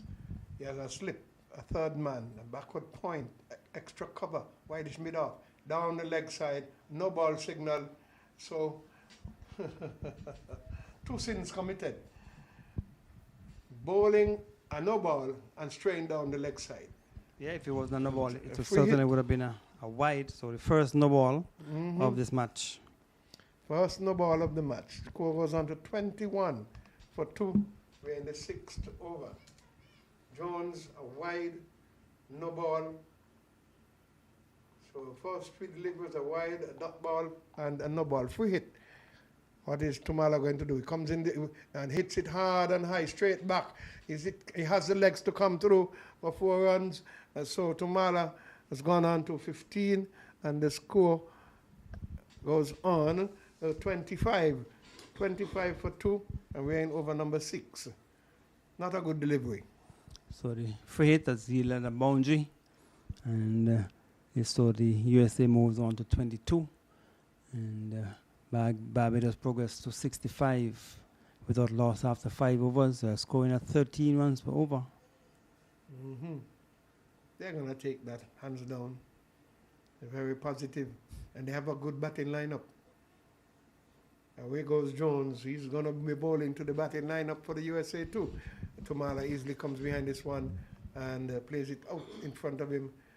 And the bowler allows the man from short that's extra cover to walk in and collect the ball as he walks back to his mark. 25 for 2. We're in over number 6. 187 needed from 267 balls for the USA. Their current run rate is 4.55, and it is more than what is needed. Here goes Jones away from us into bowl to Tumala. Playing this one, he's bowled, almost playing it on. Luckily for him, it was a good delivery, a nice slow delivery, came no hard on it, and it went down between him and the stumps. The keeper ran to the left and collected it in front of the man at the 45. Lucky for him. Yeah, not much movement of the feet. They were just playing a pan shot at it. Came from the inner half of the batter, went close to the leg stump. He's on 15 from 18 balls. That's a Tumala as Jones runs away in fact to bowl to him down the leg side again. And this runs that they will be welcomed here by the USA. They get 5 runs. So it's a wide, and it went to the boundary as well. So much needed runs, much welcomed runs. So not a very good over so far from Jones. This has been wayward. He has also delivered a no ball, which was struck for 4. The free hit was struck for 4 runs. So an expensive over in progress by Jones. He has bowled 2 overs, 4 balls, and has yielded some 22 runs. They're going to have to consider whether they will bowl him again outside the off stump wide. So Jones needs to focus. He's making it a little too easy for the USA team. They have lost 2 wickets already, and he is giving them easier runs. 31 it is for 2 in 6 overs. Current run rate 5.47. The required run rate is 4.08. As he runs away from us. Into ball to the right-handed Tumala. Tumala coming, flashing and missing. A better delivery, but it goes through to the keeper. And he failed to get bat on it. And there is no run. 31 for 2 with 1 ball to go in the 6th over. Barbados have lost their first wicket with Carter caught Kuma ball jam for 34. He struck 3 fours and 3 sixes, so they're 65 for 1 in over number 6. And they need to get how much? 213, they need 148 from 44.4 overs. Similar score here.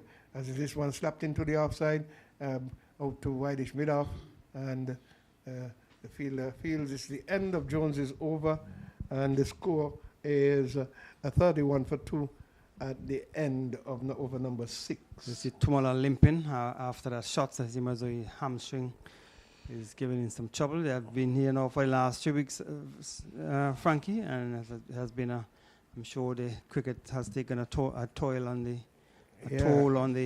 players. Go well in competition. Every 2 days they have to play.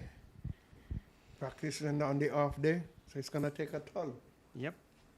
Maybe they need to go down to the hot bath to get a soak in the natural spring water. Maybe that will heal the aches and pain. So at the end of this over, Sterling will replace me. Or maybe he can do that now because they are at a break. And so we tell you that at a slight break, so maybe you can take a little break as well. It is 32 for 1.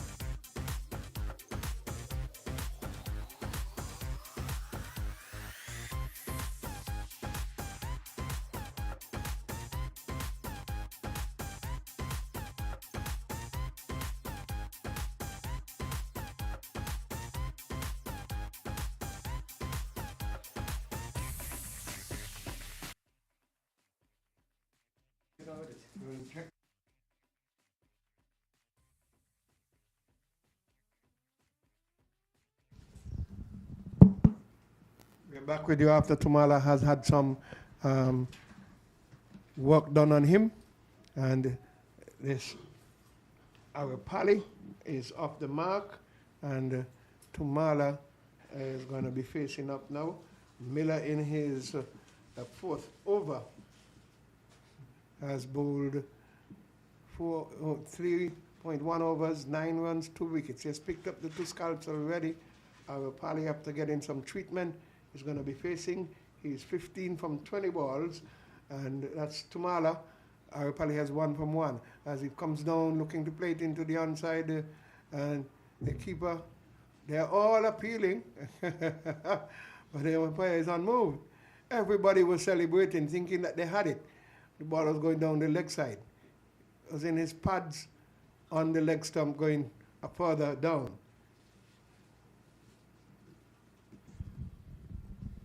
Frankie, just a follow-up for you. Hello? Just as a follow-up for you. At stumps, England are 225 for 2 from 46 overs.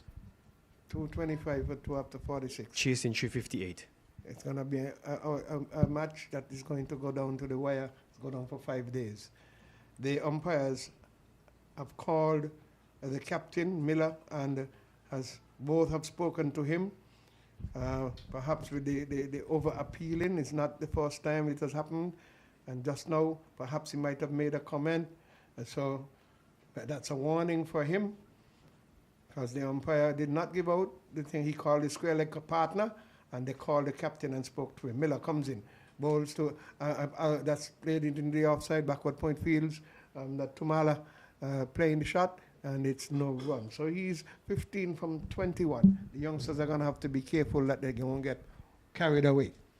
I can understand that. They still need to play by the rules. The umpire's decision is final. We don't have the DRS system here, so they can do an upstage referral. So they just need to settle down and go back to the bowling mark and bowl again. In comes Miller from the southern end into bowl to Tumala comes down hard on it, plays it into the onside, and there is no run. The Leewards made 211, USA number 2. They are looking to get 212, and they have lost 2 wickets already. They're 32 for 2 in the 7th over. They've got 180 runs left to get from 200 plus balls. So still good going, 260 balls to get 180. As Miller, captain for the Leewards, comes away from the southern end into ball 2, and he opens the face nicely this time. Guided it past the man there. The man at third man comes, picks it up, and 1 run has been had. Tumala moves on to 16, and the score goes on to 33. If it's one thing I can say, Frankie, on both sides, the field setting has been immaculate. They have been doing a good job. I guess they have watched a lot of cricket. They have played a lot of cricket, and they understand the angles that are involved in the cricket game, and they're really doing a good job of setting their fields. And I'm referring to all the teams. Amog Aripali is facing the second delivery. Gets down solidly behind this as he receives from Miller, and there is no run. And so it's important that they, bat well. Jones made 28, Morton made 47, and Henry made 68, 67. The main scores for the Leeward's team that brought them back into contention. Frankie, it seems as if England, they're playing a 2020 game. 84 runs from 113 balls with 13 fours and 1 6 from Zach Crawley, and 94 from 100 balls with 13 fours from Ben Tuckett. Pope is not out on 20 from 42 deliveries with 3 fours, and Joe is on 11 from 27. He's more playing He's going to be the anchor, right? Yes. They call it baseball. As Jones, who did not bowl too well in his last over, comes in this one. Flighted delivery, that's a full delivery. It's a slow delivery, and it's dispatched to the cover boundary for 4 by Tumala, who moves on to 20. The score goes on to 37. It is for 2, and Jones did not bowl well in his last over. His last over, he led a couple of runs. Now he's in his 4th over, has bowled 3 overs already for 27 runs. The captain is persisting with him. He continues with him because he normally bowls well. So he's just giving him another chance to get his line and length properly. Well, he's going to have to do so and do so quickly as Tumala settles behind this one, and there is no run. Arian Tumala, 20 from 26 balls. Amog Aripali is 1 from 2. The USA 2 team, 37 for 2, and they're in over number 8. Are you watching the World Championship of Legends tournament? Now and again I do. Okay. But I'm not too happy with what's happening from the West Indies end. So I don't really fuss about watching them. Excellent keeping, Frankie. Excellent keeping. This keeper is a live wire. He rushed across in front of first slip, stopped it. That was 4 from the time he left the bat. And he was able to cut it off and save the Leeward's 4 runs. He's a very good keeper. Jones comes back, till he has to thank his keeper. Maybe buy him dinner. Goes away from us with his 4th ball of his 4th over. And onto the back foot, that ball is keeping low. Aripali picking up nicely, coming down hard on it, playing it back up the strip, and there is no run, but that ball squatted. Yeah, while I think that Jones has not been on target with his bowling, the captain did not just take him off after he bowled a bad over. The captain is giving him a chance to redeem himself and come again. Here goes Jones. He's up and coming down, and it was Aripat, that's Tumala, and there is no run. It's 4 overs, 4 deliveries already, 5 now, 1 4, and 4 dot balls. He has 1 delivery to bowl in this over, and the score remains on 37 for 2. I bet you, Frankie, if he bowls another delivery that either goes for a single or a dot ball, he gets another over. where he goes from us into ball to Mala. Mala plays into front of him looking for a single, but he's not on. And it's the end of the 8th over. The score remains on, that's 37 for 2, looking to get 212 at the moment. They need 175 runs from 252 balls. What's your prediction, Frankie? You normally predict the first innings in every game. I've never really gotten your opinion on the second innings. So today, you thought Leeward were going to get 220. They got to 200 plus. Now the chase is on. What is your prediction? At the time, remember, they had already fallen, losing 4 wickets, early wickets. So my prediction was based on that. But they came back, and they came back strongly. Kudos to them. USA is on track to win this game, but Leeward's going to have to make inroads if they want to pull it back. Okay, Frankie, so that's your opinion. 37 for 2. At this same stage after 8 overs, Leeward's were probably 37 or 38 for 3. And you're thinking that with only eight wickets to go, you think that the USA, because of the scoring rate they have right now, they can win it. Okay, that's your opinion. I respect your opinion, my brother. That's a sensible batting. There's no rush. There's no rush. 175 balls from 251 balls to 175. It's another run there for them. Score goes on to 38. They are already with 4 points. That's the required weight. They're already ahead of the required weight. They're 4.53, and they are vying for 7th position. So I don't think they're going to want to give it away. All it takes is sensible batting. But the Leewards are going to have to bowl and bowl solidly in order to make some inroads. There's still a chance for them to peg them back, but they're going to have to bowl solidly because these two batters are settling, and Tumala normally is a good batter. He comes easily behind this one, plays it into the offside. A good fielding there, and there is no run. He remains on 20 from 30 balls. Arapali has 2 from 4 balls, and we are in over number 9. My prediction, Frank, is that the Leewards are going to win this game. That's my prediction. Wonderful. Heart or head or cricket?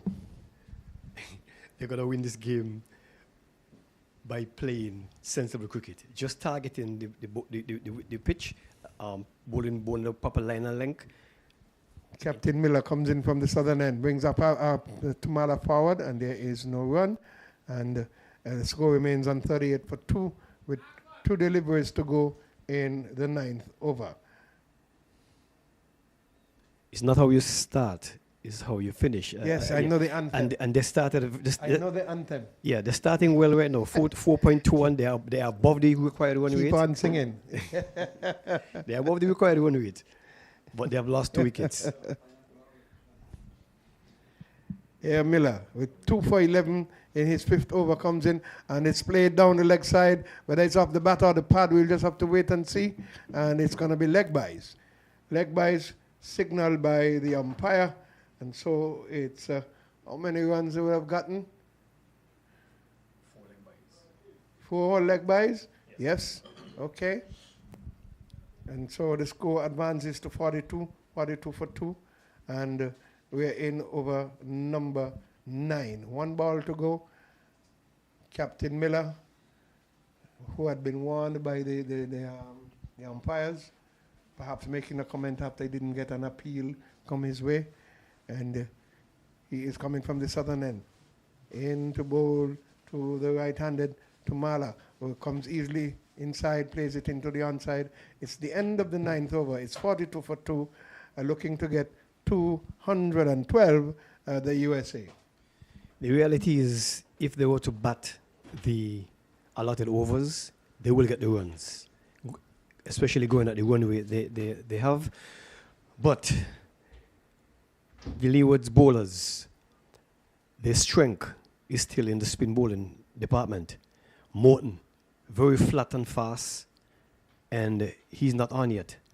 Manners also can hold on one end.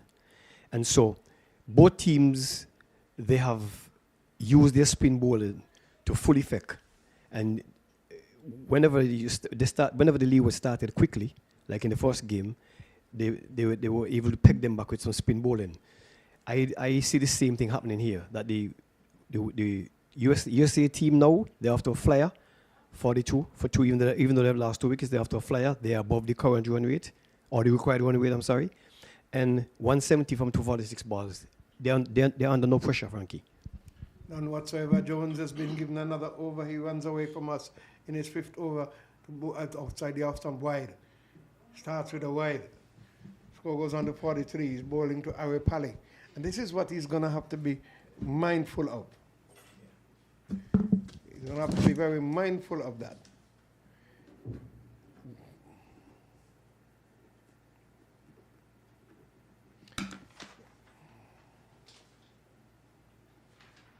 Here we go. Jones runs away from the pavilion end into bowl to Ari Pally, and he's onto the back foot. Just saw it, went under the back foot, came forward. That's the movement. Across, come forward. And he played it back to the bowler. So you move across, you're on the back foot. If you see you can play it off the back foot, if it's to the measure, you do that. Otherwise, you come forward and play the ball on its merit. So somebody is warming up. I'm sure they might have a change of bowling. We have got some 10 overs now being bowled of pace.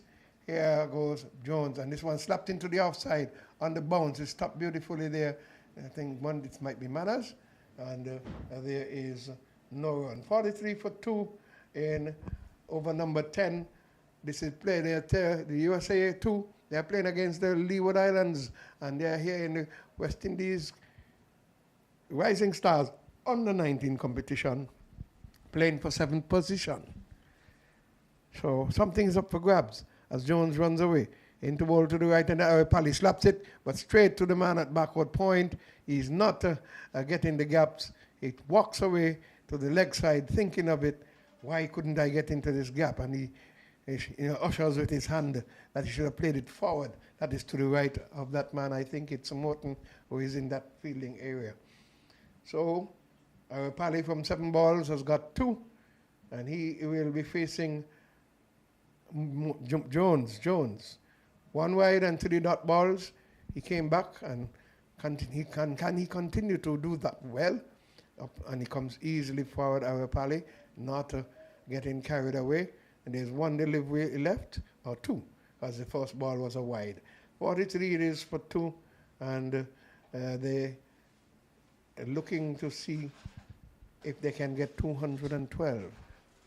Jones has come back well. First ball was a wide, the other 4 deliveries, dot balls. Yes. He's into his 5th over, has none for 28 thus far. So he's not been as economical as he should be. Misfielded there in the offside. That brings the man from the deep cover boundary around. And so Ari Pally gets a run. He moves on to 3. And the score on to 44 for 2 with 1 delivery left in the over. It was struck ferociously. It was a powerful drive to the offside.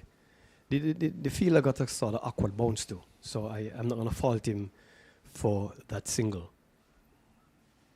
You always have the second line of defense. Here goes Jones into bowl to Ari Pally. That's Tumala comes down on it. It's the end of the over. 44 it is for 2 at the end of 10. A very good comeback. What I have not seen, Frankie, in this tournament, I have not seen any of the captains try to use a spin bowler in the first power play. They have all proceeded to use pace from both ends. Well, I think there is a guideline. Oh, you have to bowl, you must bowl the first 10. Okay. And they must bowl 20 overs. Okay. For sure in the match. That explains it, because I thought that some of the spin First bowlers, 10. I thought some of the spin bowlers were good enough to bowl in the power play. You know, Mm-hmm. I thought some of them from all teams were good enough. But since that's the regulation, they have to stick with it. That's fine. That's fine. Must be followed. No problems at all. None for 25 for Jones from his 5 overs. 29. And it's going to be the first introduction of spin. You have your spin coming in here now, and it's going to be Micah Mackenzie. The He aggressive bowled number pretty 11. The aggressive number 11 batsman. The aggressive number 11 batsman, Frankie. Yes. First ball was struck powerfully for 4. And he'll be bowling to Awe Pali, who is 3 from 9. And he's a right-arm spinner coming from the southern end. Right-arm wrist spinner. Normally bowls the ball at a quick pace, normally gets through his overs quickly, as well as Morton. He's the right-arm spinner. Flatter delivery, he's pulling it short into the onside, goes out to long on, and already he's getting a single.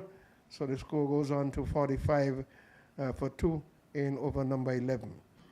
Singles can help you. Singles can do it. You dispatch the bad ball, you're fine. You give away your wicket, you put yourself under pressure.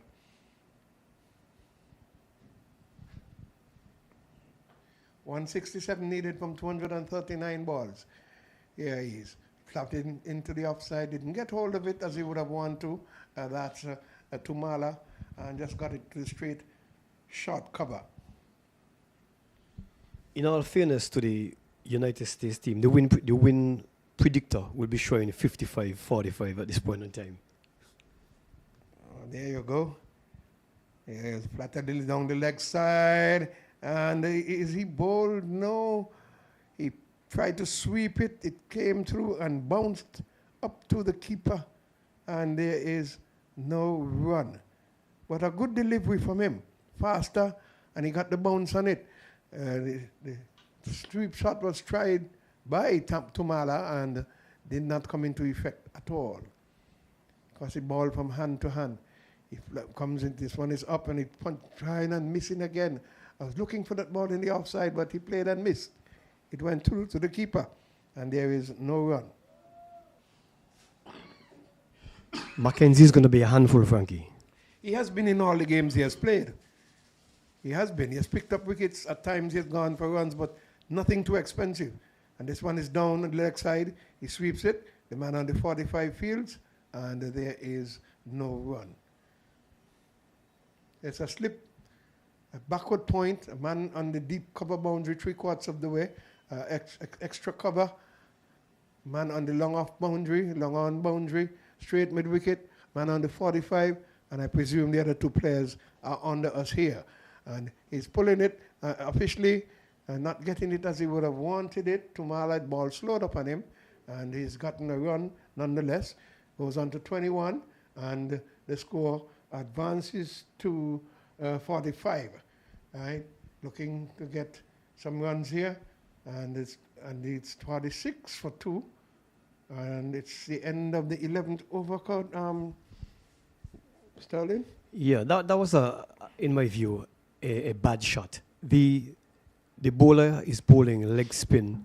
He's a right arm leg spinner bowling to a right-hander.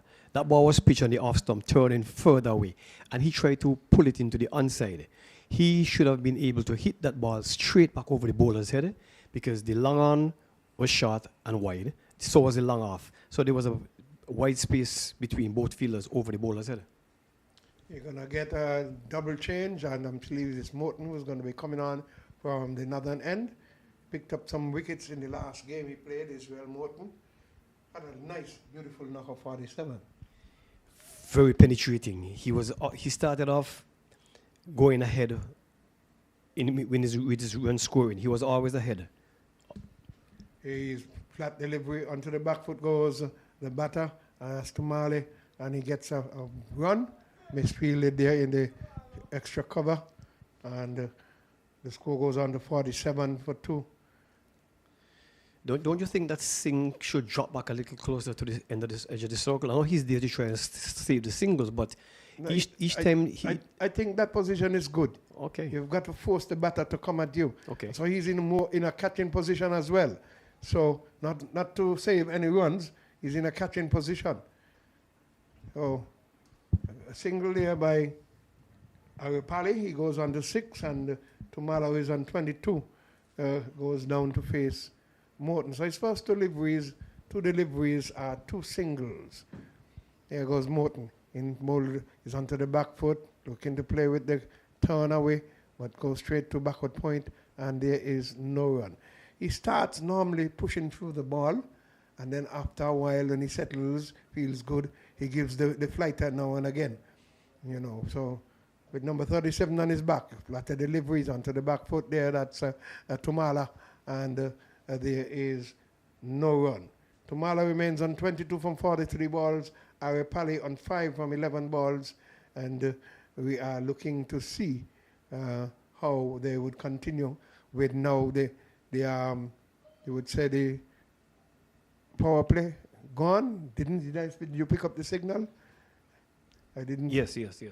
Right, and so it's Morton has bowled 3 dot balls after getting 2 singles off his first 2 balls, pulling it back nicely, and Tumala is on 22 from 44. He's onto the shot, but again looking to whip it into the onside, but the ball got onto him much quicker, and that was the wrong one. Morton is a smart bowler. He's reading the play. He's bowling to his field. He has an arm ball, and he's doing exactly what you said. He bowled his first 2 deliveries outside the off stump. Then he bowled the arm ball that straightened and came back into the batsman. Then he flighted one. Then he flighted the second one, and this one was very fast and flat, straight on the stump. So he led 2 runs from his over. As Mackenzie, she tosses the ball from hand to hand, has 1 over for 2 runs as well. He comes in from the southern end and is stroked beautifully. The man trying to pick it up on the bounce, it ricochets from him, and Arepali has gotten another run. He goes on to 6, and the score moves on to, there's a partnership of 30 between these two. Tumala has 22 out of it, and Arepali, he is 6, it's 30. It's flatter delivery, and he plays and misses, arms going aloft, but there is a no run. So that keeper is sharp, Frankie. Very, very sharp. Number 5 on his back. He's very sharp. Tosses from hand to hand. In his second over, Mackenzie, and he brings the batter forward. He opens the face of the bat, but quickly there was the man from backward point coming, deep backward point. He was very sharp and picking it. But when you're in that position, you have to watch for the bounce and the turn away of the ball, depending on the type of bowler that is bowling from the end. He's on the southern end, comes in Mackenzie, bowls the batter, he plays it this time opening the face wider of the man at backward point. Is rushing, does it have the legs? It's going towards the boundary, and the man from deep cover came around. It slowed up. It slowed up. So the outfield is slower on the rim, more 10 meters away from the boundary. And they picked up 252 it is for 2, weighing over number 13. And Arepali has gone on to 6 from 12 balls. So they've gotten 3 runs. Current run rate is 4-1-1. They need 160. Pulls this into the onside between the mid-wicket and the man at long on. Man at long on comes around. If they were running better, they could have gotten 2 because he bobbled the ball out there. He stopped it, yes, but they could have had a second run if they were paying attention. Score goes on to 53. And the batter facing now is Tumala. He's on 25. Mackenzie comes, brings Tumala forward, and there is no run. So 1 delivery left, I believe. It's the over has ended. So at the end of 13, it is 53 for 2. Tumala on 25, and Arepali is on 7. And comments from after this one, I'm gonna let Gary come back in, as Sterling will give him comments at the end of the 14th over. We're gonna do the 14th, and then Gary will replace me. Mackenzie has bowled 2 overs for 7 runs, and Morton, the left-arm spinner, goes away from us. Flighted delivery onto the pads. He plays it into the onside. Did not get any hold of it as he would have wanted to. The man from long on comes around, so only a single had. And the score rolled round by 1 to 54 for 2. That's Aripali on the 8. And Tumala on 25 from 49 deliveries will be facing. Morton from the northern end, the pavilion end. So onto the back foot, slaps it into the offside, but there's a man on the deep cover area. He feels, and only a single had. And so that's Tumala goes on to 26. We are in the 14th over, looking to get 212, the USA 2, and they've lost 2 wickets already. Yes, Slater delivery, slaps it, and oh, is he out? Lovely catch indeed. That ball deserved to be dispatched for 4, but it ended up in the hand of the man that square cover. Backward point. He's a tall man, threw himself, held on to it beautifully. Frankie, that ball was struck with tremendous power. It was flying.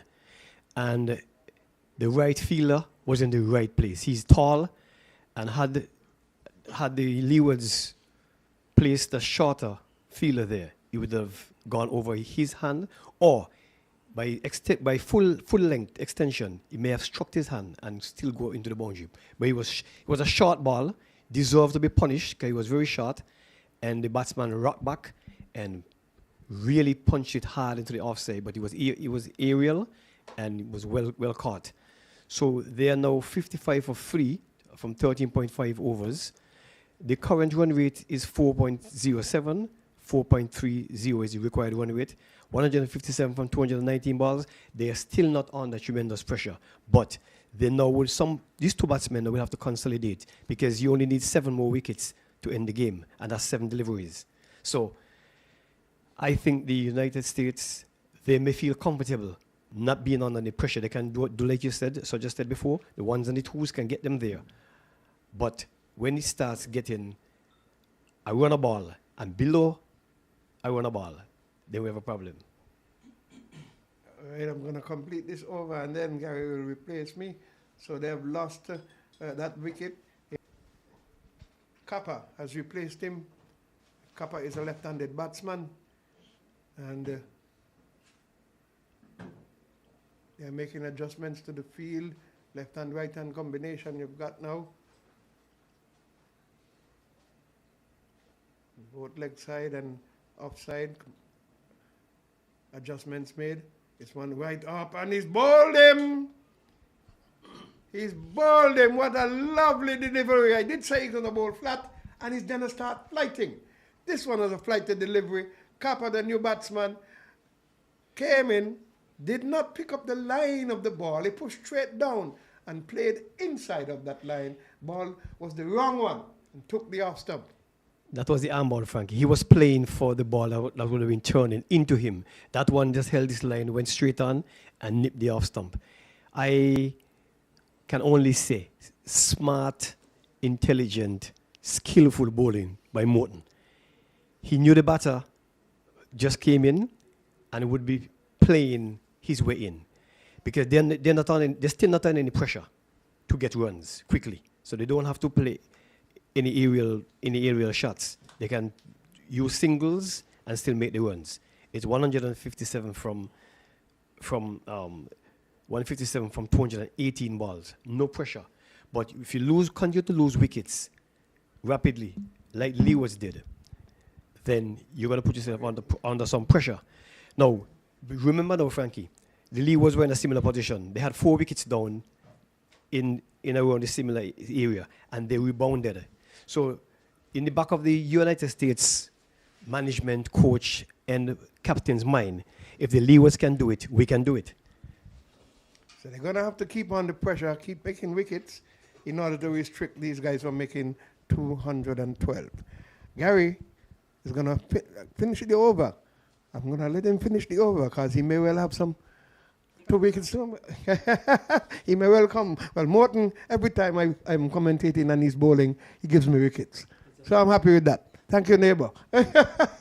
Good afternoon to his mommy and the rest of his family, Daddy Brian and all the rest of them, Sister Jackie and all the others. Here is Israel. Runs away from us. Flatter delivery brings the batter forward. Right on target, right on the stump. So I've got one more delivery. So 2 singles, 2 wickets, a dot ball in Morton's second over. Doing yeoman service for his team, the Leewards. Did it with the bat first, and now he's doing it with the ball. Made 47 immaculate runs. Adjustments been made. Again, right arm batter is facing, and this allows this one to go through. It's the end of the 14th over. The Leeward Islands have pegged back the USA. They are 55, I think it is. 55 for 4 at the end of the 15th over. Gary, after comments from Sterling. That ball was very close to the off stump. Very, very close. He is lucky to have not been bowled. Yeah, it was close to the stump still. If you look at it, it was close to the stumps. But it was a very good over. So now all the Leeward has to do is continue to bowl a proper line and length and apply more scoreboard pressure, because there is some scoreboard pressure at this point in time. You're 55 for 4. You just have you have 157 runs to get, and you just have 6 men to bat. All right, so it seems as though is it Michael McKenzie will be continuing from that far end. 2 overs known for 7. Batsman is onto the back foot. That's Tumala's been there from the beginning. He opened the batting for the United States too. They had 26. And then 26 from 52 deliveries.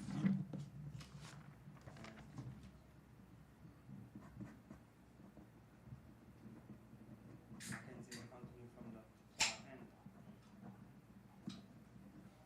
Get a single, good bit of feeling by Morton, diving everything better. Backward point. Stop the run. So single takes tomorrow on the 27, 56 for 4. Mackenzie's bowling from that far end. Barbados doing well against the United States. Won their 107. Last I saw for 1 wicket. So really playing like defending champion.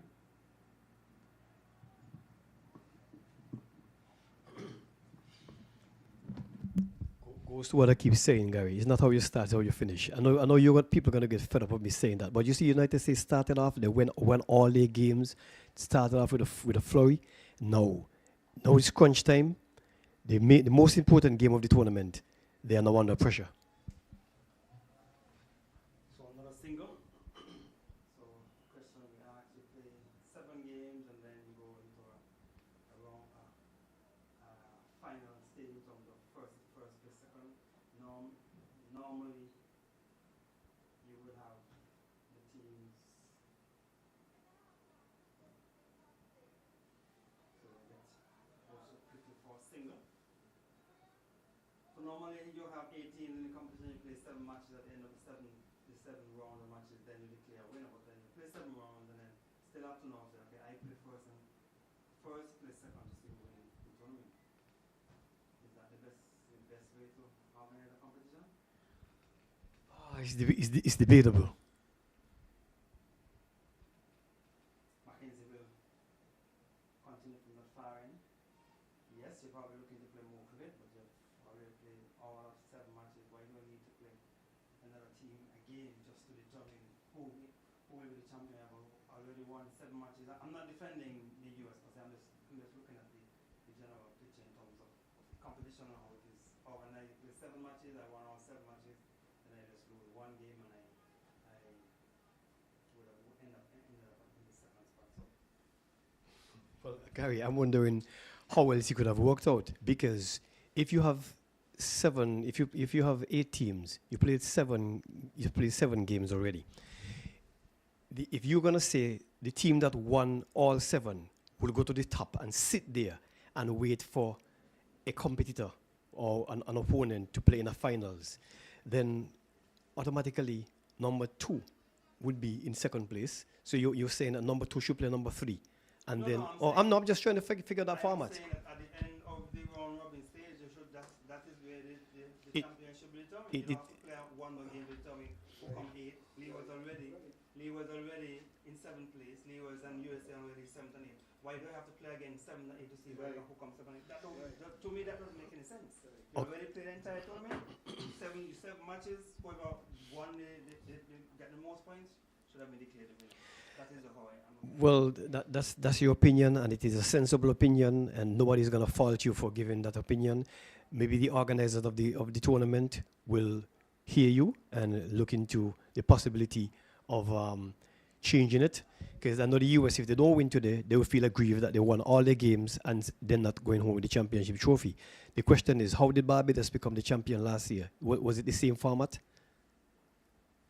That could be easily looked at. Yes, because if Barbados won it the same way, where they probably didn't win all the games, but then in the final encounter they won the championship, I guess it's even Steven here. Yeah, but that might be the case, but I'm still looking at the setup of the competition. Doesn't matter whether it's 2025 or 2024. Years ago when West Indies creed used to be strong, when Lee was playing against Barbados, after you play 5 matches, whoever got the most points would have declared the champions. So at the start of the competition, I have to try and win as many games as possible. I have to see how many points I can get, to be champion. So to me, it will bring out the best in players at all time, because you always have to put out your best in order to get some points to win the championship. But I might just I can cruise through the competition, hope that I come second, and then wait for that last team and try and put up. Okay, let me give you another format that came to my mind. Since you have 8 teams, and the 8 teams will have been registered, you have 8 teams. Nobody has defected, nobody's falling out.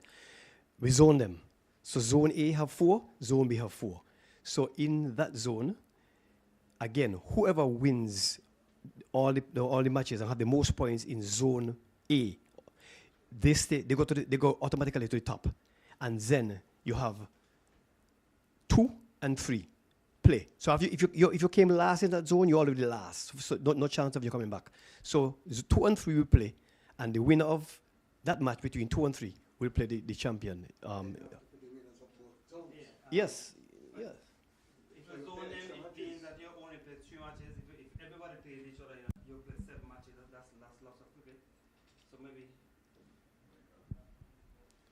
Well, I don't know. They would have to work it out, Gary. They would have to work it out. In the interest of cricket, this round robin format was good. A lot of cricket was played.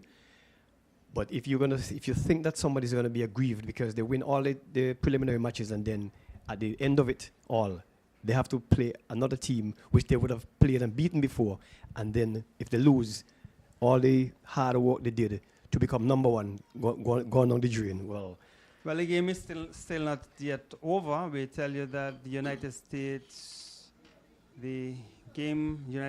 won would have made 212, and Barbados, in reply, they are 117 for 2 from 16 overs. They have to score 213, so the game is still not yet over. But we're just looking at the format of the competition, whether or not that was the best way to look at it, or the best format for the competition. But when West Indies cricket was strong, Sterling, we used to just have the round robin stage. At the end of the round robin stage, whoever had the most points would have won the competition, and that used to bring out the best in the players. Yeah, but as Frank is in the background saying clean sweep, you know when they had the clean sweep? You know about clean sweep, Sterling? yes. What year was it? I can't tell you the year. I'll have to use Mr. or Mistress Google to get that information, unless some historian can call me and tell me on my phone. Yeah, the song by the famous from Mighty Beckett, Clean Sweep. I think it was in 1990. I think it was 1990. So Morton is in his photo. Morton is bowling from the commentary end. The over is completed. Over number 16, 64 for 4. United States 2. They need to make 212 to win and to come 7th. Sterling. The current run rate is still in favor of the United States. They have 152 runs to get from 200 plus balls. They are not under any pressure. Singles in some of these overs can do it. And they have the luxury of allowing the Leewards to bowl a few maidens, and they still would be on track to win the game if they bat out all the overs and don't lose all the wickets. So Mackenzie will continue from that far end, none for 12. And it's driven into the offside by Basu. So Basu with a single is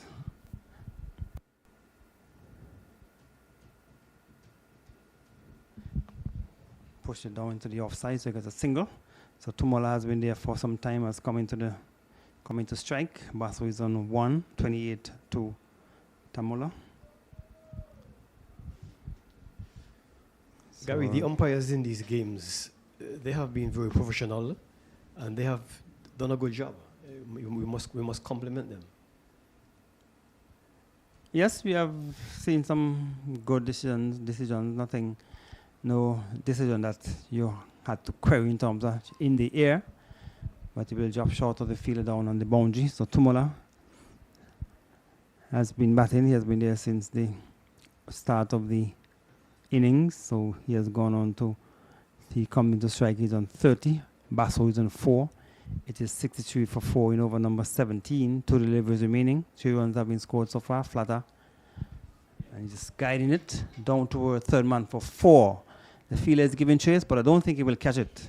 It has gone into the boundary for 4. It's outside, flatter and fast. The delivery just guided it through the vacant third man area, or the vacant gully, and down toward third man for 4. The captain he's continuing with the slip, and nothing is wrong with that, because you have a right arm leg spinner bowling predominantly leg spin out, pitching outside the off stump. So there's a likelihood that you can get an edge and go to the slip. But I think they need to just strengthen the offside, plug that gap in the offside. They have now heard me, it looked like, so they brought a second fielder. They now have 2 slips. Barbados have lost a third wicket, 121 for 3. And Basso will get another single. So with that single, he has gone on to 5. So Barbados 121 for 3 after his 17th over. So it's Tomola, who has been there from the start of the USA innings, and we get another easy single. So they're doing the singles so far in this over. With a 4, already would have gotten a boundary. So some 8 runs have come so far in this over. 1 delivery remaining. So they need 144 from 199. So delivers. So the over is completed, as a matter of fact. So it's the scorers on the monitor, I guess, are trying to sort out their maths. They're certainly behind, so they need to get that sorted out. We are trying to follow on the monitor, but the score seems to be a bit off. So I'm sure they get it sorted out. But we tell you that Barbados 125 for 3 after 17.2 overs. I hope Barbados have not become so overconfident that they're now playing indiscriminate cricket, because they're not under any pressure at all. Only 17 overs have gone. So Morton will continue from the commentary end. He's in his 4th over and has picked up 2 for 6. So Tumola is the batter on strike.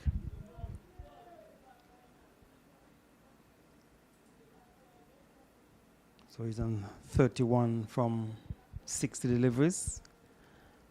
He's facing up to Morton. Basso is on 8. He's coming correctly and easily onto the front foot. So the Leewards made 211. Top score of 64 coming from Henry, 47 from Morton, and 28 from Jones. So Basso looking to get a sting to the onside. Good bit of feeling by Morton. And that's Tumola is the actual batter. So there's a slip. There's a point, a cover on the boundary, extra cover, and a long off. So Morton is bowling around the wicket. So he has been able to keep things tight in this over so far. Some 5 deliveries. No runs have been scored so far in this over. So it totally remains on 68 for 4. The target is 212. Nice sunny conditions here at El Camino Willie Park. A single to move the end of over number 18. It is 69 for 4, USA 2. A very good over by Morton. The required balls to get the score, and in comparison to the runs, is now 143 runs from 192 balls. It was just 157 balls, so 157 runs to get from 208. So once they can continue to bowl proper line and length, restrict the batsmen, could decrease the amount of running between the wickets, then soon the required balls and the required runs would be on par. So Mackenzie flicking the ball from hand to hand, bowling from that far end, right arm wisping straight back over the bowler head, and it will go for 4. 2 full, and Tumola has been there for some time, saw it and played it straight back over the bowler head for 4. That was a very good shot. He got to the pitch of the delivery, and he struck it straight back over the bowler's head. Empty space over there, and no chance of anybody cutting off that. Both long on and long off, they are wide. Mackenzie, this time flatter and faster. Badly lined, he will get at least 2 runs. As the fielder looks like Tilakani is running back, and they got for 2 runs. So it's 2 more runs to the total. So Tumola has gone on to 38. So I've seen a 4 under 2, total 75 for 4 wickets in over number 19. So Tumola will be looking to play a long knock for the USA team. That's Davan and Singh. They seem to be on the field, so we'll have to check to see who is off. Singh is at backward square, just to the right of the square leg umpire. Tumola is on 38. Playing a bit too far from the body, misses, taken behind by the keeper. So the current run rate is just over 4. The required rate is just over 4 as well. So the required rate and current rate most close. Current rate 4.02. Required rate 4.37. Mackenzie would want that gap to widen.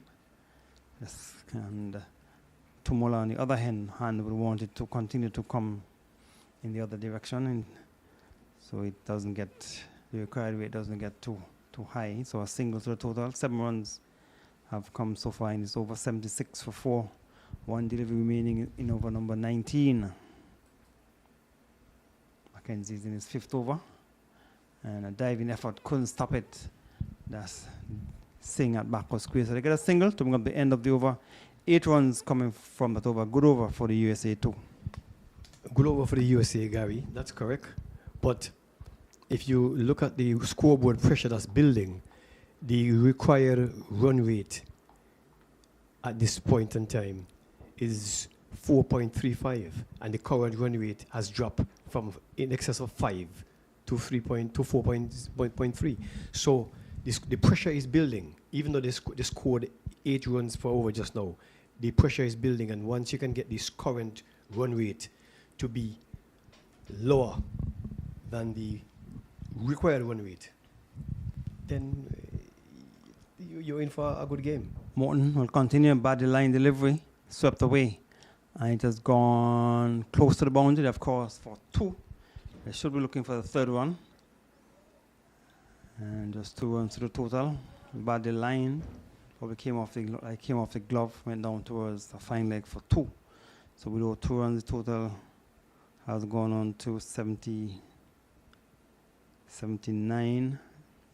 at the start of over number 20. So Morton goes around the wicket. He's in his 5th over, 2 for 9. So he has been bowling well. So he has had a good game. Sterling made some runs when he batted. He made 47. And now he has picked up 2 wickets. He's in his 5th over. Basso played that well. Down into the offside. Basso is on 11, so he's given good support to Tumula. So a partnership of some 24 runs so far. And Basso has scored 11 of those 24. You get an easy single. Last Basso was flighted on the leg stump and pushed down to Telakani at that's Jones at mid-on. Another single takes it down to 80. 80 for 4 in over number 20. 2 deliveries remaining. And the field has been asked to take a few paces back at mid-on or long on, 3/4 of the way. And there is Tamala looking to play it square of the wicket, missed it. Not collected cleanly by the keeper. Keeper is Richards. When he batted, he only got 1 delivery. It was called Boje Bowl to Muller for a duck. So Morton goes around the wicket. Gets a flatter, faster delivery, similar shot. Unfortunately for him, didn't take an end. So over is completed. 3 runs coming from the over. Tight over from Morton, 80 for 4 after 20 overs. Had you been the captain, Gary, what would you do in this situation? Would you continue to bowl Morton and build more pressure? It's now 4.00, the current run rate, and the required run rate is now 4.40. So the required run rate is higher than the current run rate. Would you continue to bowl Morton and apply pressure from one end? Well, he has been bowling well. He has been able to pick up wickets as well. So he's hoping that Morton can continue to bowl tight and pick up a couple more wickets, and that would certainly put more pressure on the USA 2 team. So you'll bowl him. You'll continue to bowl him. Yeah. That's my opinion too. Mackenzie is not bad. He's five overs, went for 26 runs, less than 6 per over. I will continue with these 2 for another 2 overs each. So Mackenzie will continue from that far end. So we need 132 from 180. We're going at 4 runs per over. Need to be scoring at 4.40. That's the required rate. Jamaica's Guyana 77 for 4 versus Trinidad and Tobago. Target is just 129. So Morton is on the back of the point there, feels well, prevent any possibility of a run. Jamaica 91 for 5 in search of 227 to win against the Windwards. And deliver on the leg stump, swept away, and become turned towards the boundary for 4. Badly lined, and the batsman Basso got batting it down towards the fine leg area for 4. So with those 4 runs, Basso was going on to 16. It is 84 for 4. Badly lined delivery, Sterling. Yes, it's a badly lined delivery, and these things are expected in cricket. Nobody is perfect. Nobody can bowl 6 deliveries in the same position, and nobody can bowl 6 maidens back to back. Mackenzie will continue, this time flatter and faster. And the captain in the slip, that's Matthew Miller.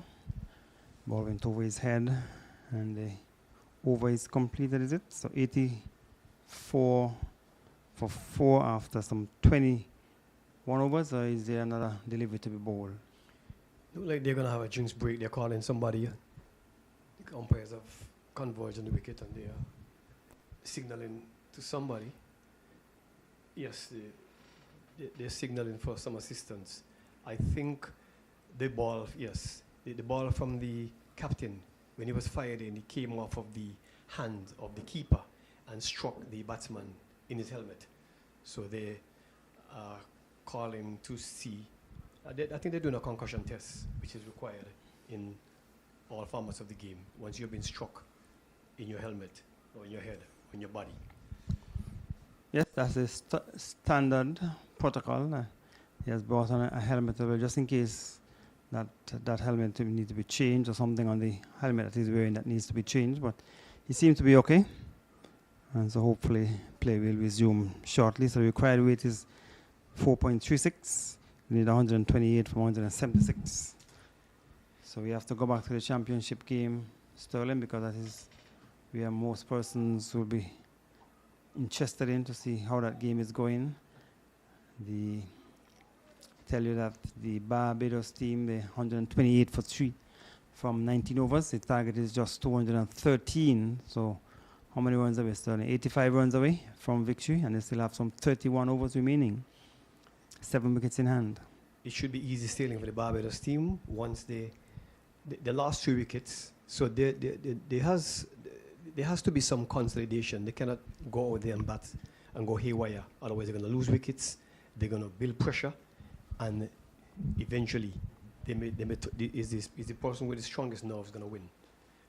So this is badly lined again. Ball and a bad delivery. So 2 badly lined delivery and have been punished. So 2 fours have come in the over.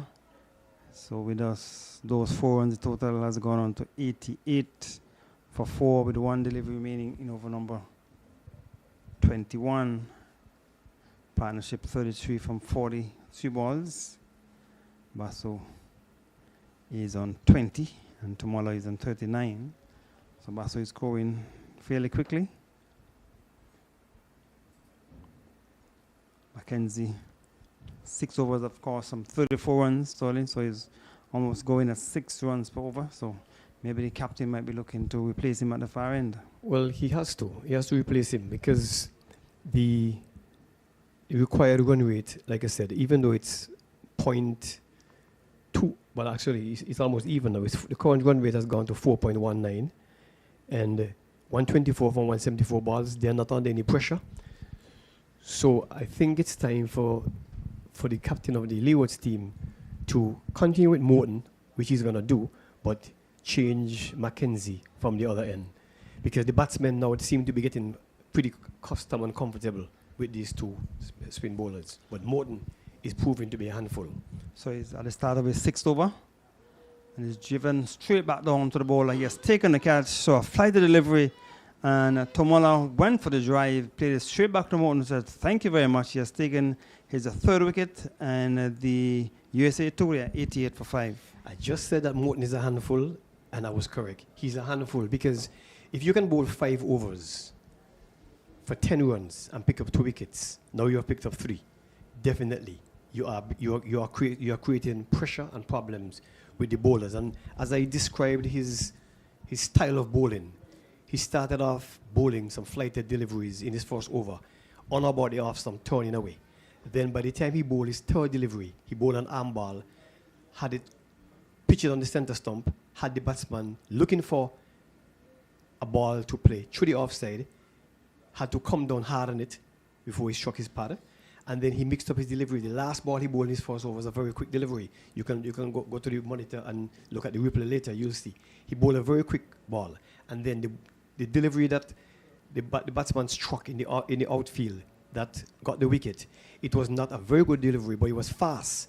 And he thought, well, okay, short and fast, and let me just cut it hard into the offside. But he was out. The new batter for the USA team is Jindal. Sean Jindal is the new batter. So the USA team certainly under pressure. They are 88 now for 5 wickets. And 3 of those wickets have gone to Morton. He has picked up 3 for 10 in 5.1 overs. The captain should bring back on himself from the southern end and continue with Morton from this end. Even if you have to bowl Morton all the way out, I can see Morton getting another wicket or 2 in his next 4 overs. So the captain should bring on himself. If he has a better or good alternative to himself, we'll do that. But Morton should remain on this end because he's really building some pressure and causing some problem for the batsmen. So he will continue around the wicket and he's bowling to the left-handed Sean Jindal.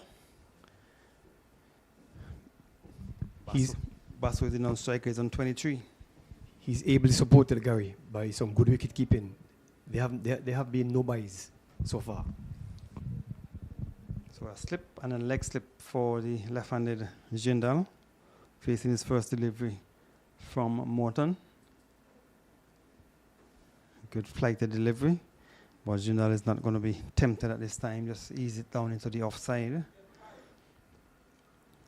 So Morton can afford to flight because the USA team, they have lost half of the batting so far for just 88 runs.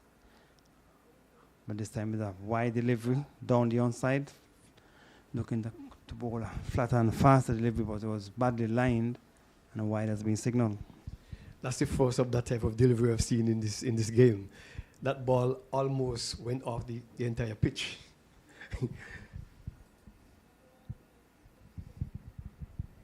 So we're in over number 22. Target is 212. So Morton will go over the wicket now to the left-handed Jindal.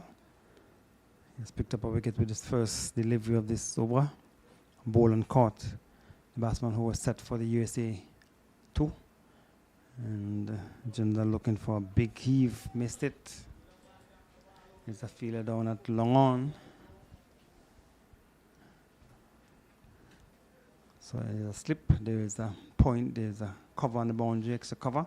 Now the mid-off has been asked to go back down to long off after that shot from Jindal.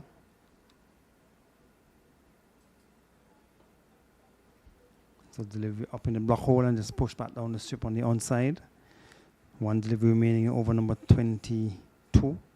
So just the wide from this over. He got the wicket with the first delivery, so just 1 coming from this over so far. Delivery is a bit slower in the air, and the batsman just pushed it to bring up the end of over number 22, 89 for 5. Very good field setting, very good bowling, very good thinking. Morton has the capability of straightening one of the deliveries. He has the capability of turning the ball deeply from outside the off stump. He went over the wicket, then he started around the wicket, then he went over the wicket. And as soon as he went over the wicket, the batsman thought to himself, well, okay, he's a left-handed, left-arm spinner, turning the ball into me. The long off is not on the boundary. I can heave it over.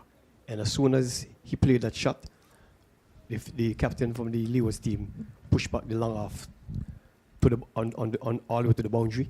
And Morton continued to flight on the offside. So your friend Javon Manners has been brought into the attack from the far end. So he batted at number 10, Sterling. So the question is he in the team as a bowler or a batter? That's a good question for the coach. If he's in the team as a bowler, if he's in the team as a bowler, then to bat at number 10 with his skill and talent, it shows that the Leeward have some good firepower, but they have not been firing on all cylinders. We have not seen it in this competition.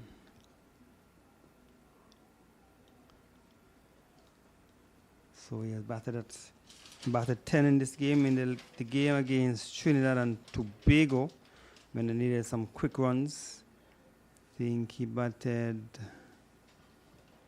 probably batted a little earlier than number 10.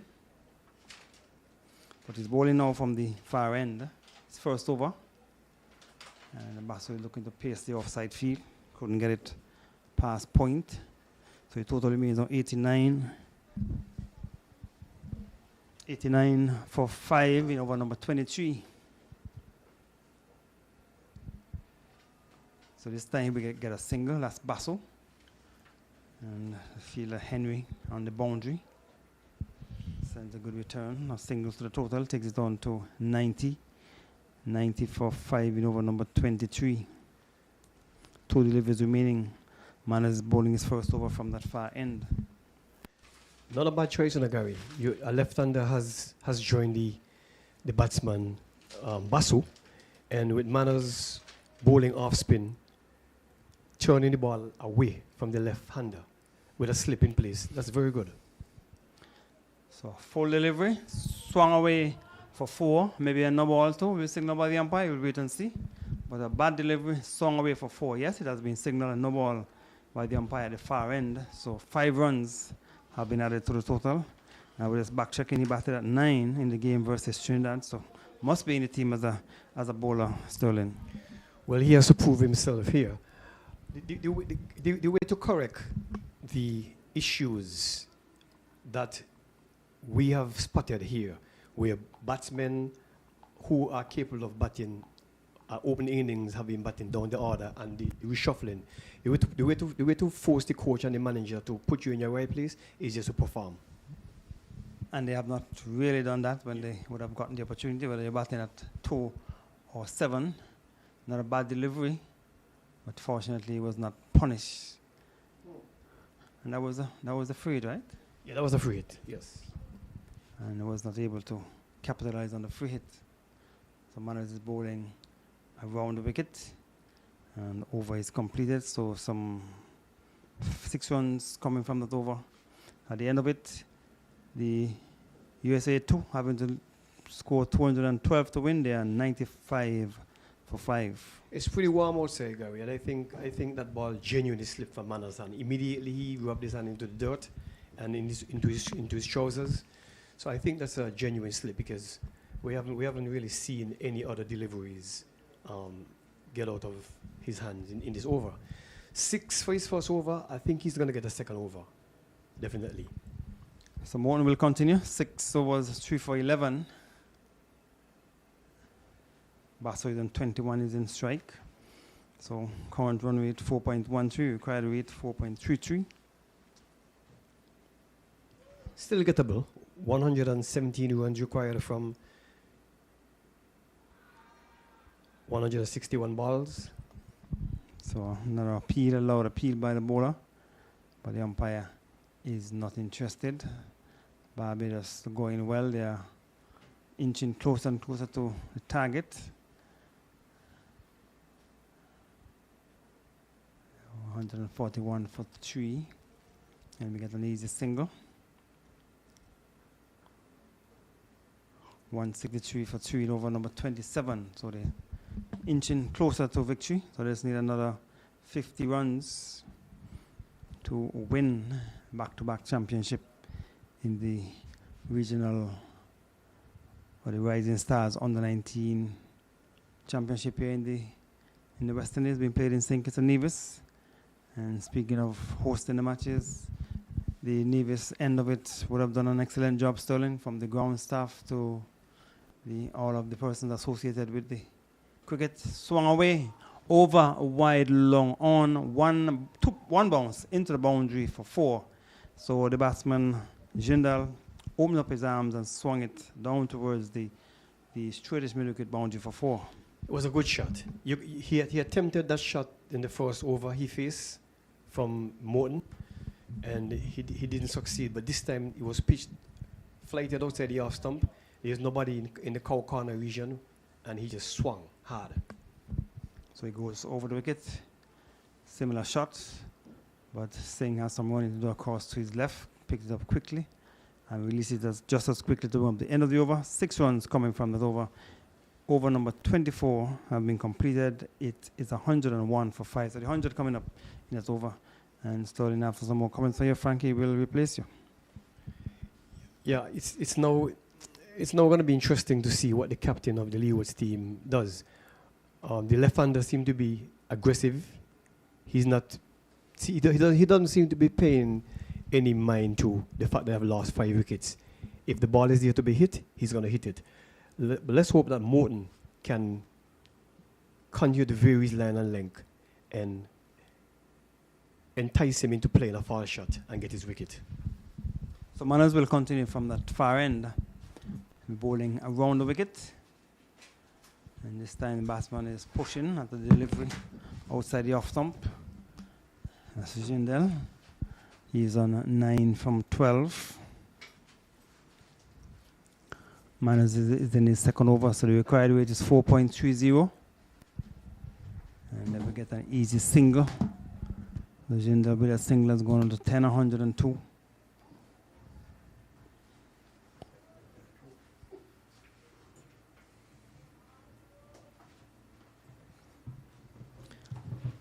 as Frankie come back into the seat. So it's 102 for 5. So Frankie, the defending champion, playing like defending champion. Yeah, that's what you need. Happy for them. Very happy for them. So another single to Basso. He moves on to 23. It's 103 for 5 in over number 25. So we're coming up on the halfway stage in terms of overs.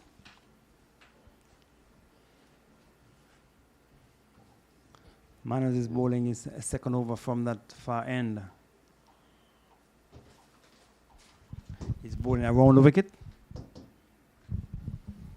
And the left-hander Jindal just pushed it down into the offside. So his first over cost 6 runs. No ball, which was swung away for 4. A full delivery, bad delivery, and punished. He's getting a flighted delivery. And the batsman pushed it into the offside. Almost he yorked himself. So 1 delivery remaining in over number 25. So 2 runs have come so far from this over. And stretching, looking to drive. Gets it down to extra cover. Knocked down by the fielder. And the fielding is completed. So the over is completed as well. Over number 25, 104. It is for 5. The United States still in search of 212 for victory. They need another 108 runs from 150 balls, Frankie. It's gettable as you realize they can't run rate and they require run rate act pretty close. But you've got a number of balls to play with. So all you have to do is to turn over the runs, put away the bad balls, run your ones, turn your ones into 2s, and keep your wickets intact. On the other hand, the Leewards are going to have to try and make further inroads. And Morton has been bowling immaculate, and he's bowling very well. And he would want to, I'm sure the captain would insist on bowling him out. 3 for 17 from 7. So he's continuing from this, the commentary end. And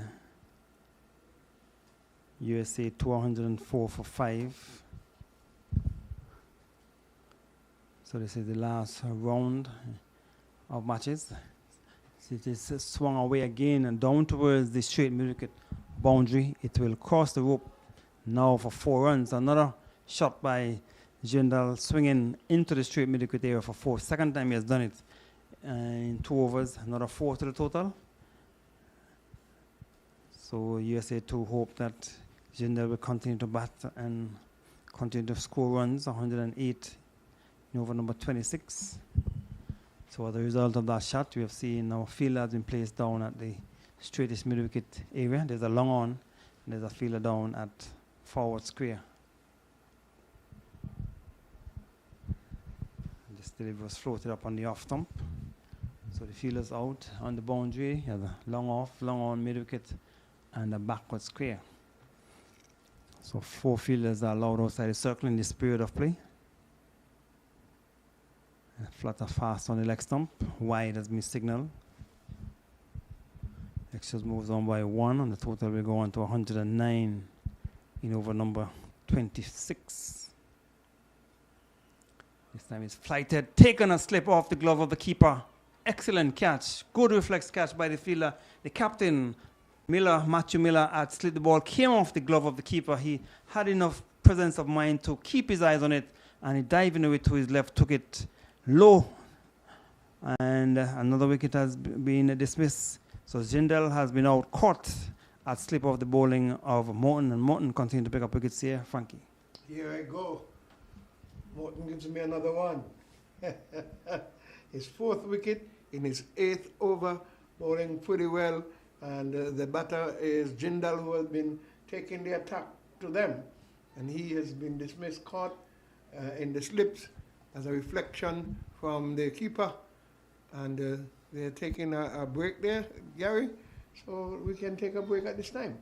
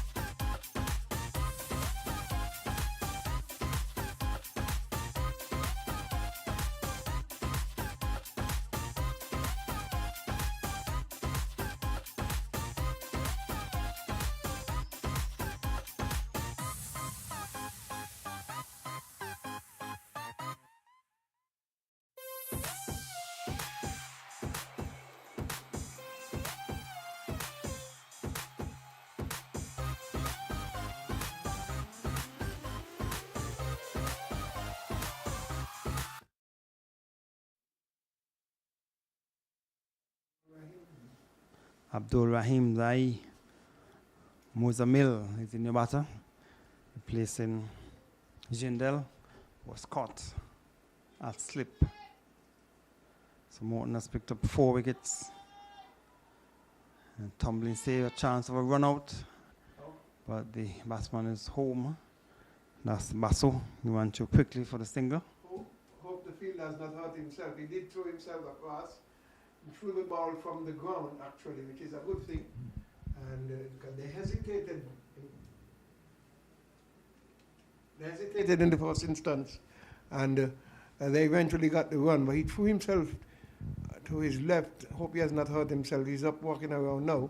But a good bit of fielding there. So this is the final round of matches. So the final between Barbados and USA 1.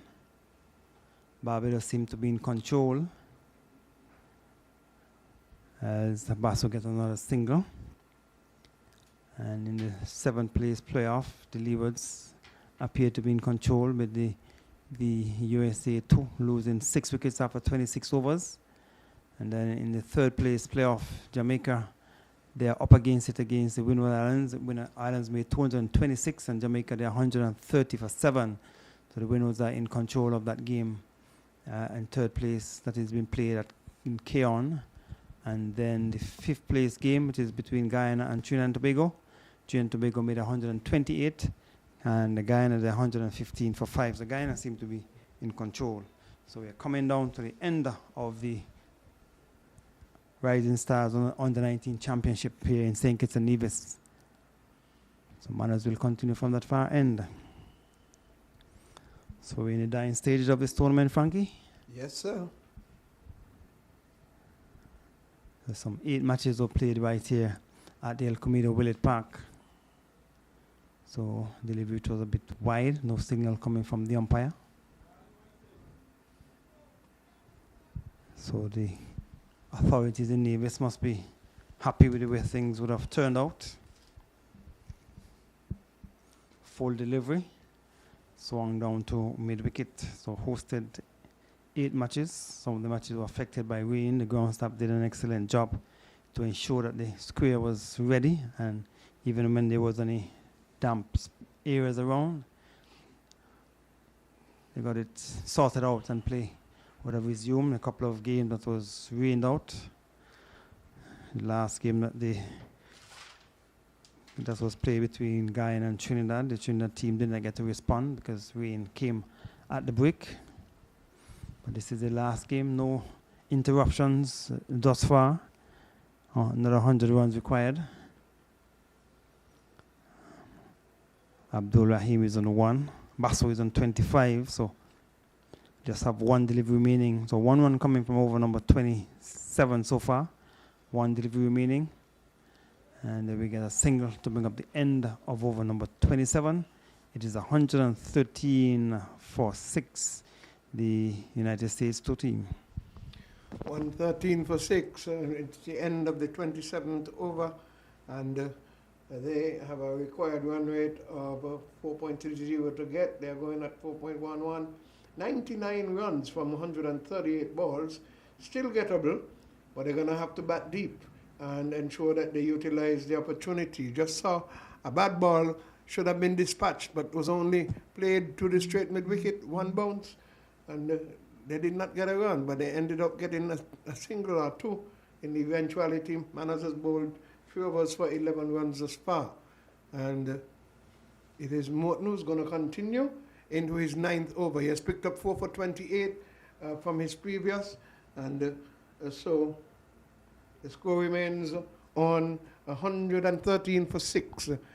Leeward Islands made 211. West Indies win the USA 2 looking to get 212. It's another run to their tally. 114 it is for 6. We're in the 28th over. You're listening and watching Rising Stars under 19s put on by the West Indies Cricket Board. West Indies Rising Stars under 19 brings the batsman forward, and there is no run. That's Basu. He's on 25 from 36. If someone can stay with him, USA may well be able to challenge the total. But the Leewards have other ideas. They're looking to pick up wickets as they have kept on the man who has been the main wicket taker, Morton. This one is played into the offside, and Basso goes on to 26 to score on 215 for 6. We're in over number 28. Zai is on 3. And from has faced 5 balls already. He now is facing up to Morton, flight of delivery. And it's on to the back foot. Yes, he got him on that back foot there. And they're running away to the long on area, celebrating. And he, instead of coming forward, Abdul Rahim Zai played on the back foot. It caught him on the back foot. And it was a quicker delivery. And so goes the next wicket of number 7 for the USA. So the Leewards are fighting back strongly, putting the pressure on the US. Gary. And a 5 for your neighbor, 5 for 26 with that wicket. So he has given you 2 more wickets, Frankie, since you. Yes. So 5 for 26 in 8.5 overs. So congratulations to the youngsters. He's having a good all-around game in this final match. When I left, he had 3 for 17. Now I'm back. He has 5 for 26. Good bowling indeed by young Israel Morton, and he has a Bible name, Israel. So he's championing the cause for his team. So the new batter for the USA team is Ryan Taj. Is the new batter.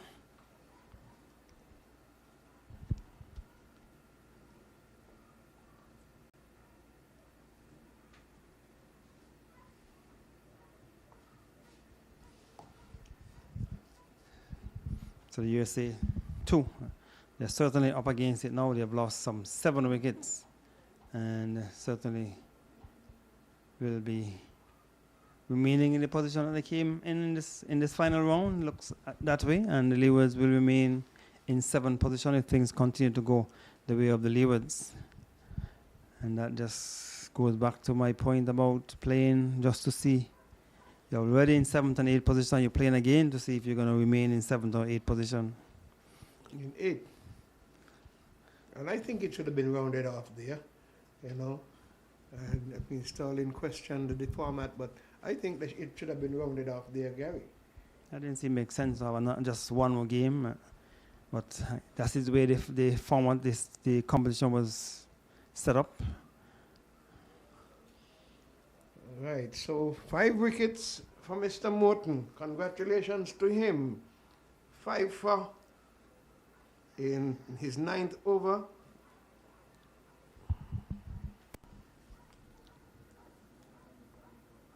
It's the end of the over, and so the score remains on 115 for 7, the USA 2. So they're certainly up against it. They need 97 from 132 balls. That's not the problem. The problem is that they have lost too many wickets. The required rate is only 4.41, and so that's not the issue. But the Leeward's picking up 7 wickets. And we are going to see Manners continuing. He has bowled 3 overs for 11 runs from the southern end. He puts the batter Basu, and he goes on to 27 from 38. They need 97 from 132 balls, and it's 116 for 7. We're in the 30th over, 29th over. As he's onto the back foot, punching into the offside, the new batter in Taj, and there is no run. So Barbados 183 for 3 after 30 overs. Easy does it. Take it home. He's onto the back foot, cutting and missing, and there is no run. We're 116 for 7 here. The USA 2 looking to get 212. 211 made by the Leeward Islands in this West Indies Rising Star under 19 cricket competition. The batsman is forward, that's Taj, and there is no run. I hope the crowd, what's the crowd like downstairs, my brother? Is here to support the Leewards. It's the final round, the final game. What then? We'll have some more cricket regionally here. We don't know, but this one comes away. It's going to be wides, 5 of them.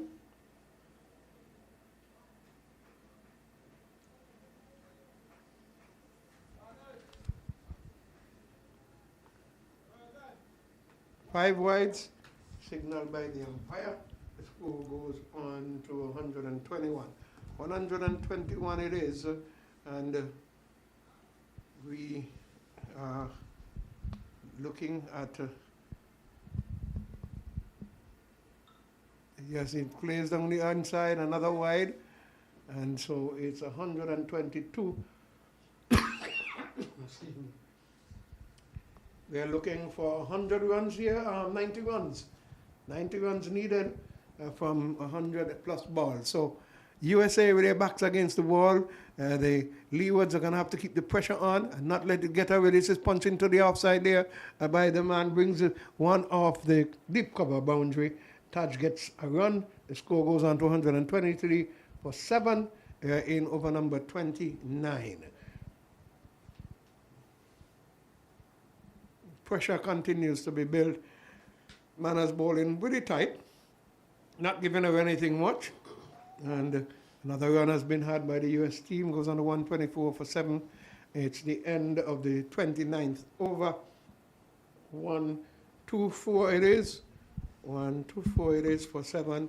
And Manners has bowled 4 overs for 20 runs. So this is the dying stages of the Rising Stars Under-19 Championship in St. Kitts and Nevis. And USA 2 looking to win to move up to 7th spot. Leeward's looking to win to remain in 7th. And so Leewards are in charge, 124 for 7 after 29 overs. But an excellent match for the youngster Israel Morton, scoring some runs, 47 when he batted. And now he has picked up some 5 wickets. So he certainly will be the man of the match, Frankie. Definitely. He would be man of the match. 5 for already. Can he get 6? He runs away. Flat delivery onto the back foot. The batsman just coming forward at the last moment, playing it into the onside, and there is no run. 124 for 7. It's Basso. He's on 28 from 41 balls. Has batted decently and has helped his team to reach a spot where perhaps he would have been disappointed. He's playing it opening the face of the bat into the offside. Picks up another run for himself, goes on to 29. The score goes on to 125 for 7. USA, they're in this 7th position game against the Leeward Islands. Leeward Islands are on the road to victory here, having picked up 7 wickets already. Brings the man Taj forward, and there is no run. He's into his final over. Israel Morton has bowled 9 overs thus far and has picked up 5 for 27. Kudos to him.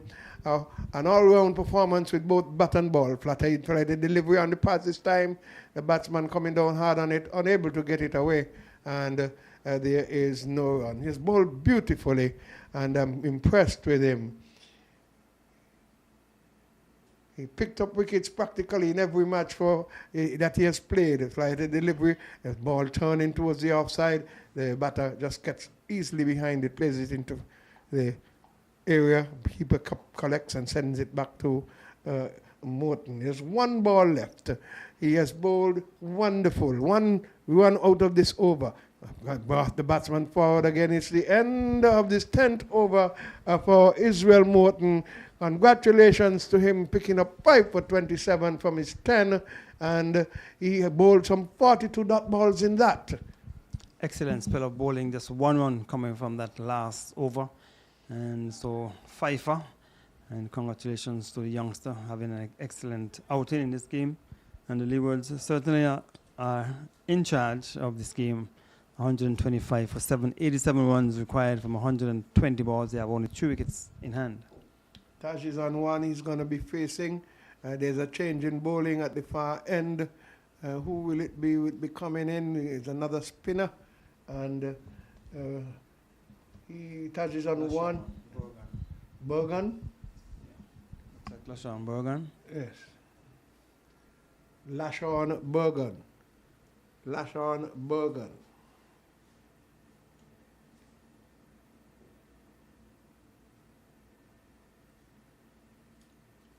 Morton. Top 5-4 as Bergen is picking up, taking over from Manners. Comes in. This will deliver outside the off stump. It's a wide delivery, and the score moves on to 126 for 7. In the 30th over, 31st, as Bergen comes in. He has a all high arm action, which is good.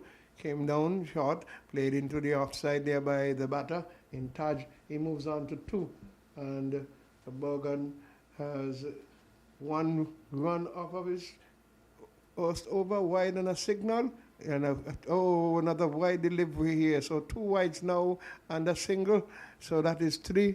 He's going to have to be careful. He has a nice little action, but he's got to control it. He's tall and he's using his height wisely. Comes away from the southern end. And outside the off stump, slapped into the offside, brings the man from the cover boundary up, and there's another single. So 4 runs off of his over thus far, 129 for 7 in the 31st over. Basu on 30 from 43 balls, as it is Bergen coming in to bowl to him. He comes down hard on it, plays it back down the strip, and Morton fields, and he's going to be sending the ball back to Bergen. Bergen, tall right arm spinner. Delivers now. Looks like he's trying to bowl off spinners, about a little drifter there. Haven't seen anything turned yet, but we will see. But he has a nice little action from the southern end. Passes the umpire, comes in to bowl to the batter who's onto the back foot. This one turned in, and he played it on the merit. The ball come in, and he came in, and he played it, turned it with the turn, played it with the turn into the onside, picked up a run, and that's Basu is gone on to 31, and so Taj on to 2 is going to be facing Bergen. Tall spinner. If he could only get those balls on line and get his fingers into, he looks like a finger spinner, Gary. Get his finger into it, it's the end of his over.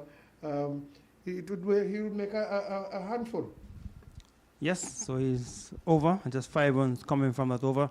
And to give an idea of what has been happening in terms of the most runs coming into this game, Carter of Barbados had 324 runs. Dawn, also of Barbados, 322. Pascal of the Windwards, 308. He's the captain of the Windwards. Yes. And Carg out of USA 1, 300 runs. Fontaine from Windwards, 300. And in terms of the most wickets, Laws from Jamaica, 17. Miller, 15. Gittins, 14. Morton of the Leewards, 14. And you could add another 5 to that to take him up to 19. So we'd have had a good tournament.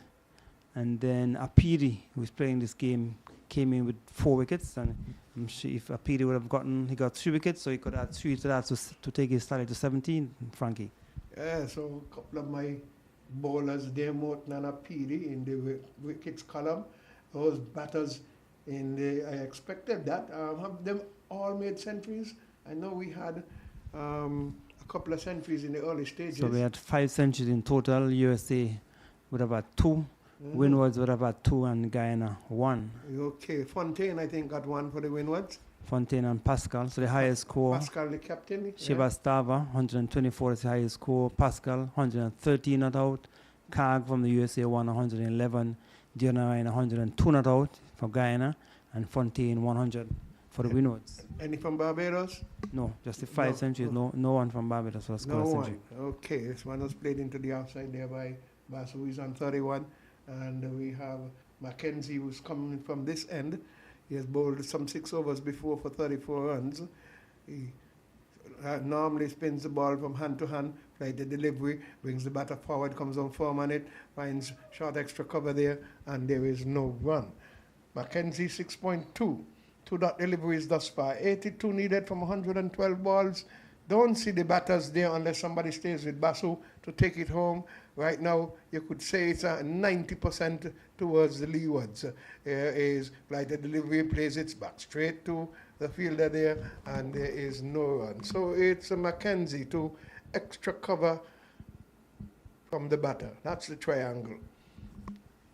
Basu faces up to Mackenzie as he spins the ball from hand to hand. He's also a tall guy.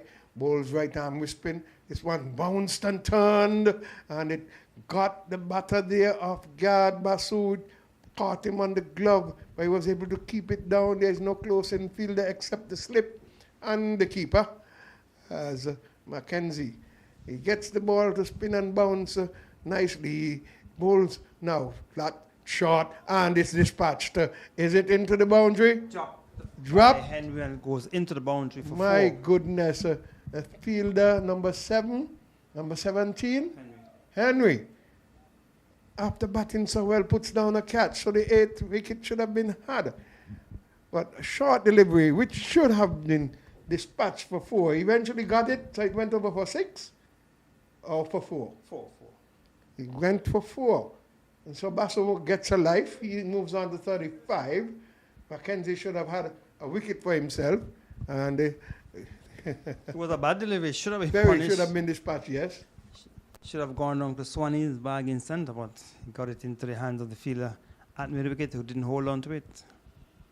So 32 overs have gone. It's 134 for 7. After 7 overs, Mackenzie has bowled none for 38. And Basu lives to fight on. Here comes Mackenzie. One is played in front of him. A ball coming off the pad onto the bat. Sorry, the bat onto the pad. Ricochets in front of him. There is no run. Tall brings the ball right over, and that is nice. I like his action. He opens the face of the bat there. That's Basu. Taj, and he gets another run. He goes on to 3. Basu comes down to face now. The score goes on to 135 for 7. So this could have been perhaps the end of it, because with 8 wickets down, I think they would have been really putting on more pressure. But the pressure is still on. They'll have to bat and bat solidly to see them out. But they perhaps now would have to take shame out of their face, as they would say, and get a respectable total. You're 136, 76 to get. You get 50 more of that, you can feel good. But their backs are against the wall. 136 for 7.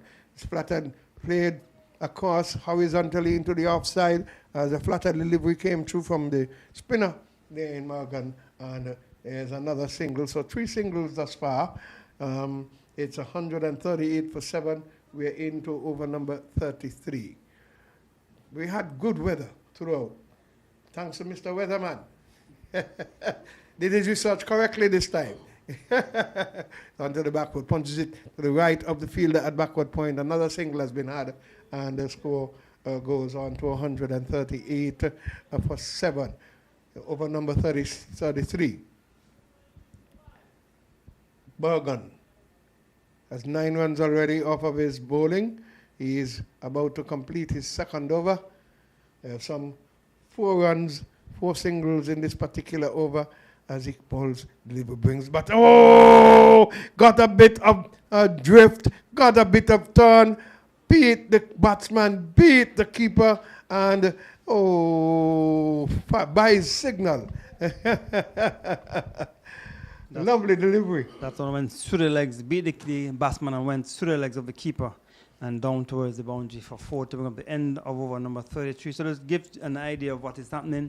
Vital Laws came into this last round 17 wickets. He had the most wickets coming into this round. And in the game that is presently ongoing, he got 2 wickets, so he would go up to 20.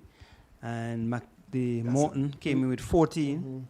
And he would end on a 19. Miller came in with 14. He has already picked up 2 wickets, so he has gone to 16. So Morton will end up at close to the top, maybe second in terms of the number of wickets. So good for the youngster. If I'm not mistaken, Laws is a left-arm spinner as well. Yeah, left arm. And so we have Bergen is going to continue. Mackenzie, sorry.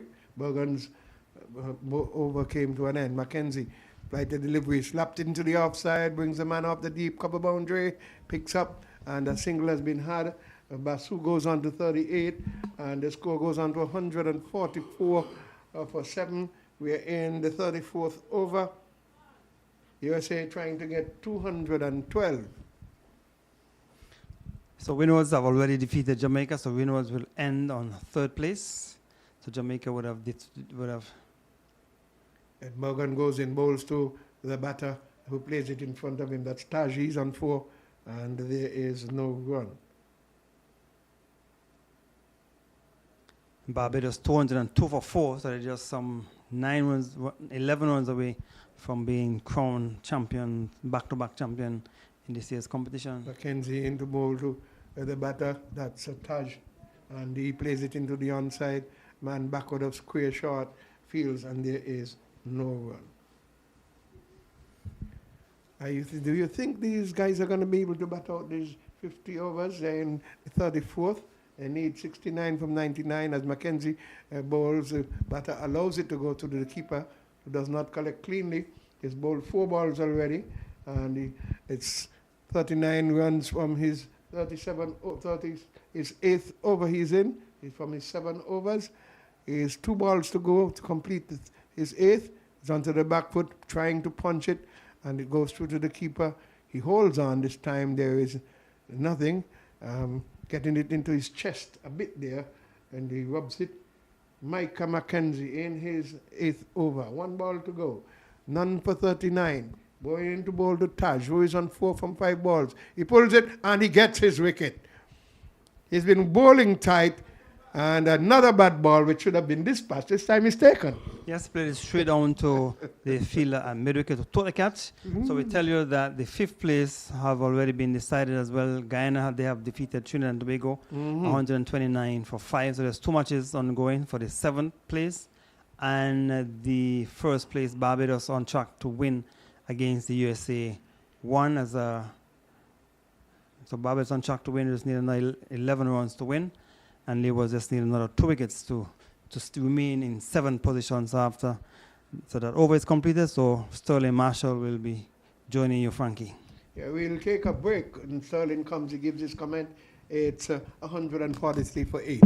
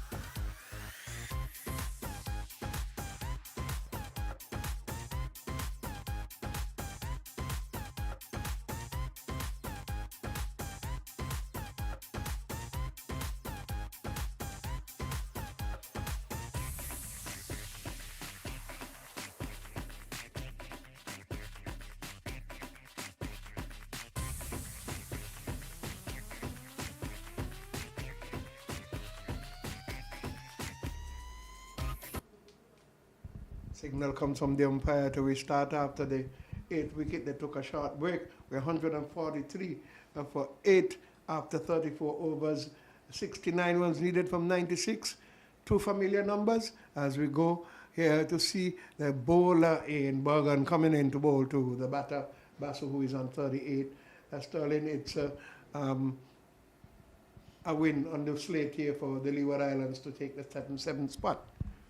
Yeah, it's a 65-35 win predictor in favor of the Leewards at this point in time. I would put it higher than that, though. I'd go 80-20, as this one is punched into the offside and there is no run. I'll go 80-20. Okay, I was just trying to play it fair because the runs are still less than the balls. Yes, I can agree. But Bergen comes in on delivery. I like his action. If he could get a little bit more tweak into his bowling, he'll be a handful. He has bowled 2 overs thus far for 10 runs. Only 1 off of this 3rd over so far. As he comes in, bowls, and he brings the batter forward. Played upishly, 1 bounce to short, extra cover, and there is no run. Patel not yet off the mark. We lost to Taj, and we have got Basu still there. Basu is on 39 as he receives from Bergen. Bergen, he plays it nicely into the offside, brings the man around from that cover area deep 3/4 of the way, and he moves on to 40. Is it? No, Patel goes off the mark. Bergen, who is on 39, is going to be facing. That's Basu. Bergen is the bowler. And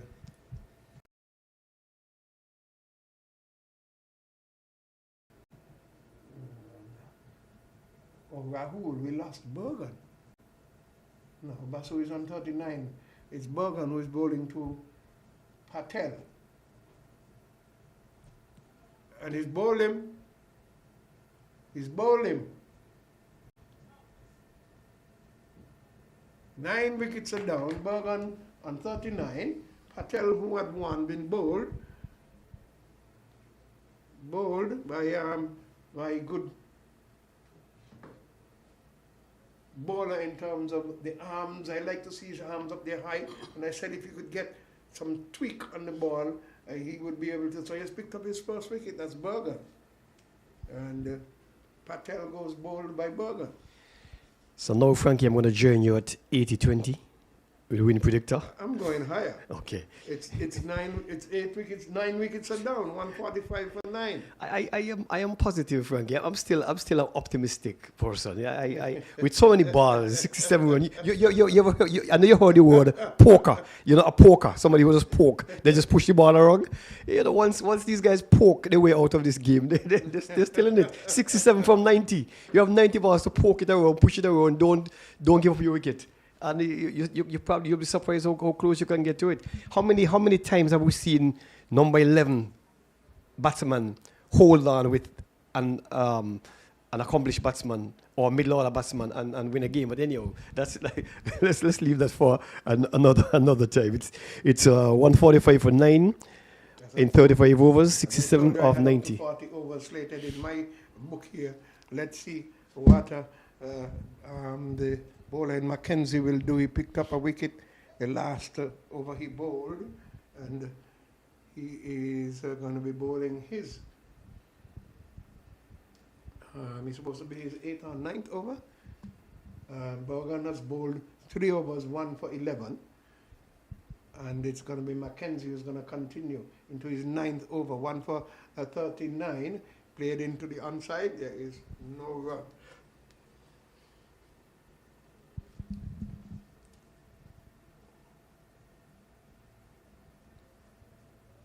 Comes back, is a tall right arm with spinner. He flips the ball from hand to hand as it this one plays it beautifully into the offside here. That's a Basu, runs for 1, he's hustling for 2, and it is safe. No. Yeah, he hesitated. The ball came into the bowler. He was away from the stumps, but he was able to get the ball to break the wicket. He hesitated because Basu was already turning for the second run. And so Patel has got to come run out. And it is the 9th You still 80-20? No, Frankie. I'm now I'm now 90-10. I'm now 90-10. While the stumps have been broken and the batsman has been run out, I'd like to take a quick moment to compliment and congratulate the technical staff, which include the scorers, the statisticians, and everybody who is involved in producing and providing this media coverage. I would like to congratulate the medical staff. They've been here from day one, and they have remained vigilant and ready to go at a minute's notice. As soon as the umpires signaled to them the other day when a batter went down, they were on the field. I would like to congratulate and compliment the ground staff, which includes the manual scorers, the cleaners, the gentlemen who are preparing the pitches. And I'd like to congratulate the catering team. Lunch has been served daily. And is it the end? It is the end, Frank. It is the end. The scorers are showing 145 for 8, but it should be the end. It should be end, yes. But because you had a wicket in the last over and then you had a run out. Yeah, it's the end. Maybe the internet is lagging, but it's okay. So I want to say thanks to the catering team. I'd like to say thanks to the support staff who provided water and other essential services for the commentators and everybody on the ground. Saying thanks to the umpires for a very good job. The Nevis Cricket Association for making sure that everything is in place. And the match referee, Mr. Astro Brown from Nevis. And the supporters for coming out. In every match so far, we have had a pretty decent turnout, especially when Trinidad and Guyana is playing, or they were playing. We had some Trinidad supporters. The ground team especially, they have been very proactive, Frankie. They made sure that as little water as possible from even a downpour that was not even slated to be here. They were on the ball. Veli and his team, UT, you all see them going out right now. The game is over, and they're already in place to put the covers on the wicket. And this tournament is over. So I just want to take this opportunity to thank everybody. The prison farm, the prisoners, they have been here, and they have assisted well. And what can I say? The preparation was good. The execution was good. And I would like to extend an invitation to the cricketing world to basically include Nevis in their first-class games and future games like this, Frankie.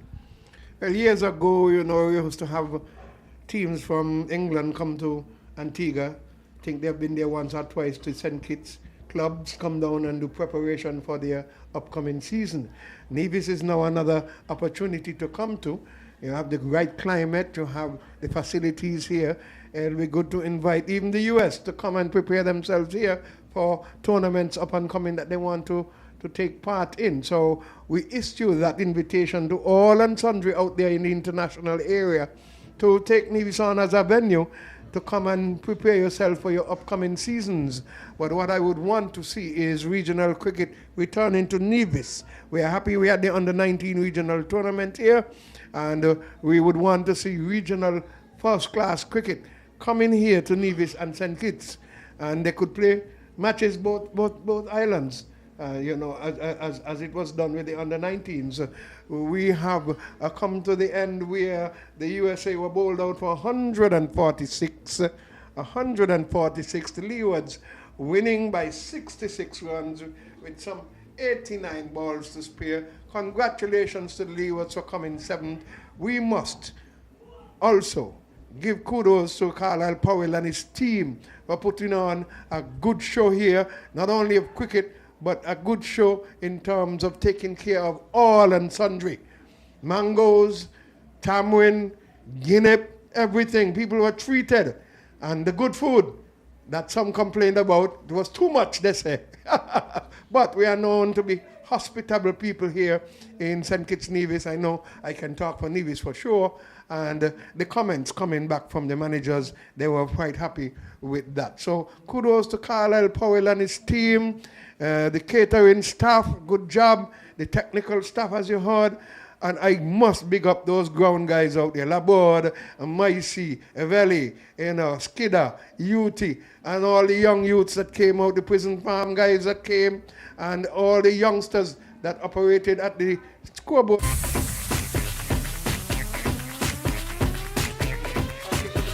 Support Sterling and that.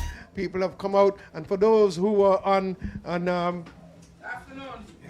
those who were... Shut the door.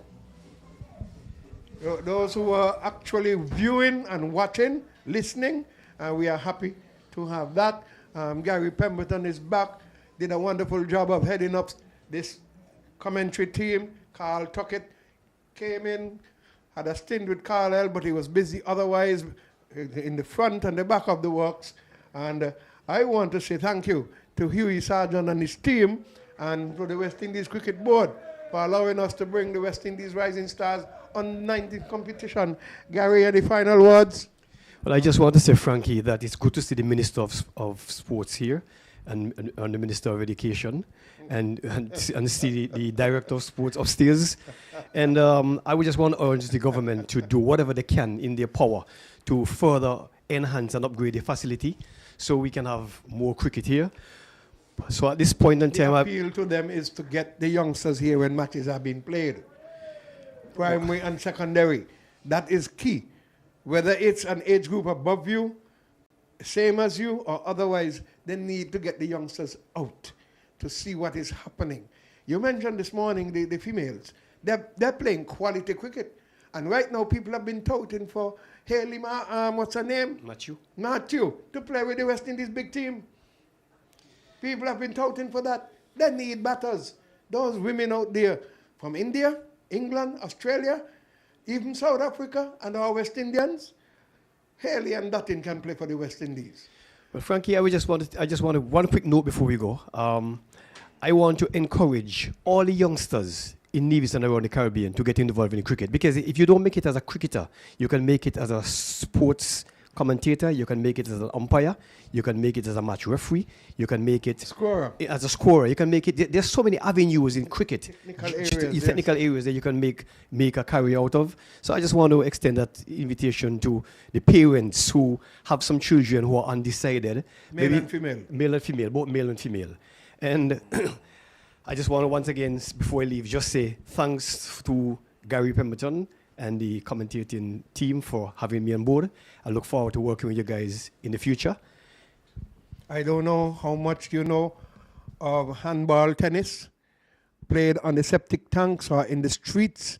And I say congratulations to St. Kitts for sending a female team to the handball competition that has been held internationally. We need to see that back in Stirling because handball, along with playing tennis, whether table tennis or lawn tennis, can help you with your stroke play, right?